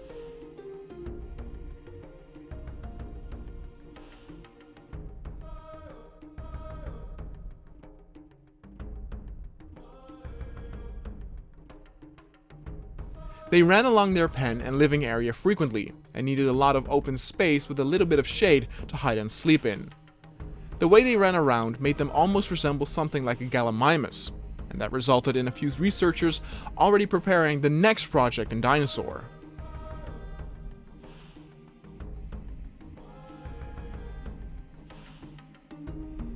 In retrospect, the living zone was very large, to the point where it was possible not to properly get a glimpse of these new additions, since they were so small that they could disappear in the tall grass. It was discussed if more Proceratosaurus would need to be added, but for now, the focus shifted to the next dinosaur that was being brought in, the Gallimimus.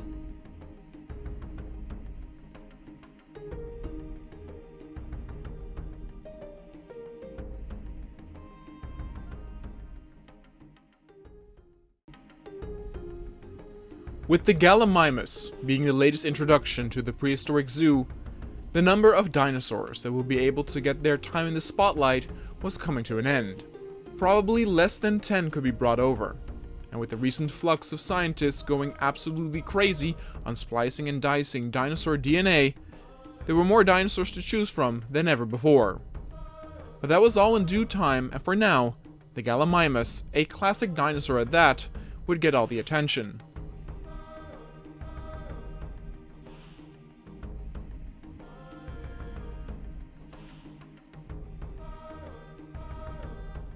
These runners already had their shine during the 1993 park, though of course escaped during the power outage and trampled various areas. Since these dinosaurs of course preferred a lot of open space, it was essential to give them plenty of ground to do this in. Now the amount of open areas was also very limited, but the park agreed to appoint the largest pen that was left for the Gallimimus to live in. Now in return, they wanted to be assured that plenty would be flown over, so at least 10 would be bought and brought in.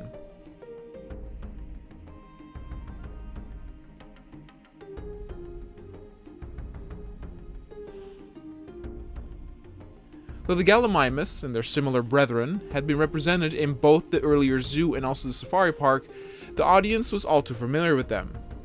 The news and media buzz surrounding these dinosaurs definitely was not as big as some of the previous entries, but those who loved the old school vibes with these dinosaurs showcased their support.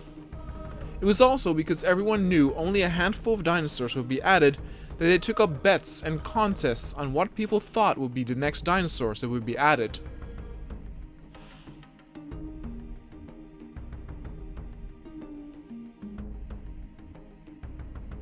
The Gallimimus was easy to move. Sure, they were very jittery, but they were not the brightest of dinosaurs. They easily forgot if they were panicking mere seconds ago.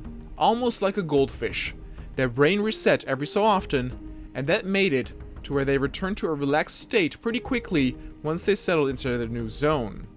But for a Gallimimus, being relaxed does not mean that they sit still. They of course wanted to run and walk around, and luckily, the new zone was really to their liking.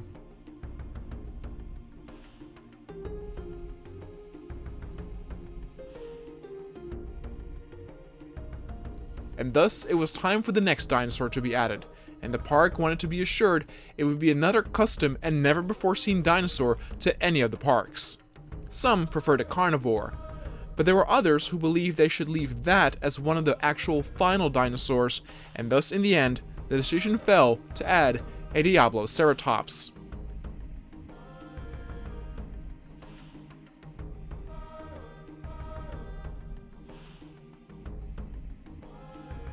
Now Diabloceratops was one heck of a dinosaur to behold. It was astounding to some how many variations there were of dinosaurs similar to that of a Triceratops, and each so distinct and unique, and these creatures were no different.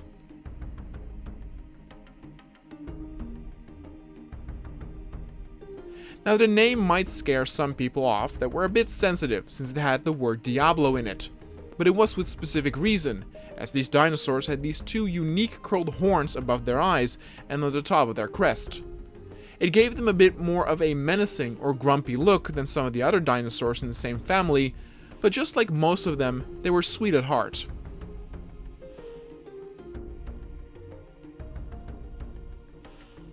The horns were also not angled in a way where they could offer much protection, and seeing how grand and large the crest was, it was most likely that these were once again issued to impress a mate. But unlike the recently added Styracosaurus with its vibrant tropical bird-like color pattern, it most likely will resolve to the size and shape of the crest rather than just the colors or patterns with the Diabloceratops.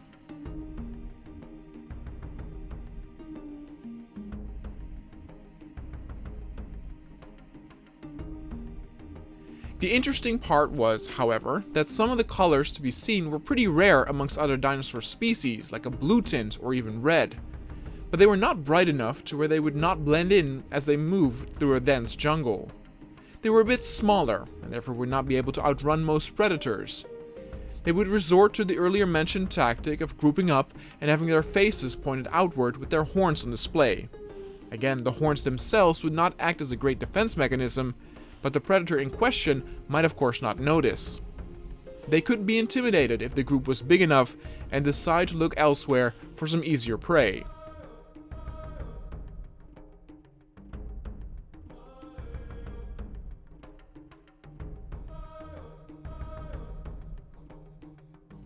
The Diabloceratops were pretty popular, especially because of their unique design, and it was a dinosaur that not a whole lot was still known about.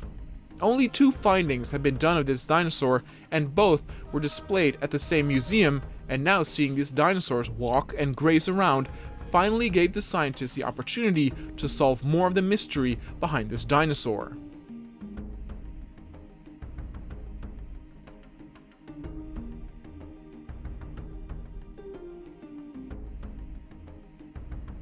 And so it was time to introduce the next dinosaur, as only 2 zones were left, and the newest addition would be the Saltosaurus.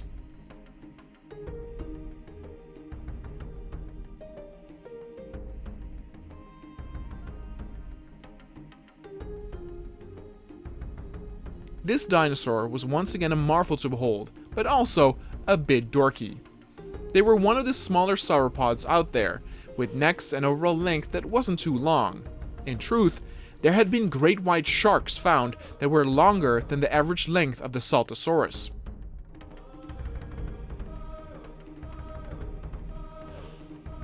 Their necks were also more horizontal, like a Diplodocus, but much shorter, and therefore they were not able to eat from the top of trees as easily as most of their sauropod friends. They would have to be fed with a regular herbivore feeder, and their expanded body, which looked very broad and bloated from the front and back, made them look almost derpy when walking or trying to run.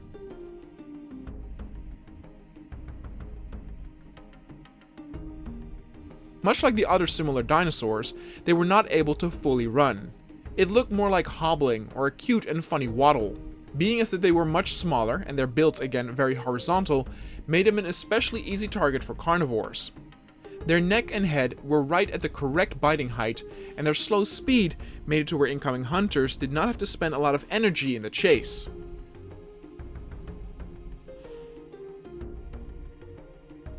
But therefore, the Saltosaurus did have another defensive mechanism, though it was not as good as one might think. It had protective spikes around its body, and even a separate plate reinforcing its ribcage and sides, making it more difficult for a carnivore to bite and pierce through. However, this was not the case for more sensitive areas like the neck and head, and thus only a few bites or deep scratches there was enough to put these cute dinosaurs down.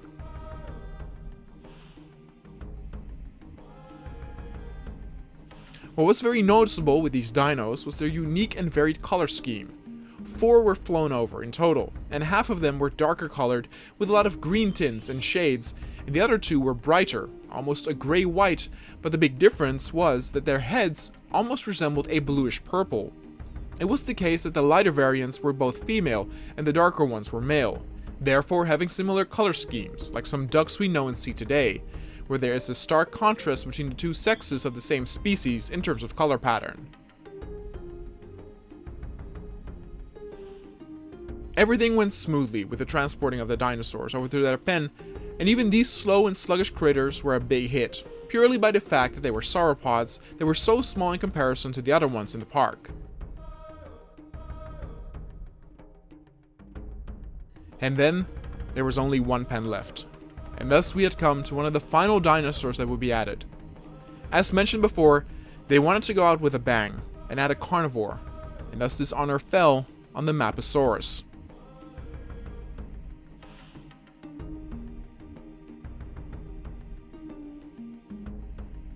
This was a beautiful, menacing looking carnivore, and though it would be added to the last zone in the park, it would not be the final dinosaur to be added in total. There were still some areas, like the Diplodocus zone, where more dinosaurs could be intermixed and matched, and thus a last handful of dinosaurs would still be added before the park would be finished.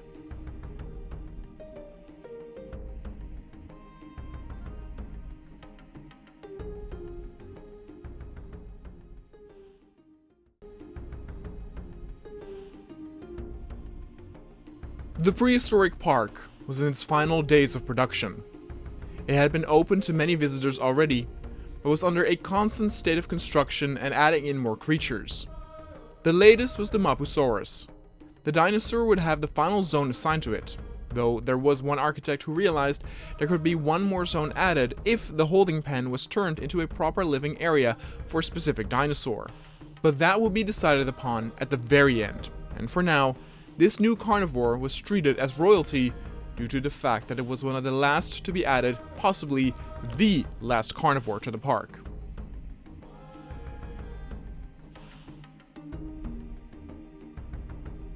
The Mapusaurus was once again a dinosaur that was not inherently introduced and created in the original park, but instead only recently been manufactured with the custom DNA splicing that was gaining traction amongst the scientists.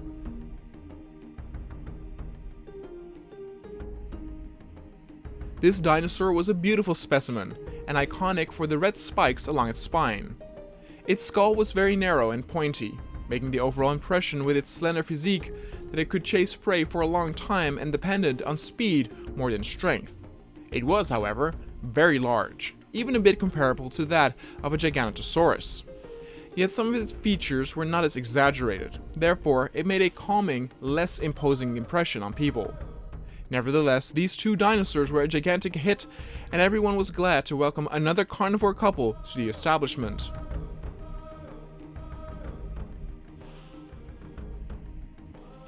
The moving of the dinosaurs went swell, and the overall personality of both dinosaurs was very calm.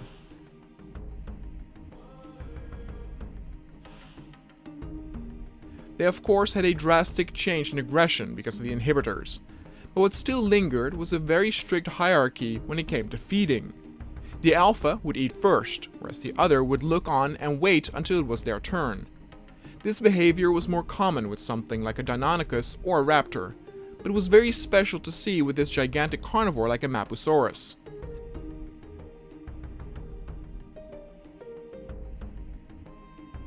And thus, this final guest was welcomed with open arms.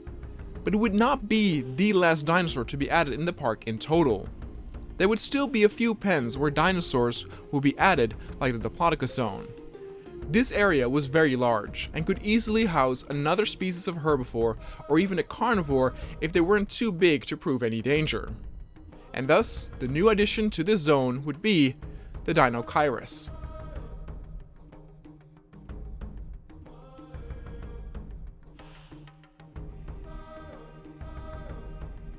This very unique looking creature was still a big mystery to many scientists and archaeologists out there. So maybe with the recreation of this dinosaur, it could shed some light and provide some answers. First of all, this was one of the larger herbivore species in the park, with its height being close to the spine height of a Diplodocus. But instead of these creatures being really heavy and slow because of that, they were, in reality, pretty fast and nimble because of many hollow bones within their skeletal structure. The placement even created a fin across its spine which explained the bulk around the upper area, but it wasn't portraying outward like with something like a Spinosaurus.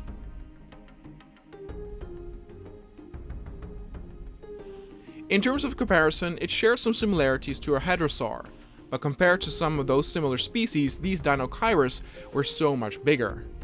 Their long forearms were very noticeable too, with long, pretty menacing looking claws. Their bills, on the other hand, made them look quite friendly and much more resembling of a bird or a duck. It was also the case that these dinosaurs were omnivores. They would often eat fish, but would also use their claws and long arms to dig up plants. The eating fish aspect was no problem. There was a large body of water within the Diplodocus zone already, and thus some tasty fish would be added that could function as possible food for the new guests in case they felt inclined on eating fish that day. During the initial moving, the helicopter ride was no problem at all, but the new dinosaurs definitely came as a surprise for the Diplodocus, who enjoyed their new home for the past several months, and at first hand, some of the sauropods might have thought that these new additions could be dangerous carnivores. On the other hand, the Dinochirus were also a bit intimidated by the Diplodocus, though it did not take too long for them to realize that they were mostly just friendly slowpokes. The Diplodocus needed a bit more time to get adjusted to these new animals, but in the end, everything went back to its peace and quiet. The guests staying at the nearby hotel had a great view of this whole process, and the fact that the pen was now more bustling with life than ever resulted in more families and couples enjoying a drink, snack, or a glass of wine on the balcony while enjoying the view of these giants. But even then, the Diplodocus zone, which now had turned to a mixed area, could still house another type of dinosaur if they were small enough. And as mentioned before, they could even be carnivorous. Thus, the next addition would be the Coelurus.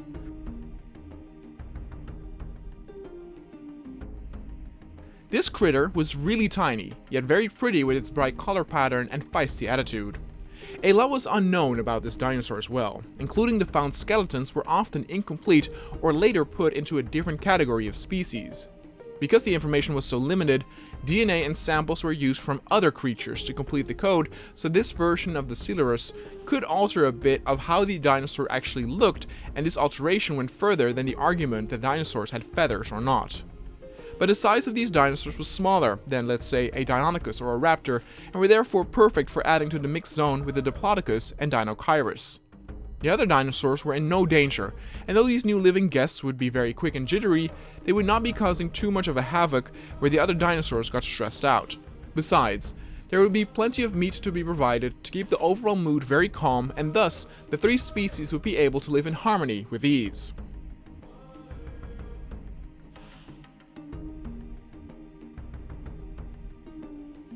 Despite the dinosaurs being so small, they were yet again a big hit because of their beautiful color pattern. The initial wave of Coelurus that was added had a similar pattern of red and green, comparable to that of a Ceratosaurus that was added in earlier. It made them stick out of the thick grass, making them easier to view even if they hid there.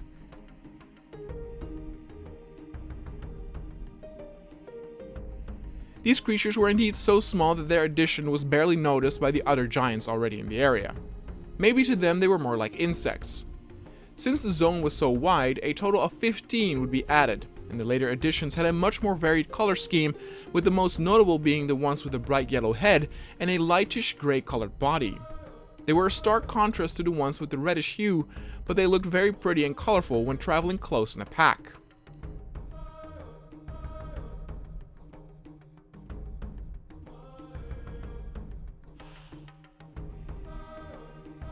And then a different pen would await a new guest, and that was the Gallimimus zone. This area was also very large, in order to provide them with the space to run around in, but the Gallimimus were friendly enough to where they could easily invite some of their similar brethren, and thus the Stratiomimus was added to the list.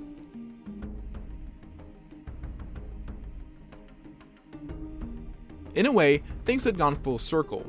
In the first prehistoric zoo a few years ago, the very first dinosaur that was added was this small creature, and it was fitting in a way to have this dinosaur now close up at the finish line by being added to the Gallimimus pen.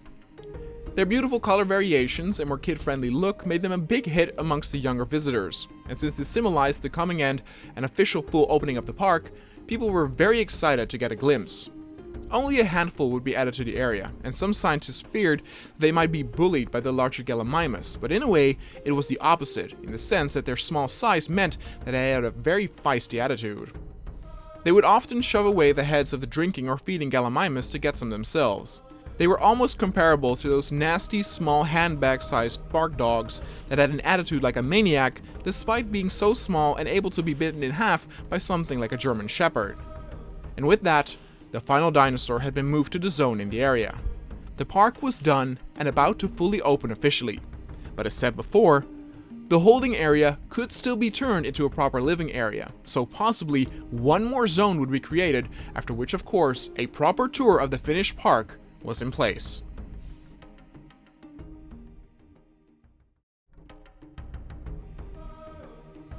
The prehistoric park was finally finished. In the past couple of months, a whole bunch of new dinosaurs and other creatures have been added to be on full display to the visitors. Through recent DNA splicing, some real fan favorites and never-before-seen creations were thrown into the spotlight, and the park was about to officially open its doors to all of the people in the world.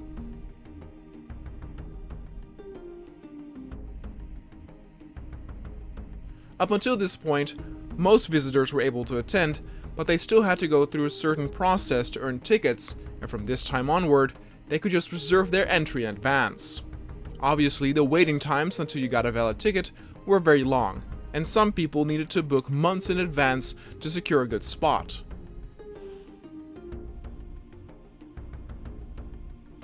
But there was one final surprise left to the public, even though this had been the talk of the talk on the work floor for a longer time.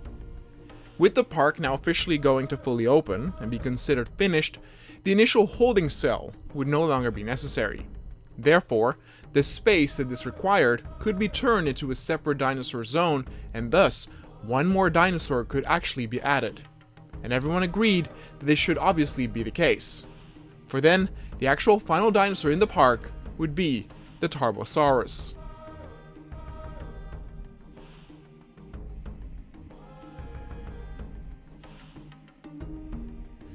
The interesting thing about this predator and magnificent creature is that there's a lot of divisiveness on if this dinosaur is actually its own species or merely an Asian representative of the Tyrannosaur, much like we have many animals in common nowadays in different continents, yet they differ slightly.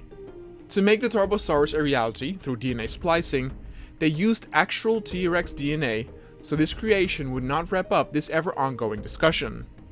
But the Tarbosaurus was magnificent and almost looked like a leaner version of the T-Rex. It was considered an apex predator back in its time and would roam across the plains and riverbeds where its prey would often come to drink. In that sense, they can really be seen as the lions amongst the dinosaurs, since that behavior has not changed all those millions of years later. For this final zone, 2 Tarbosaurus were brought in, to of course stick to the couple setting with the larger carnivores. The unique thing this time was that the dinosaurs would not need to be airlifted with a helicopter, but instead the zone would be built around them. The fence foundation had been laid and vegetation was brought over to be planted, as well as a drinking spot and eating zone would be set.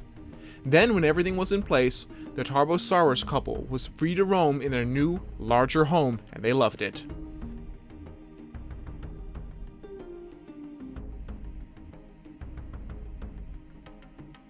They actually stuck with each other a lot, showing a lot of devotion to one another, just as has been seen with some T-Rex couples that stick together even after they had offspring. And so these final additions were welcomed by the entire community, and even though they might indeed be a bit similar to that of a T-Rex, they were still distinct enough to where they could hold their own. They would also be often the first predator that the visitors would see, so they had earned their place amongst the greats.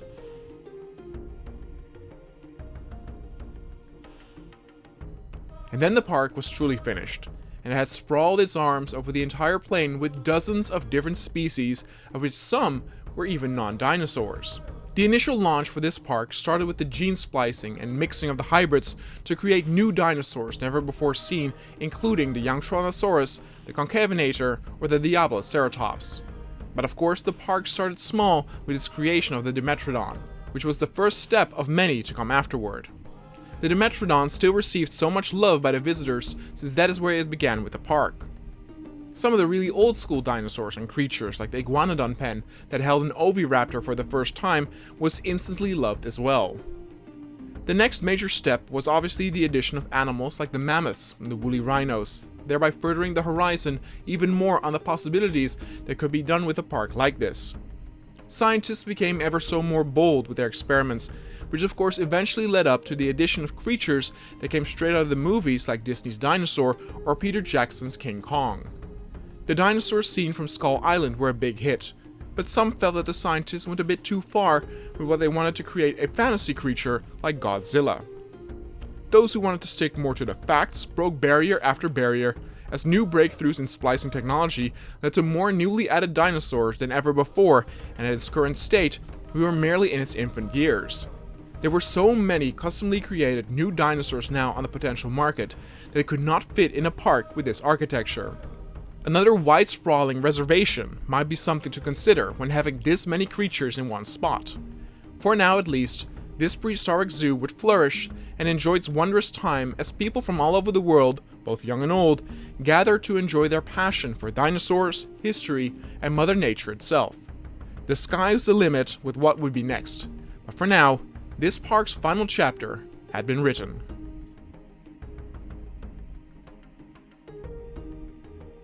Hey everybody, and thank you so much for watching my latest season in the Jurassic World Evolution Cinematic series. I know that there was a long time between Season 4 and this new season, so I apologize for that, but with the newly added modded dinosaurs, I think the sky's the limit, and I'm very excited for what new seasons I will create in the future. Now in this part of the video, I will talk a little bit about what I thought about the series, some highlights, some things that could have been better, and my future plans. So this is actually going off script, but this actually gives me the chance to talk to you guys directly instead, of just reading out the script I write in each episode. While this is happening, we will see beautiful imagery from the actual parks. This is the park tour. It's not going to be a park tour like I did with the Safari Park in Season 3, where you actually go through the park in real time. Simply the architecture in the sense that there are all these narrow paths makes it really difficult to actually showcase it that way. But we will have, eventually I will do another Safari Park, and then we will have a proper tour like that. So what did I think about the series? So first of all, this was by far the longest season in all of my Jurassic World Evolution series. I believe that the previous seasons all were closer to 6, 7, 8, maybe a few more episodes, and that was about it. And I think this one is over 26 episodes long, meaning that when we eventually also get, the entire season as one video, that's going to be one heck of a long video. But I was very excited about this, and I'm very happy with how this turned out. I try with each season, I try to have a different approach of what we're going to do, and of course in Season 1 I already made a zoo, so I knew that since we were going to do that in this season again, I didn't want to go with a different approach. Now I did that in two things. One, I did that in efficiency with how I set up the park. There's very little room in terms of, shops, stores, facilities for guests. It's all about creating as much space and as many different zones for the dinosaurs to add as many as I could. I do believe that has happened, but of course, and we will talk a little bit about the modded dinosaurs, but so many have been added that, I couldn't get nearly half of what they what has been added on the market right now. But the modded dinosaur was actually the initial output or initial reason why I started this. I remember very well when on the Nexus mod page, several new modded dinosaurs or creatures were added, and creatures like the Oviraptor, the Dimetrodon, and when I saw that there were maybe, 5, 6, 7 plus modded creatures on there, I realized that a season could be made around this, and it started in the first episode where we added, of course, the Dimetrodon, and I think in the second episode we added the Oviraptor. Shortly after that, of course, the Mammoth, the woolly rhinos, and from there on out, more and more modded dinosaurs were added. Now, the issue in the beginning was that a lot of these modded creatures replaced dinosaurs that were currently in the game. For example, the Torosaurus. The Torosaurus changed. I believe the Torosaurus was replaced by the woolly rhino. The Yangchuanosaurus, for example, replaced the Allosaurus. So many of the vanilla dinosaurs I suddenly could not have in the park again. Because of that. Now, more recently, they've actually found a way to make all of these new modded creatures new species, meaning they will not replace the dinosaurs, and instead you can have the old vanilla dinosaurs plus all these new modded creatures. But this has only been a thing maybe in the last 2 or 3 months or so, so way back when the season started, this was not a thing yet, so for probably more than half, I've had a lot of modded creatures that replaced the vanilla dinosaurs. Obviously, from this point onward, in upcoming series, when I add custom dinosaurs, I will probably only stick to the new species. Many of the old modded dinosaurs that replaced vanilla creatures have been updated to be new species, but there's a few still that will replace it, and I probably won't use them unless they get updated in the future. But I think it's absolutely wonderful what is happening in the modded community. I know that they were pretty strict in the beginning, and it was kind of a hassle to get these mods to work, and it mostly was just, skins for the dinosaurs. But some of the creatures that have been added are absolutely magnificent and look, just as good as the vanilla units, and some even more majestic and magnificent. So, nothing but praise for what the modded community is doing there. And, I believe that currently there are over 200 unique species and creatures that have been added. So again, we can go on with these new seasons for a long while. Also, one thing, because I also wanted to talk about some things that, for example, didn't work in the series. The issue that, for example, came with replacing some of the vanilla dinosaurs is that sometimes, for example, you get a crash or you add a creature and some of the files get a little bit mixed up, or you lose your backup file or whatever. And so what has happened before is, for example, that some of the modded creature files get modified, and throughout the series I have lost some of those custom creatures. I think, for example, the custom baryonyx was replaced by something else, and I forgot what.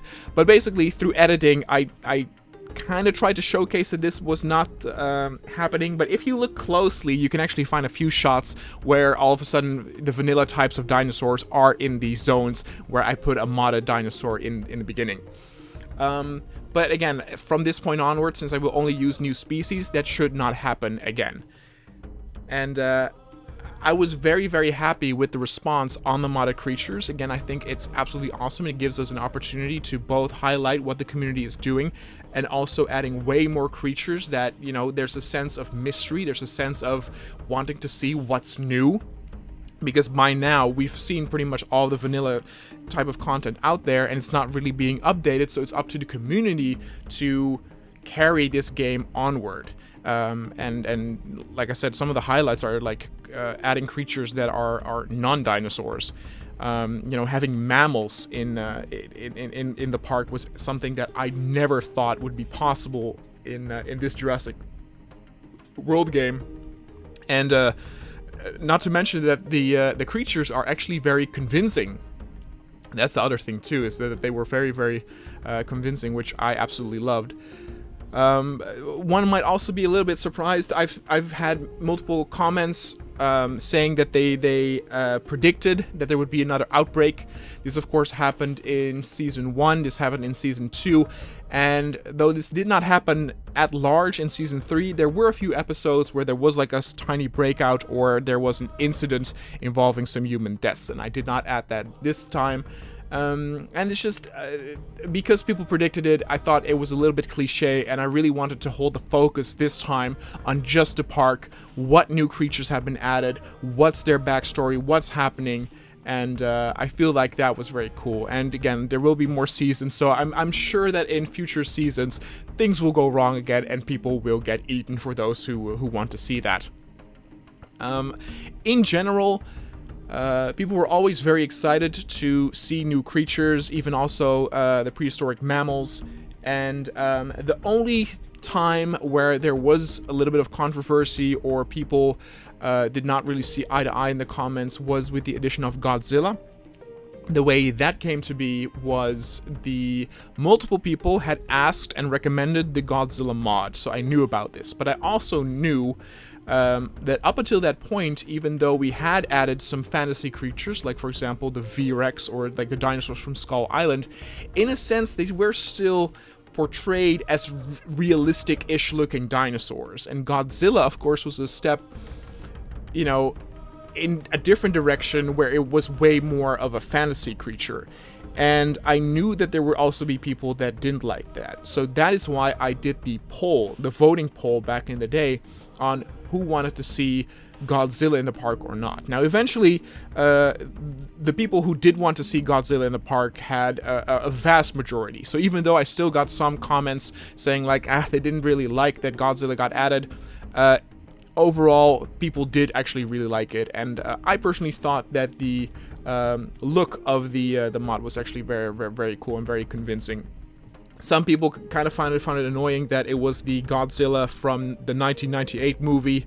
There actually is another mod that has the more Japanese style, but again, in terms of looks, the Japanese one is not that convincing and looks, I don't know, a little bit, I don't know, it looks unfinished. So that's why I went with this version instead of the Japanese one. Then, before we talk a little bit about the future, let's talk a little bit about my personal favorites. One of them, obviously, was the Contour from the movie Disney's Dinosaur. I chose that one myself to be added. I thought it was absolutely amazing.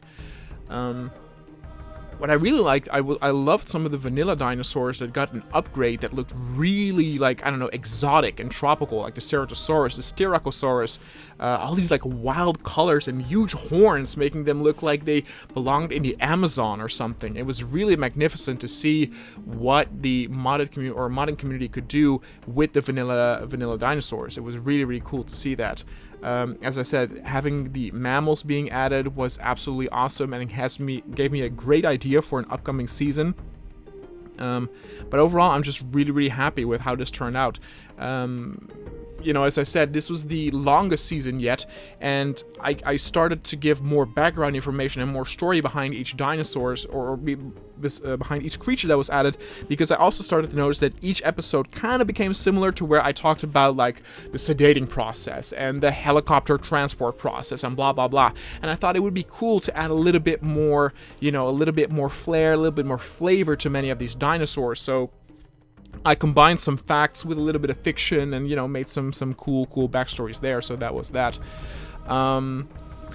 Now, before we talk about what the future season will hold, of course, I want to talk a little bit about the seasons that will be uploaded next. So I did talk about this in my update video that I did recently on the channel, but starting from next week, I will be uploading the entire video of Season 2, then in the week after Season 3, and then in the week after that, Season 4, which Season 4 has never been uploaded in its entirety, but I've managed to fix that.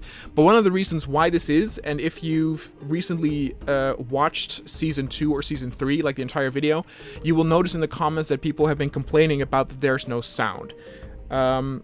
The reason for this is because I used music that I got from a channel where it stated that this was copyright free and this was no issue, but I learned a hard lesson there, that even if people write stuff like that, it's not on black and white. So after a few years, I guess they changed their mind and they gave some copyright claims, so YouTube muted it. So, you know, that I could still get revenue from the video. But of course, that did make it to where the viewing experience, of course, became less. So because of that, I managed to tweak the audio, add some other music that would not be an issue, and will re-upload Season 2, 3, and 4. Well, actually, 4 has never been uploaded, but I will re-upload Season 2 and 3 in the next 2 weeks with fixed audio. So all of the dialogue or narration will still be in there. So if you've never actually seen the full version, then I will highly recommend you to check those videos out again, because they are very, very cool. I love Seasons 2 and 3. They're very different from the first, more vanilla type one. And I do some pretty creative stuff with the ones, especially in Season 3, where people have been saying comments why I don't use the Safari mode that has been added in the game. But what people don't realize is that when I made that season, they didn't have the Safari truck or the Safari tour thing yet. So the fact that I made a Safari park with that game, even though it didn't have Safari things in it, I thought was pretty clever. But so what are my future plans? First of all, the next season will first be uploaded to the Dino Tales channel. The Dino Tales channel will be in the description down below. I highly recommend you to please go check that out and subscribe to that channel. I will do dinosaur Let's Plays, dinosaur cinematics, narrative content. Of course, I have a lot of dinosaur games also upcoming, so that will be also there. And eventually, then after that, some of the summaries will be uploaded to the Konoha channel then as well.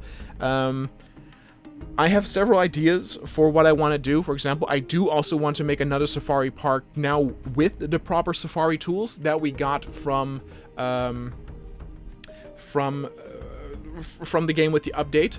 I of course also want to explore more of the modded dinosaurs that have been added, but what I am going to do, I think, for the next season will be a lot shorter again. It might be about 5, 6, 7 episodes, but I want to try and make a sort of like prehistoric zoo only with non-dinosaurs. Now, hold on before you think, oh, but the reason why I'm watching these series is because of the dinosaurs. But hold on, again, it's not going to be a super long season, and they've added some really cool creatures that were not even featured in this season. Like, they have the giant centipede, like the prehistoric centipede thing that you might know if you've played Ark Survival Evolved. They have like the big, sorry, I don't, on the top of my name, I don't know all the names for all the mammals and stuff, but they have like the giant monkey or the giant ape that looks like a giant orangutan. They have the dodo bird that I didn't add in this thing, and many more. They recently added like a prehistoric like cheetah looking thing. I don't think it's a saber tooth, but again, many mammals and other non-dinosaurs have been added, and so I think it would be very cool to make a zoo only with these prehistoric mammals and non-dinosaurs to see what's out there and how far we can go. I've written down the non-dinosaur creatures that I saw on the Nexus mod, and I think I came around, I don't know, 14 or 15 different creatures, so that's definitely enough content, enough creatures for a few episodes here and there. And I think it would also be cool. I know that people have been asked for a zone where I will mix, for example, the mammoths and the woolly rhinos, so we can also actually do that. So that's actually going to be very cool. So yeah, that's pretty much about it, and that's what I have planned for the future.